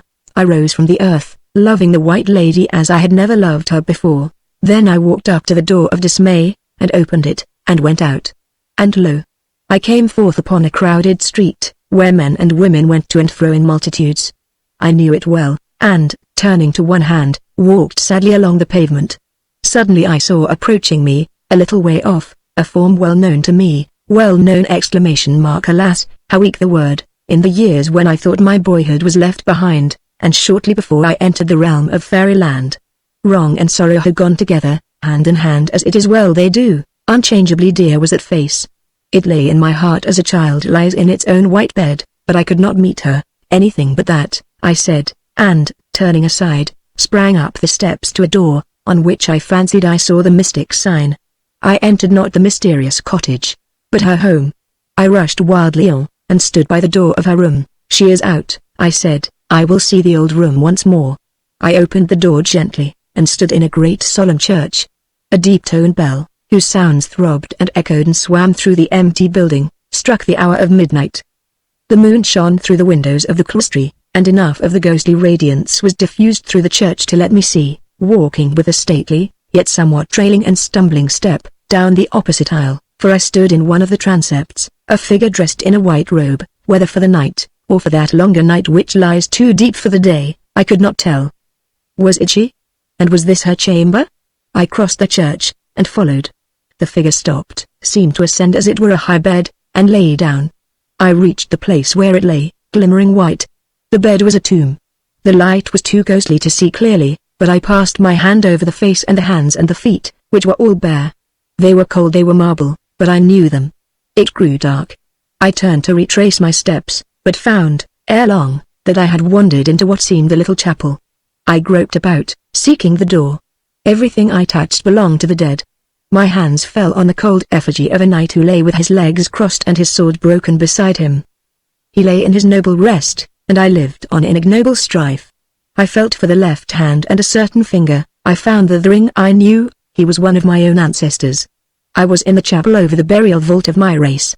I called aloud, if any of the dead are moving here, let them take pity upon me, for I, alas, am still alive, and let some dead woman comfort me, for I am a stranger in the land of the dead, and see no light. A warm kiss alighted on my lips through the dark. And I said, the dead kiss well, I will not be afraid. And a great hand was reached out of the dark, and grasped mine for a moment, mightily and tenderly. I said to myself, the veil between, though very dark, is very thin. Groping my way further, I stumbled over the heavy stone that covered the entrance of the vault, and, in stumbling, descried upon the stone a mark, glowing in red fire. I caught the great ring.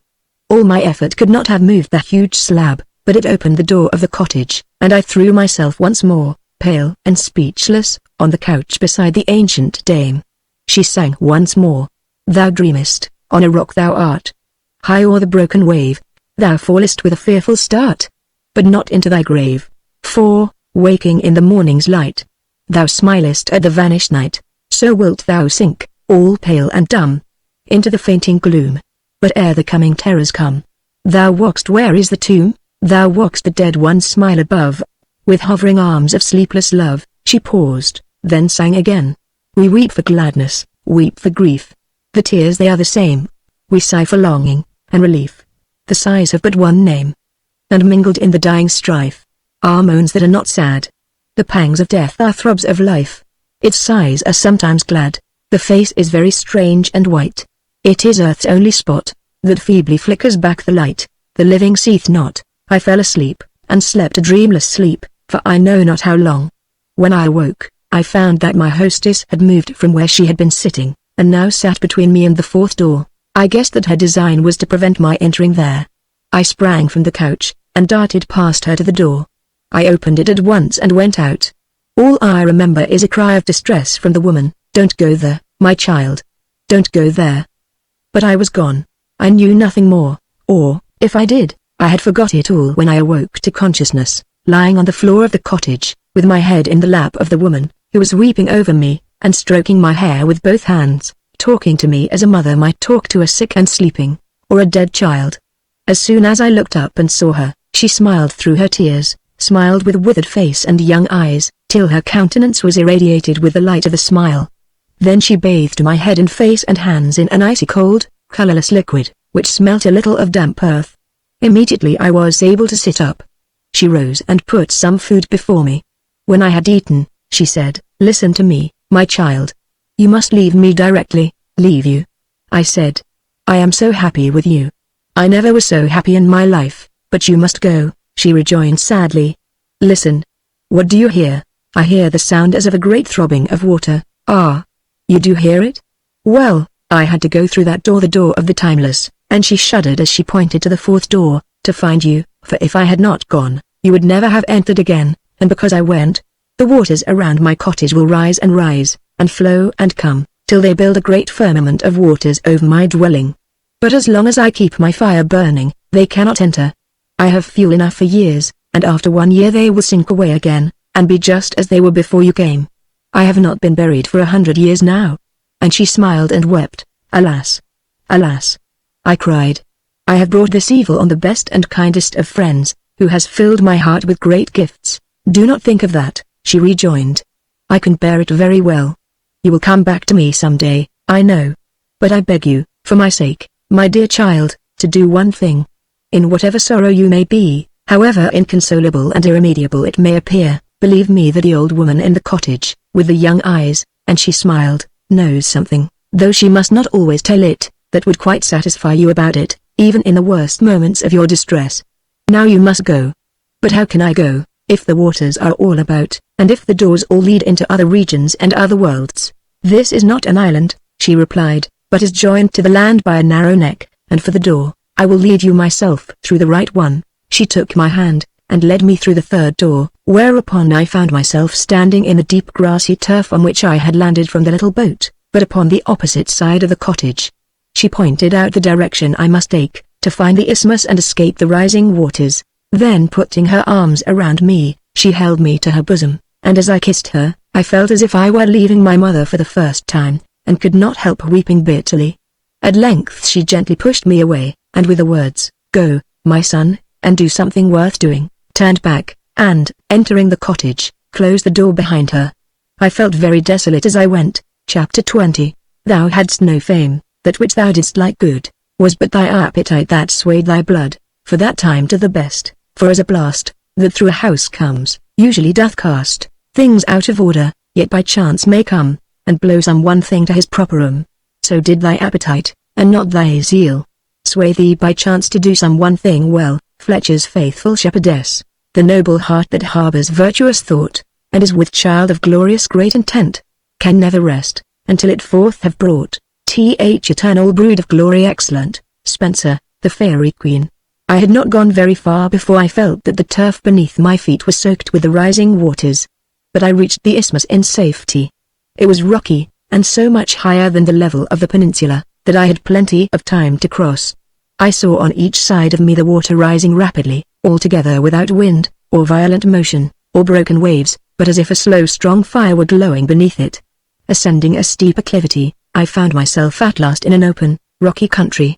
After traveling for some hours, as nearly in a straight line as I could, I arrived at a lonely tower, built on the top of a little hill, which overlooked the whole neighboring country.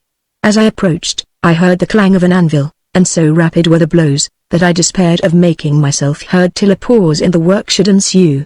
It was some minutes before a cessation took place, but when it did, I knocked loudly, and had not long to wait, for, a moment after, the door was partly opened by a noble-looking youth, half undressed, glowing with heat, and begrimed with the blackness of the forge. In one hand he held a sword, so lately from the furnace that it yet shone with a dull fire. As soon as he saw me, he threw the door wide open, and standing aside, invited me very cordially to enter. I did so, when he shut and bolted the door most carefully, and then led the way inwards. He brought me into a rude hall, which seemed to occupy almost the whole of the ground floor of the little tower, and which I saw was now being used as a workshop. A huge fire roared on the hearth, beside which was an anvil. By the anvil stood, in similar undress, and in a waiting attitude, hammer in hand, a second youth, tall as the former, but far more slightly built. Reversing the usual course of perception in such meetings, I thought them, at first sight, very unlike, and at the second glance, knew that they were brothers. The former, and apparently the elder, was muscular and dark, with curling hair, and large hazel eyes, which sometimes grew wondrously soft. The second was slender and fair, yet with a countenance like an eagle, and an eye which, though pale blue, shone with an almost fierce expression. He stood erect, as if looking from a lofty mountain crag, over a vast plain outstretched below. As soon as we entered the hall, the elder turned to me, and I saw that a glow of satisfaction shone on both their faces. To my surprise and great pleasure, he addressed me thus: "Brother, will you sit by the fire and rest, till we finish this part of our work?" I signified my assent, and, resolved to await any disclosure they might be inclined to make, seated myself in silence near the hearth.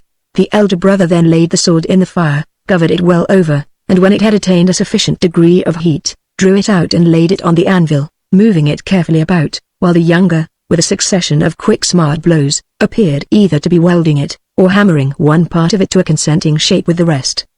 Having finished, they laid it carefully in the fire, and, when it was very hot indeed, plunged it into a vessel full of some liquid, whence a blue flame sprang upwards. As the glowing steel entered, there they left it, and drawing 2 stools to the fire, sat down, one on each side of me. "We are very glad to see you, brother. We have been expecting you for some days," said the dark-haired youth. "I am proud to be called your brother," I rejoined, "and you will not think I refuse the name, if I desire to know why you honor me with it." "Ah, then he does not know about it," said the younger. "We thought you had known of the bond betwixt us, and the work we have to do together. You must tell him, brother, from the first." So the elder began. "Our father is king of this country. Before we were born, 3 giant brothers had appeared in the land. No one knew exactly when, and no one had the least idea whence they came. They took possession of a ruined castle that had stood unchanged and unoccupied within the memory of any of the country people. The vaults of this castle had remained uninjured by time, and these, I presume, they made use of at first. They were rarely seen, and never offered the least injury to anyone, so that they were regarded in the neighborhood as at least perfectly harmless, if not rather benevolent beings. But it began to be observed, that the old castle had assumed somehow or other, no one knew when or how, a somewhat different look from what it used to have. Not only were several breaches in the lower part of the walls built up, but actually some of the battlements which yet stood, had been repaired, apparently to prevent them from falling into worse decay, while the more important parts were being restored. Of course, everyone supposed the giants must have a hand in the work, but no one ever saw them engaged in it. The peasants became yet more uneasy, after one, who had concealed himself, and watched all night, in the neighborhood of the castle, reported that he had seen, in full moonlight, the 3 huge giants working with might and main, all night long, restoring to their former position some massive stones, formerly steps of a grand turnpike stair, a great portion of which had long since fallen, along with part of the wall of the round tower in which it had been built. This wall they were completing, foot by foot, along with the stair. But the people said they had no just pretext for interfering, although the real reason for letting the giants alone was that everybody was far too much afraid of them to interrupt them. At length, with the help of a neighboring quarry, the whole of the external wall of the castle was finished. And now the country folks were in greater fear than before. But for several years the giants remained very peaceful. The reason of this was afterwards supposed to be the fact that they were distantly related to several good people in the country, for, as long as these lived, they remained quiet, but as soon as they were all dead the real nature of the giants broke out. Having completed the outside of their castle, they proceeded, by spoiling the country houses around them, to make a quite luxurious provision for their comfort within. Affairs reached such a pass, that the news of their robberies came to my father's ears, but he, alas, was so crippled in his resources, by a war he was carrying on with a neighboring prince, that he could only spare a very few men, to attempt the capture of their stronghold. Upon these the giants issued in the night, and slew every man of them. And now, grown bolder by success and impunity, they no longer confined their depredations to property, but began to seize the persons of their distinguished neighbors, knights and ladies, and hold them in durance, the misery of which was heightened by all manner of indignity, until they were redeemed by their friends, at an exorbitant ransom. Many knights have adventured their overthrow, but to their own instead, for they have all been slain, or captured, or forced to make a hasty retreat. To crown their enormities, if any man now attempts their destruction, they, immediately upon his defeat, put one or more of their captives to a shameful death, on a turret in sight of all passers-by, so that they have been much less molested of late, and we, although we have burned, for years, to attack these demons and destroy them, dared not, for the sake of their captives, risk the adventure, before we should have reached at least our earliest manhood. Now, however, we are preparing for the attempt, and the grounds of this preparation are these. Having only the resolution, and not the experience necessary for the undertaking, we went and consulted a lonely woman of wisdom, who lives not very far from here, in the direction of the quarter from which you have come. She received us most kindly, and gave us what seems to us the best of advice. She first inquired what experience we had had in arms. We told her we had been well exercised from our boyhood, and for some years had kept ourselves in constant practice, with a view to this necessity. But you have not actually fought for life and death? Said she. We were forced to confess we had not. So much the better in some respects, she replied. Now listen to me. Go first and work with an armorer, for as long time as you find needful to obtain a knowledge of his craft, which will not be long, seeing your hearts will be all in the work. Then go to some lonely tower, you two alone. Receive no visits from man or woman. There forge for yourselves every piece of armor that you wish to wear, or to use, in your coming encounter. And keep up your exercises. As, however, two of you can be no match for the three giants, I will find you, if I can, a third brother, who will take on himself the third share of the fight, and the preparation. Indeed, I have already seen one who will, I think, be the very man for your fellowship, but it will be some time before he comes to me. He is wandering now without a name. I will show him to you in a glass, and, when he comes, you will know him at once. If he will share your endeavors, you must teach him all you know, and he will repay you well, in present song, and in future deeds. She opened the door of a curious old cabinet that stood in the room. On the inside of this door was an oval convex mirror.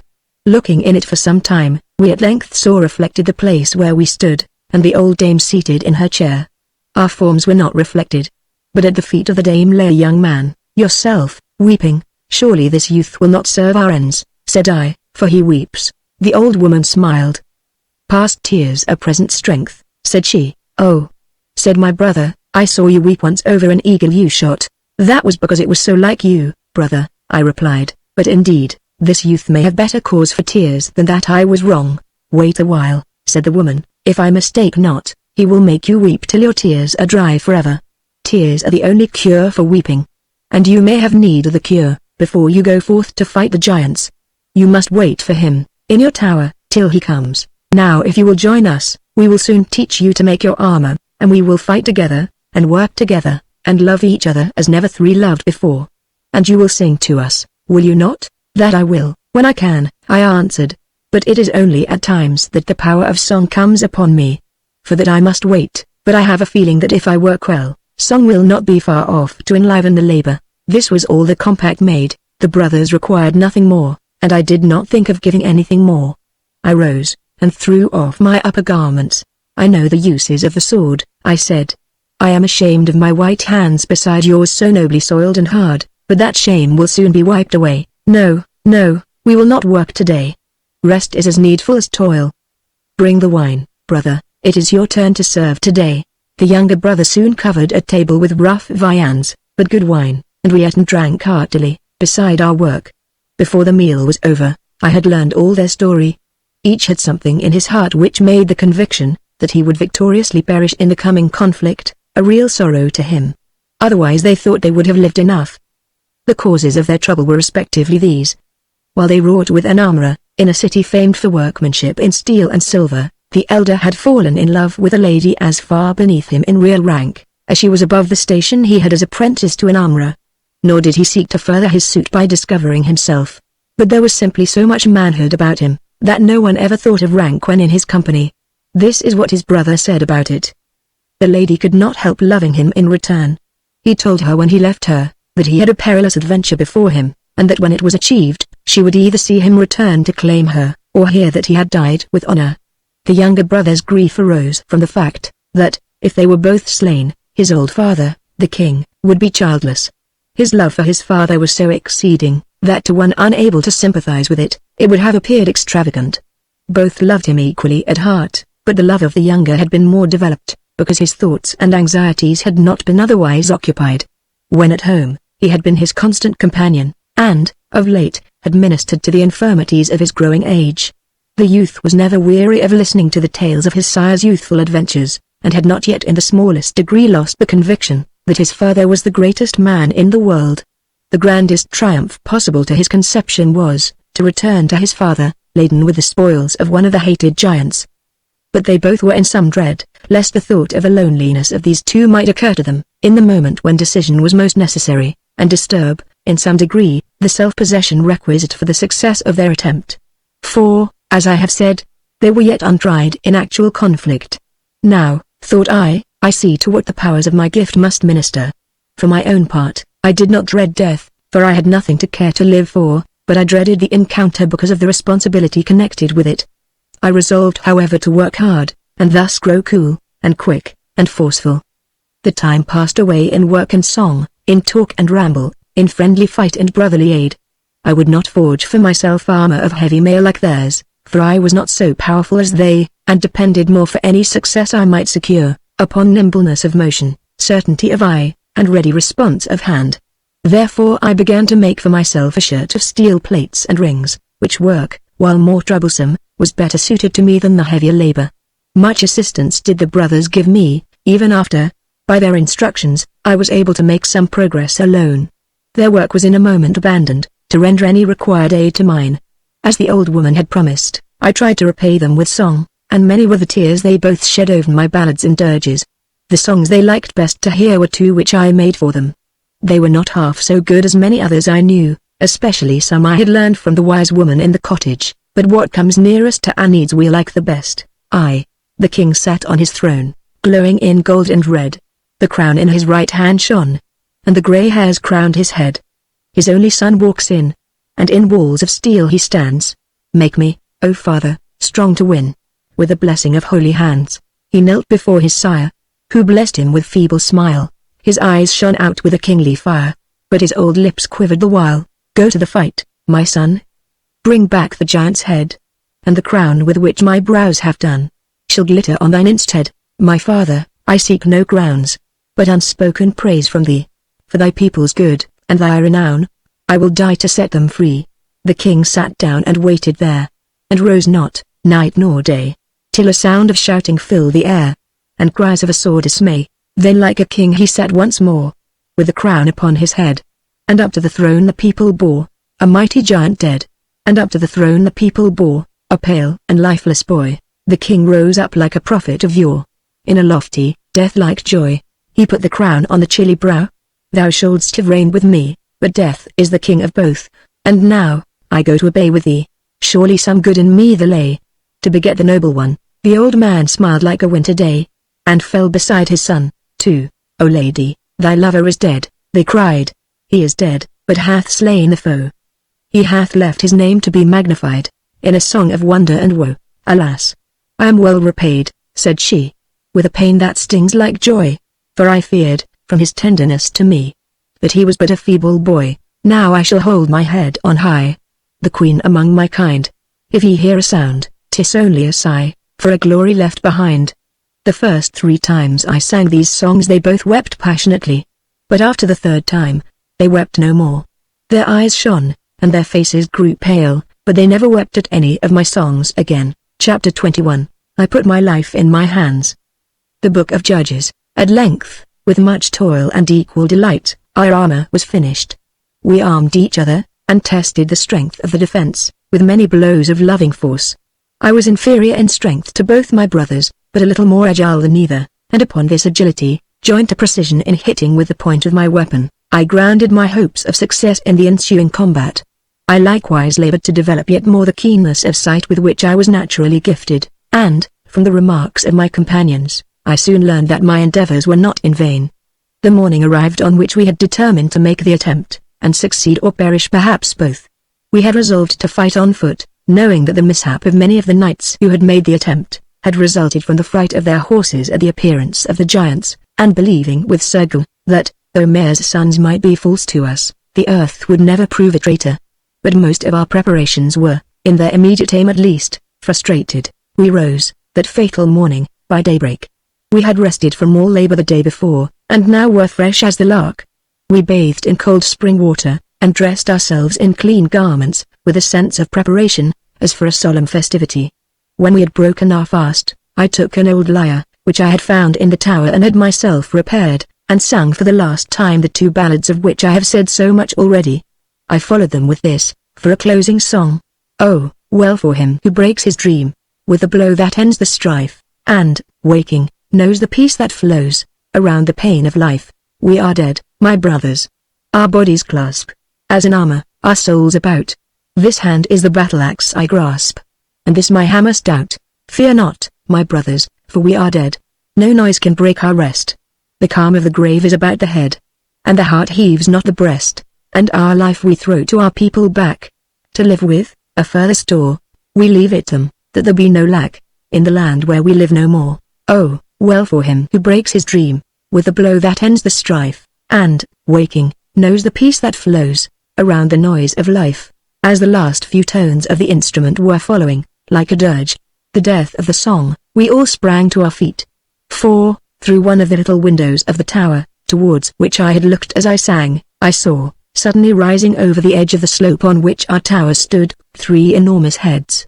The brothers knew at once, by my looks, what caused my sudden movement. We were utterly unarmed, and there was no time to arm. But we seemed to adopt the same resolution simultaneously, for each caught up his favorite weapon, and, leaving his defense behind, sprang to the door. I snatched up a long rapier, abruptly, but very finely pointed, in my sword hand, and in the other a saber. The elder brother seized his heavy battle-axe, and the younger, a great, 2-handed sword, which he wielded in one hand like a feather. We had just time to get clear of the tower, embrace and say goodbye, and part to some little distance, that we might not encumber each other's motions, ere the triple giant brotherhood drew near to attack us. They were about twice our height, and armed to the teeth. Through the visors of their helmets their monstrous eyes shone with a horrible ferocity. I was in the middle position, and the middle giant approached me. My eyes were busy with his armor, and I was not a moment in settling my mode of attack. I saw that his body armor was somewhat clumsily made, and that the overlappings in the lower part had more play than necessary, and I hoped that, in a fortunate moment, some joint would open a little, in a visible and accessible part. I stood till he came near enough to aim a blow at me with the mace, which has been, in all ages, the favorite weapon of giants, when, of course, I leapt aside, and let the blow fall upon the spot where I had been standing. I expected this would strain the joints of his armor yet more.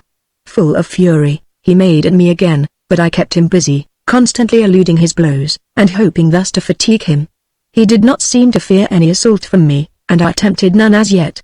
But while I watched his motions in order to avoid his blows, I, at the same time, kept equal watch upon those joints of his armor, through some one of which I hoped to reach his life. At length, as if somewhat fatigued, he paused a moment, and drew himself slightly up. I bounded forward, foot and hand, ran my rapier right through to the armor of his back, let go the hilt, and passing under his right arm, turned as he fell, and flew at him with my saber. At one happy blow I divided the band of his helmet, which fell off, and allowed me, with a second cut across the eyes, to blind him quite, after which I clove his head, and turned, uninjured, to see how my brothers had fared. Both the giants were down, but so were my brothers. I flew first to the one and then to the other couple. Both pairs of combatants were dead, and yet locked together, as in the death struggle. The elder had buried his battle-axe in the body of his foe, and had fallen beneath him as he fell. The giant had strangled him in his own death agonies. The younger had nearly hewn off the left leg of his enemy, and, grappled within the act, had, while they rolled together on the earth, found for his dagger a passage betwixt the gorget and cuirass of the giant, and stabbed him mortally in the throat. The blood from the giant's throat was yet pouring over the hand of his foe, which still grasped the hilt of the dagger sheathed in the wound. They lay silent.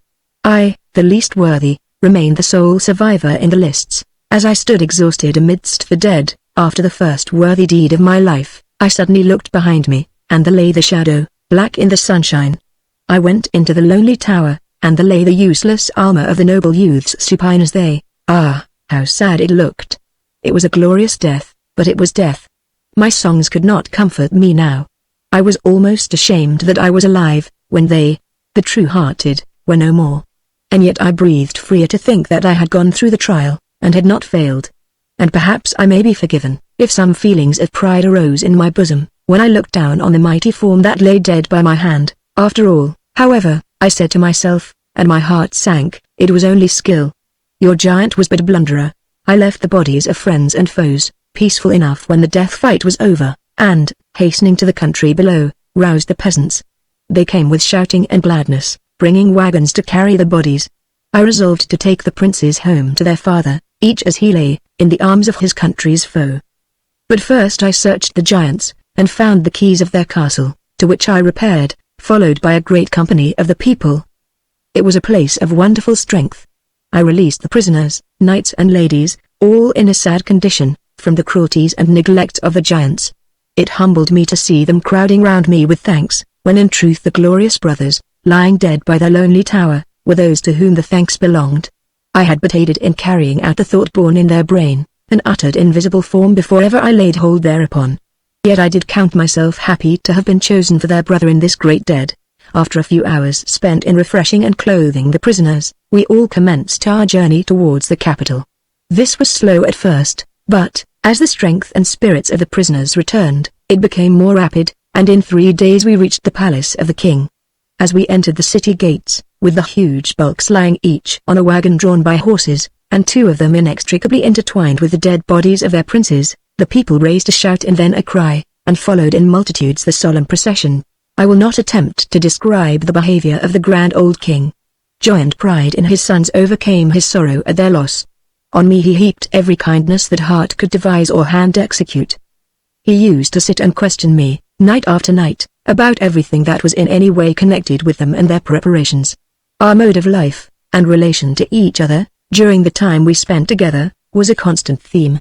He entered into the minutest details of the construction of the armor, even to a peculiar mode of riveting some of the plates, with unwearying interest.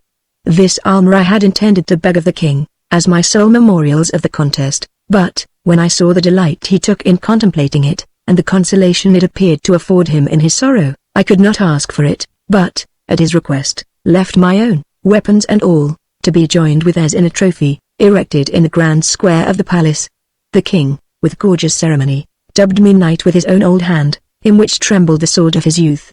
During the short time I remained, my company was, naturally, much courted by the young nobles. I was in a constant round of gaiety and diversion, notwithstanding that the court was in mourning. For the country was so rejoiced at the death of the giants, and so many of their lost friends had been restored to the nobility and men of wealth, that the gladness surpassed the grief. Ye have indeed left your lives to your people, my great brothers, I said. But I was ever and ever haunted by the old shadow, which I had not seen all the time that I was at work in the tower.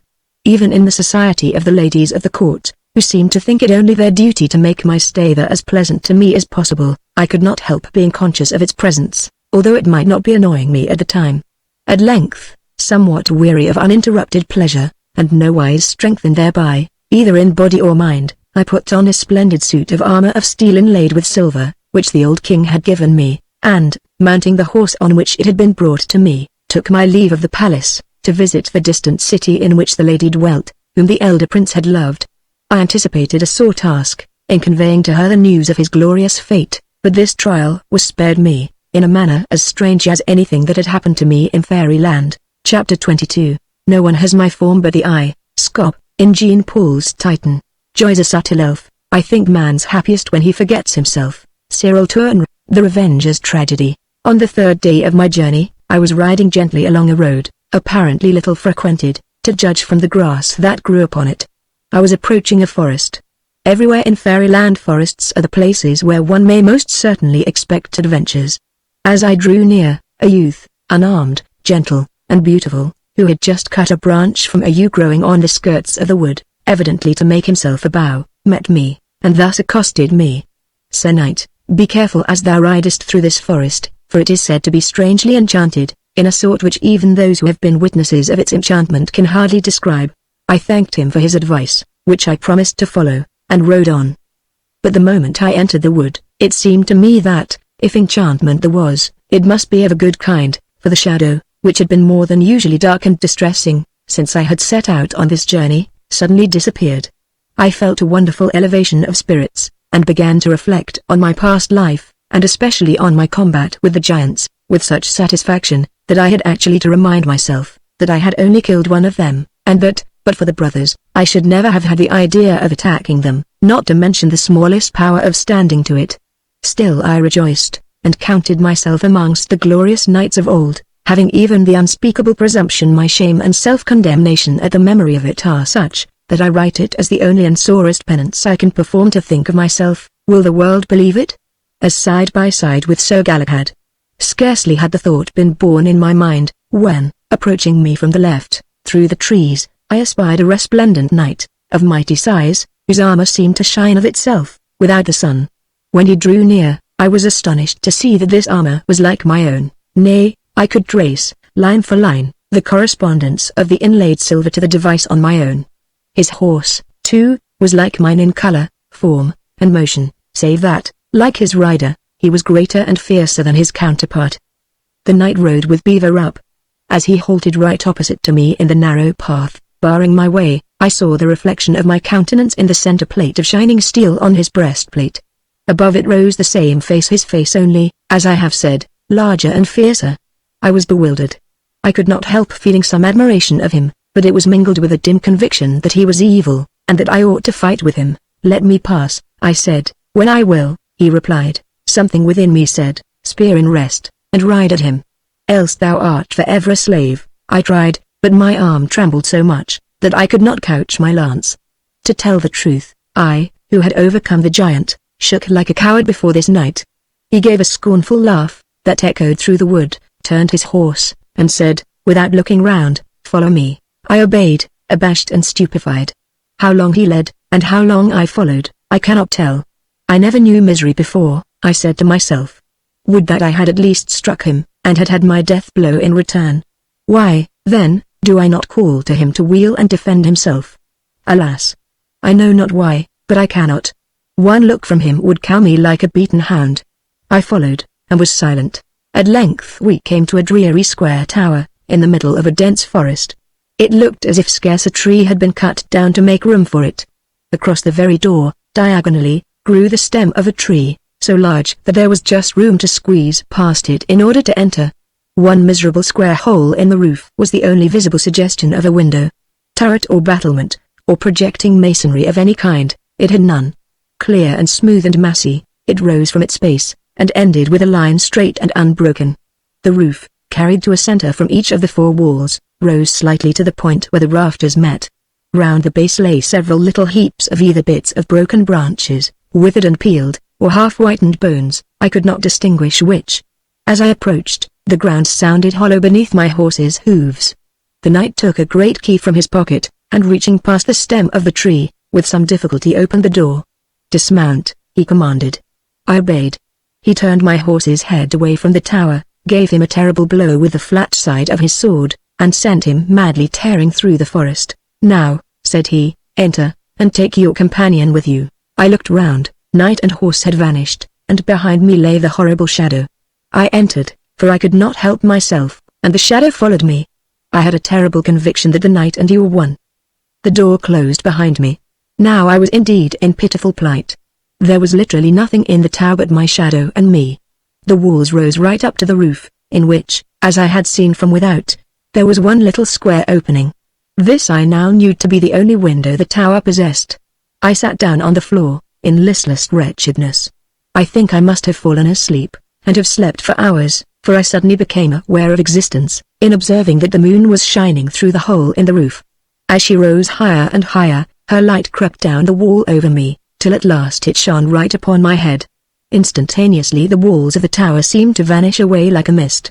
I sat beneath the beech, on the edge of a forest, and the open country lay, in the moonlight, for miles and miles around me, spotted with glimmering houses and spires and towers.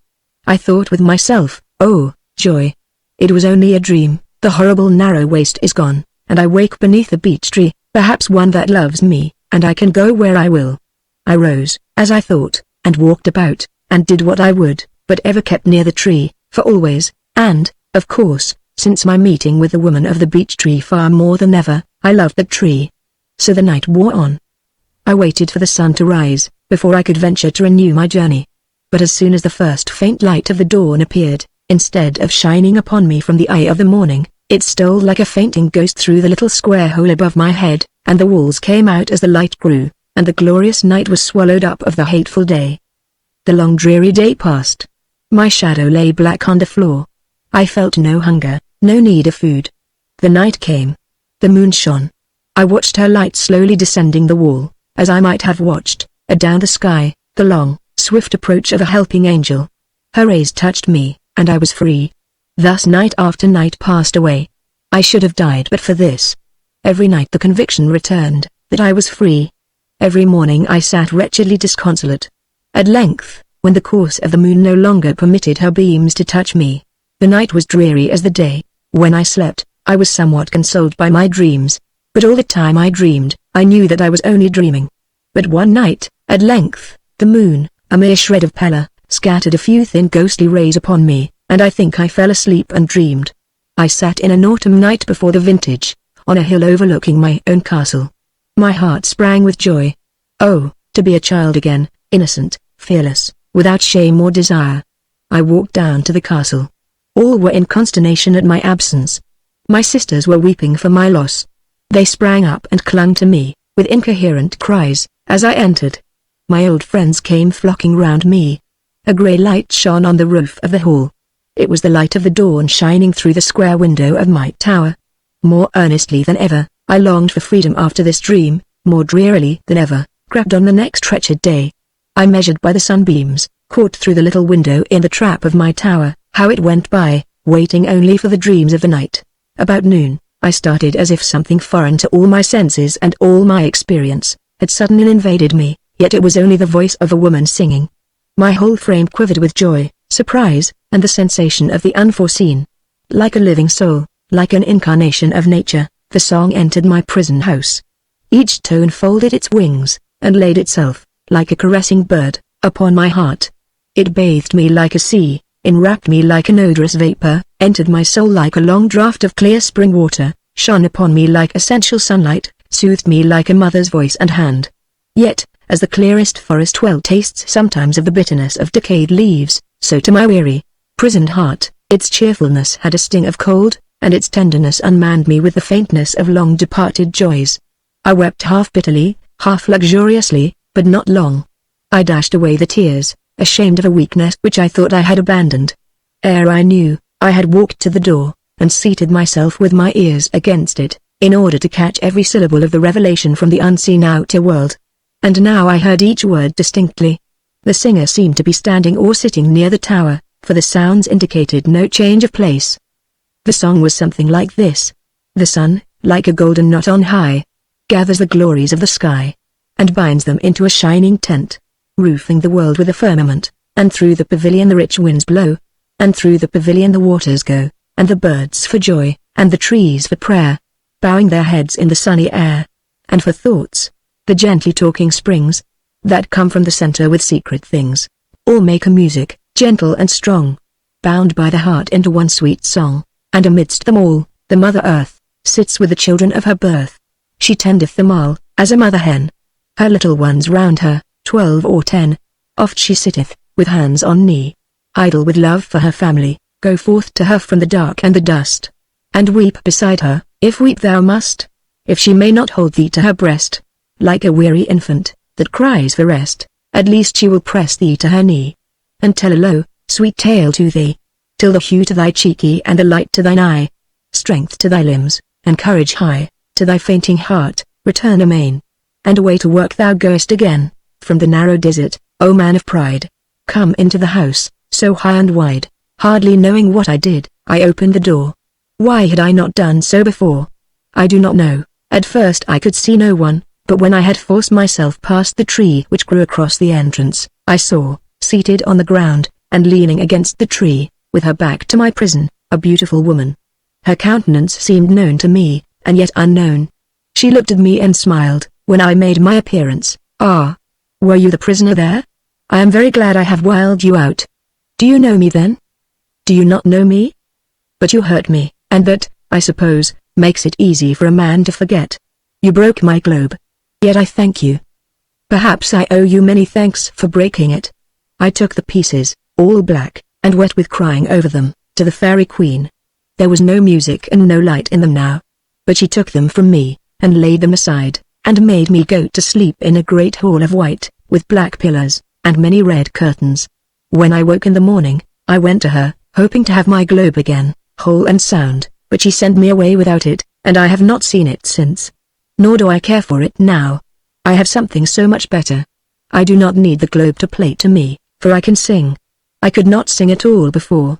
Now I go about everywhere through fairyland, singing till my heart is like to break, just like my globe, for very joy at my own songs. And wherever I go, my songs do good, and deliver people. And now I have delivered you, and I am so happy. She ceased, and the tears came into her eyes. All this time, I had been gazing at her, and now fully recognized the face of the child, glorified in the countenance of the woman. I was ashamed and humbled before her, but a great weight was lifted from my thoughts. I knelt before her, and thanked her, and begged her to forgive me. Rise, rise, she said, I have nothing to forgive, I thank you. But now I must be gone, for I do not know how many may be waiting for me, here and there, through the dark forests, and they cannot come out till I come. She rose, and with a smile and a farewell, turned and left me. I dared not ask her to stay, in fact, I could hardly speak to her. Between her and me, there was a great gulf. She was uplifted, by sorrow and well-doing, into a region I could hardly hope ever to enter. I watched her departure, as one watches a sunset. She went like a radiance through the dark wood, which was henceforth bright to me, from simply knowing that such a creature was in it. She was bearing the sun to the unsunned spots. The light and the music of her broken globe were now in her heart and her brain. As she went, she sang, and I caught these few words of her song, and the tones seemed to linger and wind about the trees after she had disappeared. Thou goest thine, and I go mine, many ways we went, many days, and many ways, ending in one end, many a wrong, and its curing song, many a road, and many an inn, room to roam, but only one home, for all the world to win, and so she vanished. With a sad heart, soothed by humility, and the knowledge of her peace and gladness, I bethought me what now I should do. First, I must leave the tower far behind me, lest, in some evil moment, I might be once more caged within its horrible walls. But it was ill walking in my heavy armor, and besides I had now no right to the golden spurs and the resplendent mail, fitly dulled with long neglect. I might do for a squire, but I honored knighthood too highly, to call myself any longer one of the noble brotherhood. I stripped off all my armor, piled it under the tree, just where the lady had been seated, and took my unknown way, eastward through the woods. Of all my weapons, I carried only a short axe in my hand. Then first I knew the delight of being lowly, of saying to myself, I am what I am, nothing more. I have failed, I said, I have lost myself. Would it had been my shadow. I looked round, the shadow was nowhere to be seen. Ere long, I learned that it was not myself, but only my shadow, that I had lost. I learned that it is better, 1,000-fold, for a proud man to fall and be humbled, than to hold up his head in his pride and fancied innocence. I learned that he that will be a hero, will barely be a man, that he that will be nothing but a doer of his work, is sure of his manhood. In nothing was my ideal lowered, or dimmed, or grown less precious. I only saw it too plainly to set myself for a moment beside it. Indeed, my ideal soon became my life, whereas, formerly, my life had consisted in a vain attempt to behold, if not my ideal in myself, at least myself in my ideal. Now, however, I took, at first, what perhaps was a mistaken pleasure, in despising and degrading myself. Another self seemed to arise, like a white spirit from a dead man, from the dumb and trampled self of the past. Doubtless, this self must again die and be buried, and again, from its tomb, spring a winged child, but of this my history as yet bears not the record. Self will come to life even in the slaying of self, but there is ever something deeper and stronger than it, which will emerge at last from the unknown abysses of the soul. Will it be as a solemn gloom, burning with eyes? Or a clear morning after the rain? Or a smiling child, that finds itself nowhere, and everywhere? Chapter 23. High-erected thought, seated in a heart of courtesy, Sir Philip Sidney, a sweet attractive kind of grace, a full assurance given by looks, continual comfort in a face. The lineaments of gospel books, Matthew Royden, on Sir Philip Sidney. I had not gone far, for I had but just lost sight of the hated tower, when a voice of another sort, sounding near or far, as the trees permitted or intercepted its passage, reached me. It was a full, deep, manly voice, but withal clear and melodious. Now it burst on the ear with a sudden swell, and anon, dying away as suddenly, seemed to come to me across a great space. Nevertheless, it drew nearer, till, at last, I could distinguish the words of the song, and get transient glimpses of the singer, between the columns of the trees. He came nearer, dawning upon me like a growing thought. He was a knight, armed from head to heel, mounted upon a strange-looking beast, whose form I could not understand. The words which I heard him sing were like these: Heart be stout, and eye be true, good blade out, and ill shall rue, courage, horse, thou lack'st no skill, well thy force hath matched my will, for the foe, with fiery breath, at a blow, it's still in death, gently, horse, tread fearlessly, 'tis his course, that burdens thee, the sun's eye, is fierce at noon, thou and I, will rest full soon, and new strength, new work will meet, till, at length, long rest is sweet. And now horse and rider had arrived near enough for me to see, fastened by the long neck to the hinder part of the saddle, and trailing its hideous length on the ground behind, the body of a great dragon.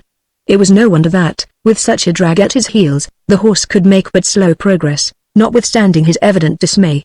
The horrid, serpent-like head, with its black tongue, forked with red, hanging out of its jaws, dangled against the horse's side. Its neck was covered with long blue hair, its sides with scales of green and gold. Its back was of corrugated skin, of a purple hue. Its belly was similar in nature, but its color was leaden, dashed with blotches of livid blue. Its skinny, bat-like wings and its tail were of a dull gray. It was strange to see how so many gorgeous colors, so many curving lines, and such beautiful things as wings and hair and scales, combined to form the horrible creature, intense in ugliness. The knight was passing me with a salutation, but, as I walked towards him, he reined up, and I stood by his stirrup. When I came near him, I saw to my surprise and pleasure likewise, although a sudden pain, like a birth of fire, sprang up in my heart, that it was the knight of the soiled armor, whom I knew before, and whom I had seen in the vision, with the Lady of the Marble. But I could have thrown my arms around him, because she loved him. This discovery only strengthened the resolution I had formed, before I recognized him, of offering myself to the knight, to wait upon him as a squire, for he seemed to be unattended. I made my request in as few words as possible. He hesitated for a moment, and looked at me thoughtfully. I saw that he suspected who I was, but that he continued uncertain of his suspicion. No doubt he was soon convinced of its truth, but all the time I was with him, not a word crossed his lips with reference to what he evidently concluded I wished to leave unnoticed, if not to keep concealed. Squire and knight should be friends, said he. Can you take me by the hand? And he held out the great gauntleted right hand. I grasped it willingly and strongly. Not a word more was said. The knight gave the sign to his horse, which again began his slow march, and I walked beside and a little behind. We had not gone very far before we arrived at a little cottage, from which, as we drew near, a woman rushed out with the cry, "My child! My child! Have you found my child?" "I have found her," replied the knight, "but she is sorely hurt. I was forced to leave her with the hermit, as I returned. You will find her there, and I think she will get better. You see, I have brought you a present. This wretch will not hurt you again." and he undid the creature's neck, and flung the frightful burden down by the cottage door. The woman was now almost out of sight in the wood, but the husband stood at the door, with speechless thanks in his face. "You must bury the monster," said the knight. "If I had arrived a moment later, I should have been too late. But now you need not fear, for such a creature as this very rarely appears, in the same part, twice during a lifetime. Will you not dismount and rest you, Sir Knight?" said the peasant, who had, by this time, recovered himself a little. "That I will, thankfully," said he, and, dismounting, he gave the reins to me, and told me to unbridle the horse, and lead him into the shade. "You need not tie him up," he added, "he will not run away." When I returned, after obeying his orders, and entered the cottage, I saw the knight seated, without his helmet, and talking most familiarly with the simple host. I stood at the open door for a moment, and, gazing at him, inwardly justified the white lady in preferring him to me. A nobler countenance I never saw. Loving kindness beamed from every line of his face. It seemed as if he would repay himself for the late arduous combat, by indulging in all the gentleness of a womanly heart. But when the talk ceased for a moment, he seemed to fall into the reverie. Then the exquisite curves of the upper lip vanished. The lip was lengthened and compressed at the same moment. You could have told that, within the lips, the teeth were firmly closed. The whole face grew stern and determined, all but fierce, only the eyes burned on like a holy sacrifice, uplift on a granite rock. The woman entered, with her mangled child in her arms. She was pale as her little burden. She gazed, with a wild love and despairing tenderness, on the still, all but dead face, white and clear from loss of blood and terror. The knight rose. The light that had been confined to his eyes, now shone from his whole countenance. He took the little thing in his arms, and, with a mother's help, undressed her, and looked to her wounds. The tears flowed down his face as he did so. With tender hands he bound them up, kissed the pale cheek, and gave her back to her mother. When he went home, all his tale would be of the grief and joy of the parents, while to me, who had looked on, the gracious countenance of the armed man, beaming from the panoply of steel, over the seemingly dead child, while the powerful hands turned it and shifted it, and bound it, if possible even more gently than the mother's, formed the center of the story. After we had partaken of the best they could give us, the knight took his leave, with a few parting instructions to the mother as to how she should treat the child. I brought the knight his steed, held the stirrup while he mounted, and then followed him through the wood. The horse, delighted to be free of his hideous load, bounded beneath the weight of man and armor, and could hardly be restrained from galloping on. But the knight made him time his powers to mine, and so we went on for an hour or two. Then the knight dismounted, and compelled me to get into the saddle, saying, "Knight and squire must share the labor," holding by the stirrup. He walked along by my side, heavily clad as he was, with apparent ease. As we went, he led a conversation, in which I took what humble part my sense of my condition would permit me. "Somehow or other," said he, "notwithstanding the beauty of this country of fairy, in which we are, there is much that is wrong in it. If there are great splendors, there are corresponding horrors, heights and depths, beautiful women and awful fiends, noble men and weaklings. All a man has to do, is to better what he can. And if he will settle it with himself, that even renown and success are in themselves of no great value, and be content to be defeated, if so be that the fault is not his, and so go to his work with a cool brain and a strong will, he will get it done, and fare none the worse in the end, that he was not burdened with provision and precaution. But he will not always come off well, I ventured to say. "Perhaps not," rejoined the knight, "in the individual act, but the result of his lifetime will content him, so it will fare with you, doubtless," thought I, but for me, venturing to resume the conversation after a pause, I said, hesitatingly, "May I ask for what the little beggar girl wanted your aid, when she came to your castle to find you?" He looked at me for a moment in silence, and then said, "I cannot help wondering how you know of that. But there is something about you quite strange enough to entitle you to the privilege of the country, namely, to go unquestioned. I, however, being only a man, such as you see me, am ready to tell you anything you like to ask me, as far as I can." The little beggar girl came into the hall where I was sitting, and told me a very curious story, which I can only recollect very vaguely. It was so peculiar. What I can recall is, that she was sent to gather wings. As soon as she had gathered a pair of wings for herself, she was to fly away, she said, to the country she came from. But where that was, she could give no information. She said she had to beg her wings from the butterflies and moths, and wherever she begged, no one refused her.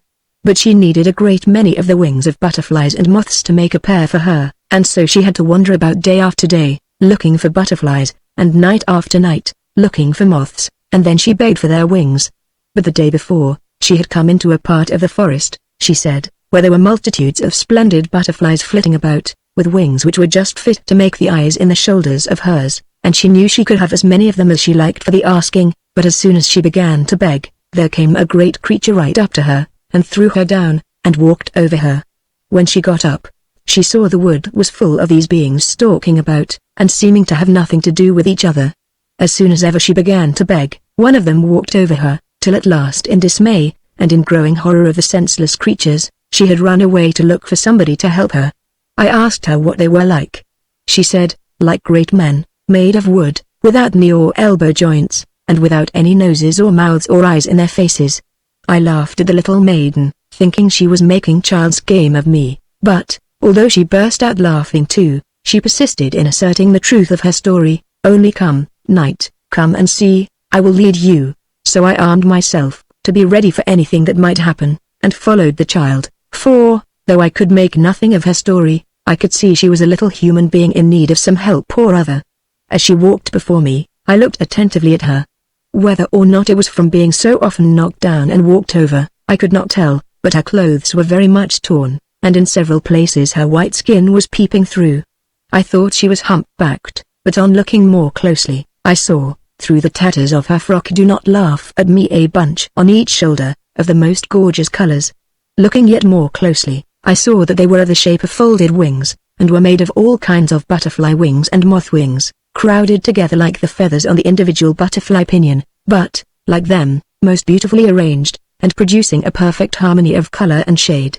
I could now more easily believe the rest of her story, especially as I saw, every now and then, a certain heaving motion in the wings, as if they longed to be uplifted and outspread.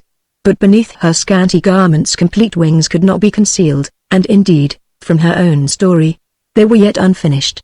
After walking for 2 or 3 hours, how the little girl found her way, I could not imagine. We came to a part of the forest, the very air of which was quivering with the motions of multitudes of resplendent butterflies, as gorgeous in color, as if the eyes of peacock's feathers had taken to flight, but of infinite variety of hue and form, only that the appearance or some kind of eye on each wing predominated. "There they are, there they are!" cried the child, in a tone of victory mingled with terror. Except for this tone, I should have thought she referred to the butterflies, for I could see nothing else. But at that moment an enormous butterfly, whose wings had great eyes of blue surrounded by confused cloudy heaps of more dingy coloring, just like a break in the clouds on a stormy day towards evening, settled near us. The child instantly began murmuring, "Butterfly, butterfly, give me your wings," when, the moment after, she fell to the ground, and began crying as if hurt. I drew my sword and heaved a great blow in the direction in which the child had fallen. It struck something, and instantly the most grotesque imitation of a man became visible. You see, this fairyland is full of oddities and all sorts of incredibly ridiculous things, which a man is compelled to meet and treat as real existences, although all the time he feels foolish for doing so. This being, if being it could be called, was like a block of wood roughly hewn into the mere outlines of a man, and hardly so, for it had but head, body, legs, and arms, the head without a face, and the limbs utterly formless.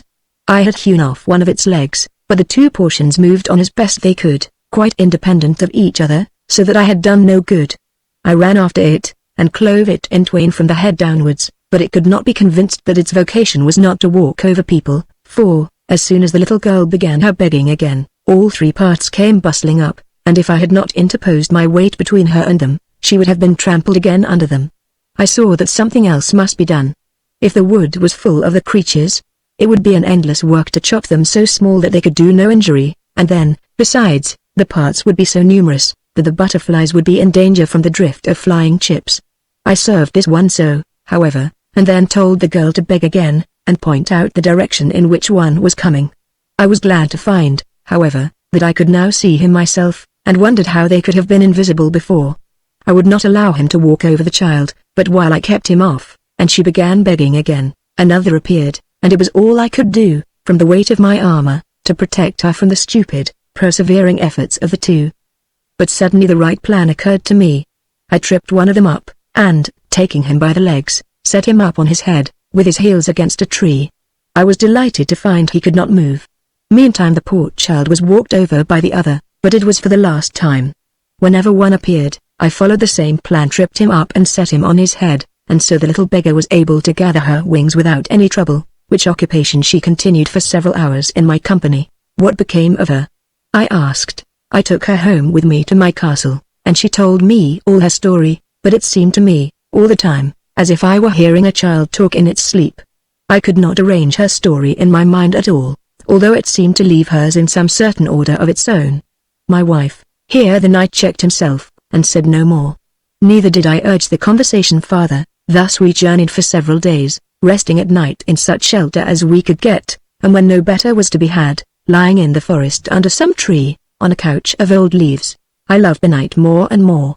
I believe never squire served his master with more care and joyfulness than I. I tended his horse, I cleaned his armor, my skill in the craft enabled me to repair it when necessary. I watched his needs, and was well repaid for all by the love itself which I bore him. This, I said to myself, is a true man. I will serve him, and give him all worship, seeing in him the embodiment of what I would fain become. If I cannot be noble myself, I will yet be servant to his nobleness. He, in return, soon showed me such signs of friendship and respect, as made my heart glad, and I felt that, after all, mine would be no lost life, if I might wait on him to the world's end, although no smile but his should greet me, and no one but him should say, "Well done." He was a good servant. At last. But I burned to do something more for him than the ordinary routine of a squire's duty permitted. One afternoon, we began to observe an appearance of roads in the wood. Branches had been cut down, and openings made, where footsteps had worn no path below. These indications increased as we passed on, till, at length, we came into a long, narrow avenue, formed by felling the trees in its line, as the remaining roots evidenced. At some little distance, on both hands, we observed signs of similar avenues, which appeared to converge with ours, towards one spot. Along these we indistinctly saw several forms moving, which seemed, with ourselves, to approach the common center. Our path brought us, at last, up to a wall of yew trees, growing close together, and intertwining their branches so, that nothing could be seen beyond it. An opening was cut in it like a door, and all the wall was trimmed smooth and perpendicular. The knight dismounted, and waited till I had provided for his horse's comfort, upon which we entered the place together. It was a great space, bare of trees, and enclosed by 4 walls of yew, similar to that through which we had entered. These trees grew to a very great height, and did not divide from each other till close to the top, where their summits formed a row of conical battlements all around the walls. The space contained was a parallelogram of great length. Along each of the 2 longer sides of the interior, were ranged 3 ranks of men, in white robes, standing silent and solemn, each with a sword by his side, although the rest of his costume and bearing was more priestly than soldierly. For some distance inwards, the space between these opposite rows was filled with a company of men and women and children, in holiday attire. The looks of all were directed inwards, towards the further end. Far beyond the crowd, in a long avenue, seeming to narrow in the distance, went the long rows of the white-robed men. On what the attention of the multitude was fixed, we could not tell, for the sun had set before we arrived, and it was growing dark within. It grew darker and darker. The multitude waited in silence. The stars began to shine down into the enclosure, and they grew brighter and larger every moment. A wind arose, and swayed the pinnacles of the treetops, and made a strange sound, half like music, half like moaning, through the close branches and leaves of the tree walls. A young girl who stood beside me, clothed in the same dress as the priests, bowed her head, and grew pale with awe. The knight whispered to me, "How solemn it is! Surely they wait to hear the voice of a prophet. There is something good near." But I, though somewhat shaken by the feeling expressed by my master, yet had an unaccountable conviction that here was something bad. So I resolved to be keenly on the watch for what should follow. Suddenly a great star, like a sun, appeared high in the air over the temple, illuminating it throughout, and a great song arose from the men in white, which went rolling round and round the building, now receding to the end, and now approaching, down the other side, the place where we stood. For some of the singers were regularly ceasing, and the next to them as regularly taking up the song, so that it crept onwards with gradations produced by changes which could not themselves be detected, for only a few of those who were singing ceased at the same moment. The song paused, and I saw a company of 6 of the white-robed men walk up the center of the human avenue, surrounding a youth gorgeously attired beneath his robe of white, and wearing a chaplet of flowers on his head. I followed them closely, with my keenest observation, and, by accompanying their slow progress with my eyes, I was able to perceive more clearly what took place when they arrived at the other end. I knew that my sight was so much more keen than that of most people, that I had good reason to suppose I should see more than the rest could, at such a distance. At the farther end a throne stood upon a platform, high above the heads of the surrounding priests. To this platform I saw the company begin to ascend, apparently by an inclined plane or gentle slope. The throne itself was elevated again, on a kind of square pedestal, to the top of which led a flight of steps. On the throne sat a majestic-looking figure, whose posture seemed to indicate a mixture of pride and benignity, as he looked down on the multitude below. The company ascended to the foot of the throne, where they all kneeled for some minutes, then they rose and passed round to the side of the pedestal upon which the throne stood. Here they crowded close behind the youth, putting him in the foremost place, and one of them opened a door in the pedestal, for the youth to enter.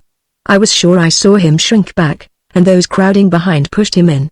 Then, again, arose a burst of song from the multitude in white, which lasted some time. When it ceased, a new company of 7 commenced its march up the center.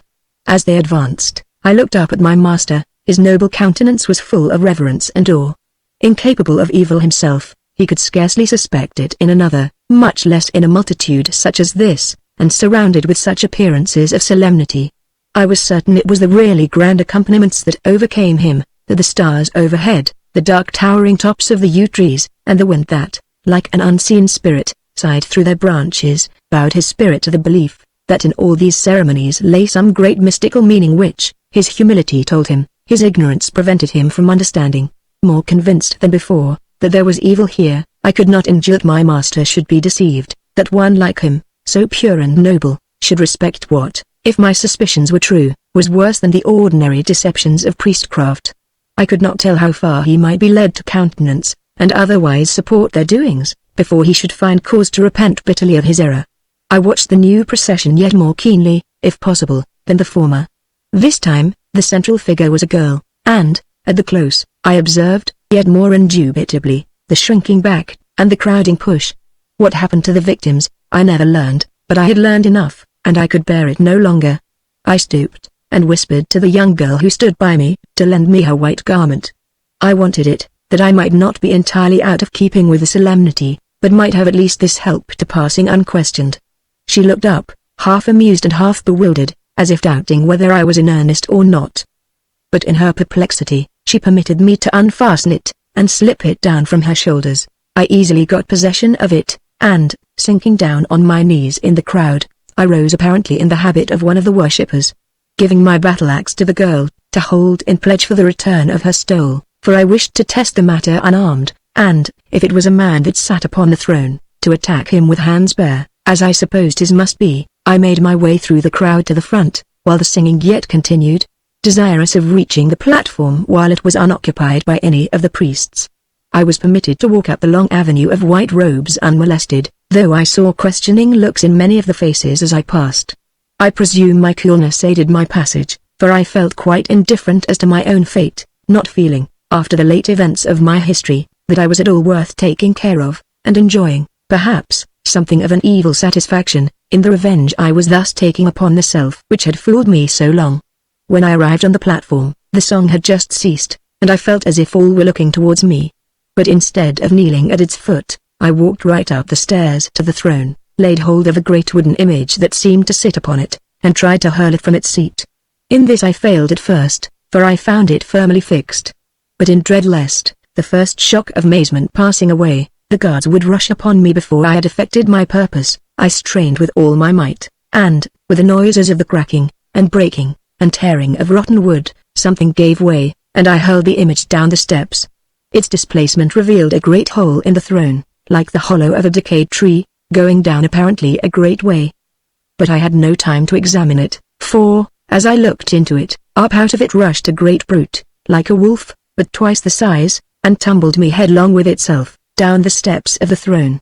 As we fell, however, I caught it by the throat, and the moment we reached the platform, a struggle commenced, in which I soon got uppermost, with my hand upon its throat, and knee upon its heart. But now arose a wild cry of wrath and revenge and rescue. A universal hiss of steel, as every sword was swept from its scabbard, seemed to tear the very air in shreds. I heard the rush of hundreds towards the platform on which I knelt. I only tightened my grasp of the brute's throat. His eyes were already starting from his head, and his tongue was hanging out. My anxious hope was, that, even after they had killed me, they would be unable to undo my gripe of his throat, before the monster was past breathing. I therefore threw all my will, and force, and purpose, into the grasping hand. I remember no blow. A faintness came over me, and my consciousness departed. Chapter 24. We are ne'er like angels till our passions die. Decker. This wretched inn, where we scarce stay to bait, we call our dwelling place, we call one step a race. But angels in their full enlightened state, angels, who live, and know what 'tis to be, who all the nonsense of our language see, who speak things, and our words, their ill-drawn, pictures, scorn, when we, by a foolish figure, say, behold an old man dead. Then they, speak properly, and cry, behold a man-child born, Cowley, I was dead, and right content. I lay in my coffin, with my hands folded in peace. The night, and the lady I loved, wept over me, her tears fell on my face. Ah! Said the night, I rushed amongst them like a madman. I hewed them down like brushwood. Their swords battered on me like hail, but hurt me not. I cut a lane through to my friend. He was dead. But he had throttled the monster, and I had to cut the handful out of its throat, before I could disengage and carry off his body. They dared not molest me as I brought him back. He has died well, said the lady. My spirit rejoiced. They left me to my repose. I felt as if a cool hand had been laid upon my heart, and had stilled it. My soul was like a summer evening, after a heavy fall of rain, when the drops are yet glistening on the trees in the last rays of the down-going sun, and the wind of the twilight has begun to blow. The hot fever of life had gone by, and I breathed the clear mountain air of the land of death. I had never dreamed of such blessedness. It was not that I had in any way ceased to be what I had been. The very fact that anything can die, implies the existence of something that cannot die, which must either take to itself another form, as when the seed that is sown dies, and arises again, or, in conscious existence, may, perhaps, continue to lead a purely spiritual life. If my passions were dead, the souls of the passions, those essential mysteries of the spirit which had embodied themselves in the passions, and had given to them all their glory and wonderment, yet lived, yet glowed, with a pure, undying fire. They rose above their vanishing earthly garments, and disclosed themselves angels of light. But oh, how beautiful beyond the old form! I lay thus for a time, and lived as it were an unradiating existence, my soul a motionless lake, that received all things and gave nothing back, satisfied in still contemplation, and spiritual consciousness. Ere long, they bore me to my grave. Never tired child lay down in his white bed, and heard the sound of his playthings being laid aside for the night, with a more luxurious satisfaction of repose than I knew, when I felt the coffin settle on the firm earth, and heard the sound of the falling mold upon its lid. It has not the same hollow rattle within the coffin, that it sends up to the edge of the grave. They buried me in no graveyard. They loved me too much for that, I thank them. But they laid me in the grounds of their own castle, amid many trees, where, as it was springtime, were growing primroses, and bluebells, and all the families of the woods. Now that I lay in her bosom, the whole earth, and each of her many births, was as a body to me, at my will. I seemed to feel the great heart of the mother beating into mine, and feeding me with her own life, her own essential being and nature. I heard the footsteps of my friends above, and they sent a thrill through my heart. I knew that the helpers had gone, and that the knight and the lady remained, and spoke low, gentle, tearful words of him who lay beneath the yet wounded sod. I rose into a single large primrose that grew by the edge of the grave, and from the window of its humble, trustant face, looked full in the countenance of the lady. I felt that I could manifest myself in the primrose, that it said a part of what I wanted to say, just as in the old time, I had used to betake myself to a song for the same end. The flower caught her eye. She stooped and plucked it, saying, "Oh, you beautiful creature," and, lightly kissing it, put it in her bosom. It was the first kiss she had ever given me. But the flower soon began to wither, and I forsook it. It was evening. The sun was below the horizon, but his rosy beams yet illuminated a feathery cloud, that floated high above the world. I arose, I reached the cloud, and, throwing myself upon it, floated with it in sight of the sinking sun. He sank, and the cloud grew grey, but the greyness touched not my heart. It carried its rose hue within, for now I could love without needing to be loved again. The moon came gliding up with all the past in her wan face. She changed my couch into a ghostly pallor, and threw all the earth below us to the bottom of a pale sea of dreams. But she could not make me sad. I knew now, that it is by loving, and not by being loved, that one can come nearest the soul of another, yea, that, where two love, it is the loving of each other, and not the being loved by each other, that originates and perfects and assures their blessedness. I knew that love gives to him that loveth, power over any soul beloved, even if that soul know him not, bringing him inwardly close to that spirit, a power that cannot be but for good, for in proportion as selfishness intrudes, the love ceases, and the power which springs therefrom dies. Yet all love will, one day, meet with its return. All true love will, one day, behold its own image in the eyes of the beloved, and be humbly glad. This is possible in the realms of lofty death. Ah! My friends, thought I, how I will tend you, and wait upon you, and haunt you with my love. My floating chariot bore me over a great city. Its faint dull sound steamed up into the air, a sound how composed. How many hopeless cries, thought I, and how many mad shouts go to make up the tumult, here so faint where I float in eternal peace, knowing that they will one day be stilled in the surrounding calm, and that despair dies into infinite hope, and the seeming impossible there, is the law here. But, O pale-faced women, and gloomy-browed men, and forgotten children, how I will wait on you, and minister to you, and, putting my arms about you in the dark, think hope into your hearts, when you fancy no one is near. Soon as my senses have all come back, and have grown accustomed to this new blessed life, I will be among you with a love that healeth. With this, a pang and a terrible shudder went through me, a writhing as of death convulsed me, and I became once again conscious of a more limited, even a bodily and earthly life. Chapter 25. Our life is no dream, but it ought to become one, and perhaps will. Novelis. And on the ground, which is my Mauder's gate, I knock with my staff, earlich and late, and say to higher, Lev mother, let me in. Chaucer, The Pardoner's Tale. Sinking from such a state of ideal bliss, into the world of shadows which again closed around and enfolded me, my first dread was, not unnaturally, that my own shadow had found me again, and that my torture had commenced anew. It was a sad revulsion of feeling. This, indeed, seemed to correspond to what we think death is, before we die. Yet I felt within me a power of calm endurance to which I had hitherto been a stranger. For, in truth, that I should be able if only to think such things as I had been thinking, was an unspeakable delight. An hour of such peace made the turmoil of a lifetime worth striving through. I found myself lying in the open air, in the early morning, before sunrise. Over me rose the summer heaven, expectant of the sun.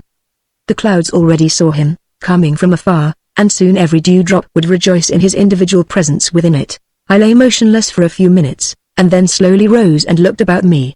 I was on the summit of a little hill, a valley lay beneath, and a range of mountains closed up the view upon that side. But, to my horror, across the valley, and up the height of the opposing mountains, stretched, from my very feet, a hugely expanding shade. There it lay, long and large, dark and mighty. I turned away with a sick despair, when lo! I beheld the sun just lifting his head above the eastern hill, and the shadow that fell from me, lay only where his beams fell not. I danced for joy. It was only the natural shadow, that goes with every man who walks in the sun. As he arose, higher and higher, the shadow head sank down the side of the opposite hill, and crept in across the valley towards my feet. Now that I was so joyously delivered from this fear, I saw and recognized the country around me. In the valley below, lay my own castle, and the haunts of my childhood were all about me hastened home. My sisters received me with unspeakable joy, but I suppose they observed some change in me, for a kind of respect, with a slight touch of awe in it, mingled with their joy, and made me ashamed. They had been in great distress about me. On the morning of my disappearance, they had found the floor of my room flooded, and, all that day, a wondrous and nearly impervious mist had hung about the castle and grounds. I had been gone, they told me, 21 days. To me it seemed 21 years. Nor could I yet feel quite secure in my new experiences. When, at night, I lay down once more in my own bed, I did not feel at all sure that when I awoke, I should not find myself in some mysterious region of fairyland.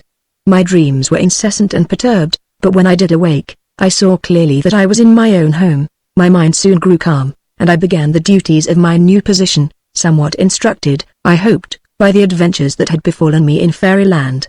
Could I translate the experience of my travels there, into common life? This was the question.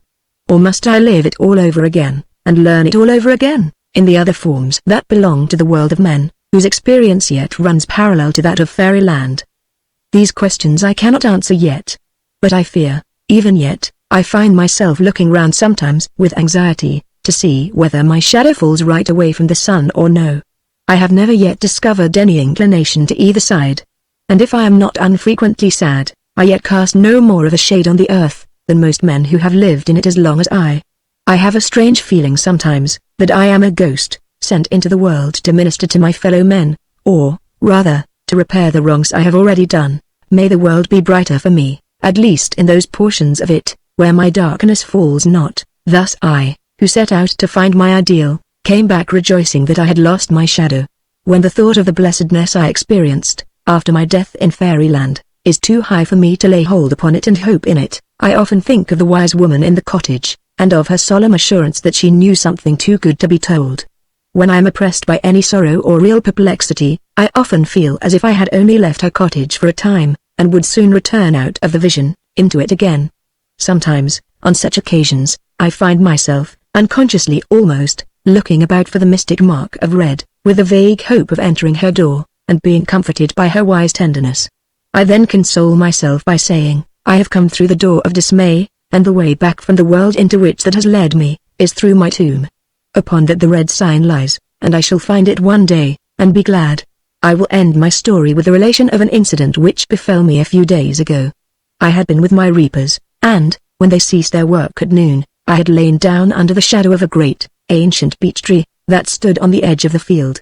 As I lay, with my eyes closed, I began to listen to the sound of the leaves overhead. At first, they made sweet inarticulate music alone, but, by and by, the sound seemed to begin to take shape, and to be gradually molding itself into words, till, at last, I seemed able to distinguish these, half dissolved in a little ocean of circumfluent tones, a great good is coming to thee, Anados, and so over and over again. I fancied that the sound reminded me of the voice of the ancient woman, in the cottage that was foursquare. I opened my eyes, and, for a moment, almost believed that I saw her face, with its many wrinkles and its young eyes, looking at me from between two hoary branches of the beech overhead. But when I looked more keenly, I saw only twigs and leaves, and the infinite sky, in tiny spots, gazing through between. Yet I know that good is coming to me, that good is always coming, though few have at all times the simplicity and the courage to believe it. What we call evil, is the only and best shape, which, for the person and his condition at the time, could be assumed by the best good. And so, farewell.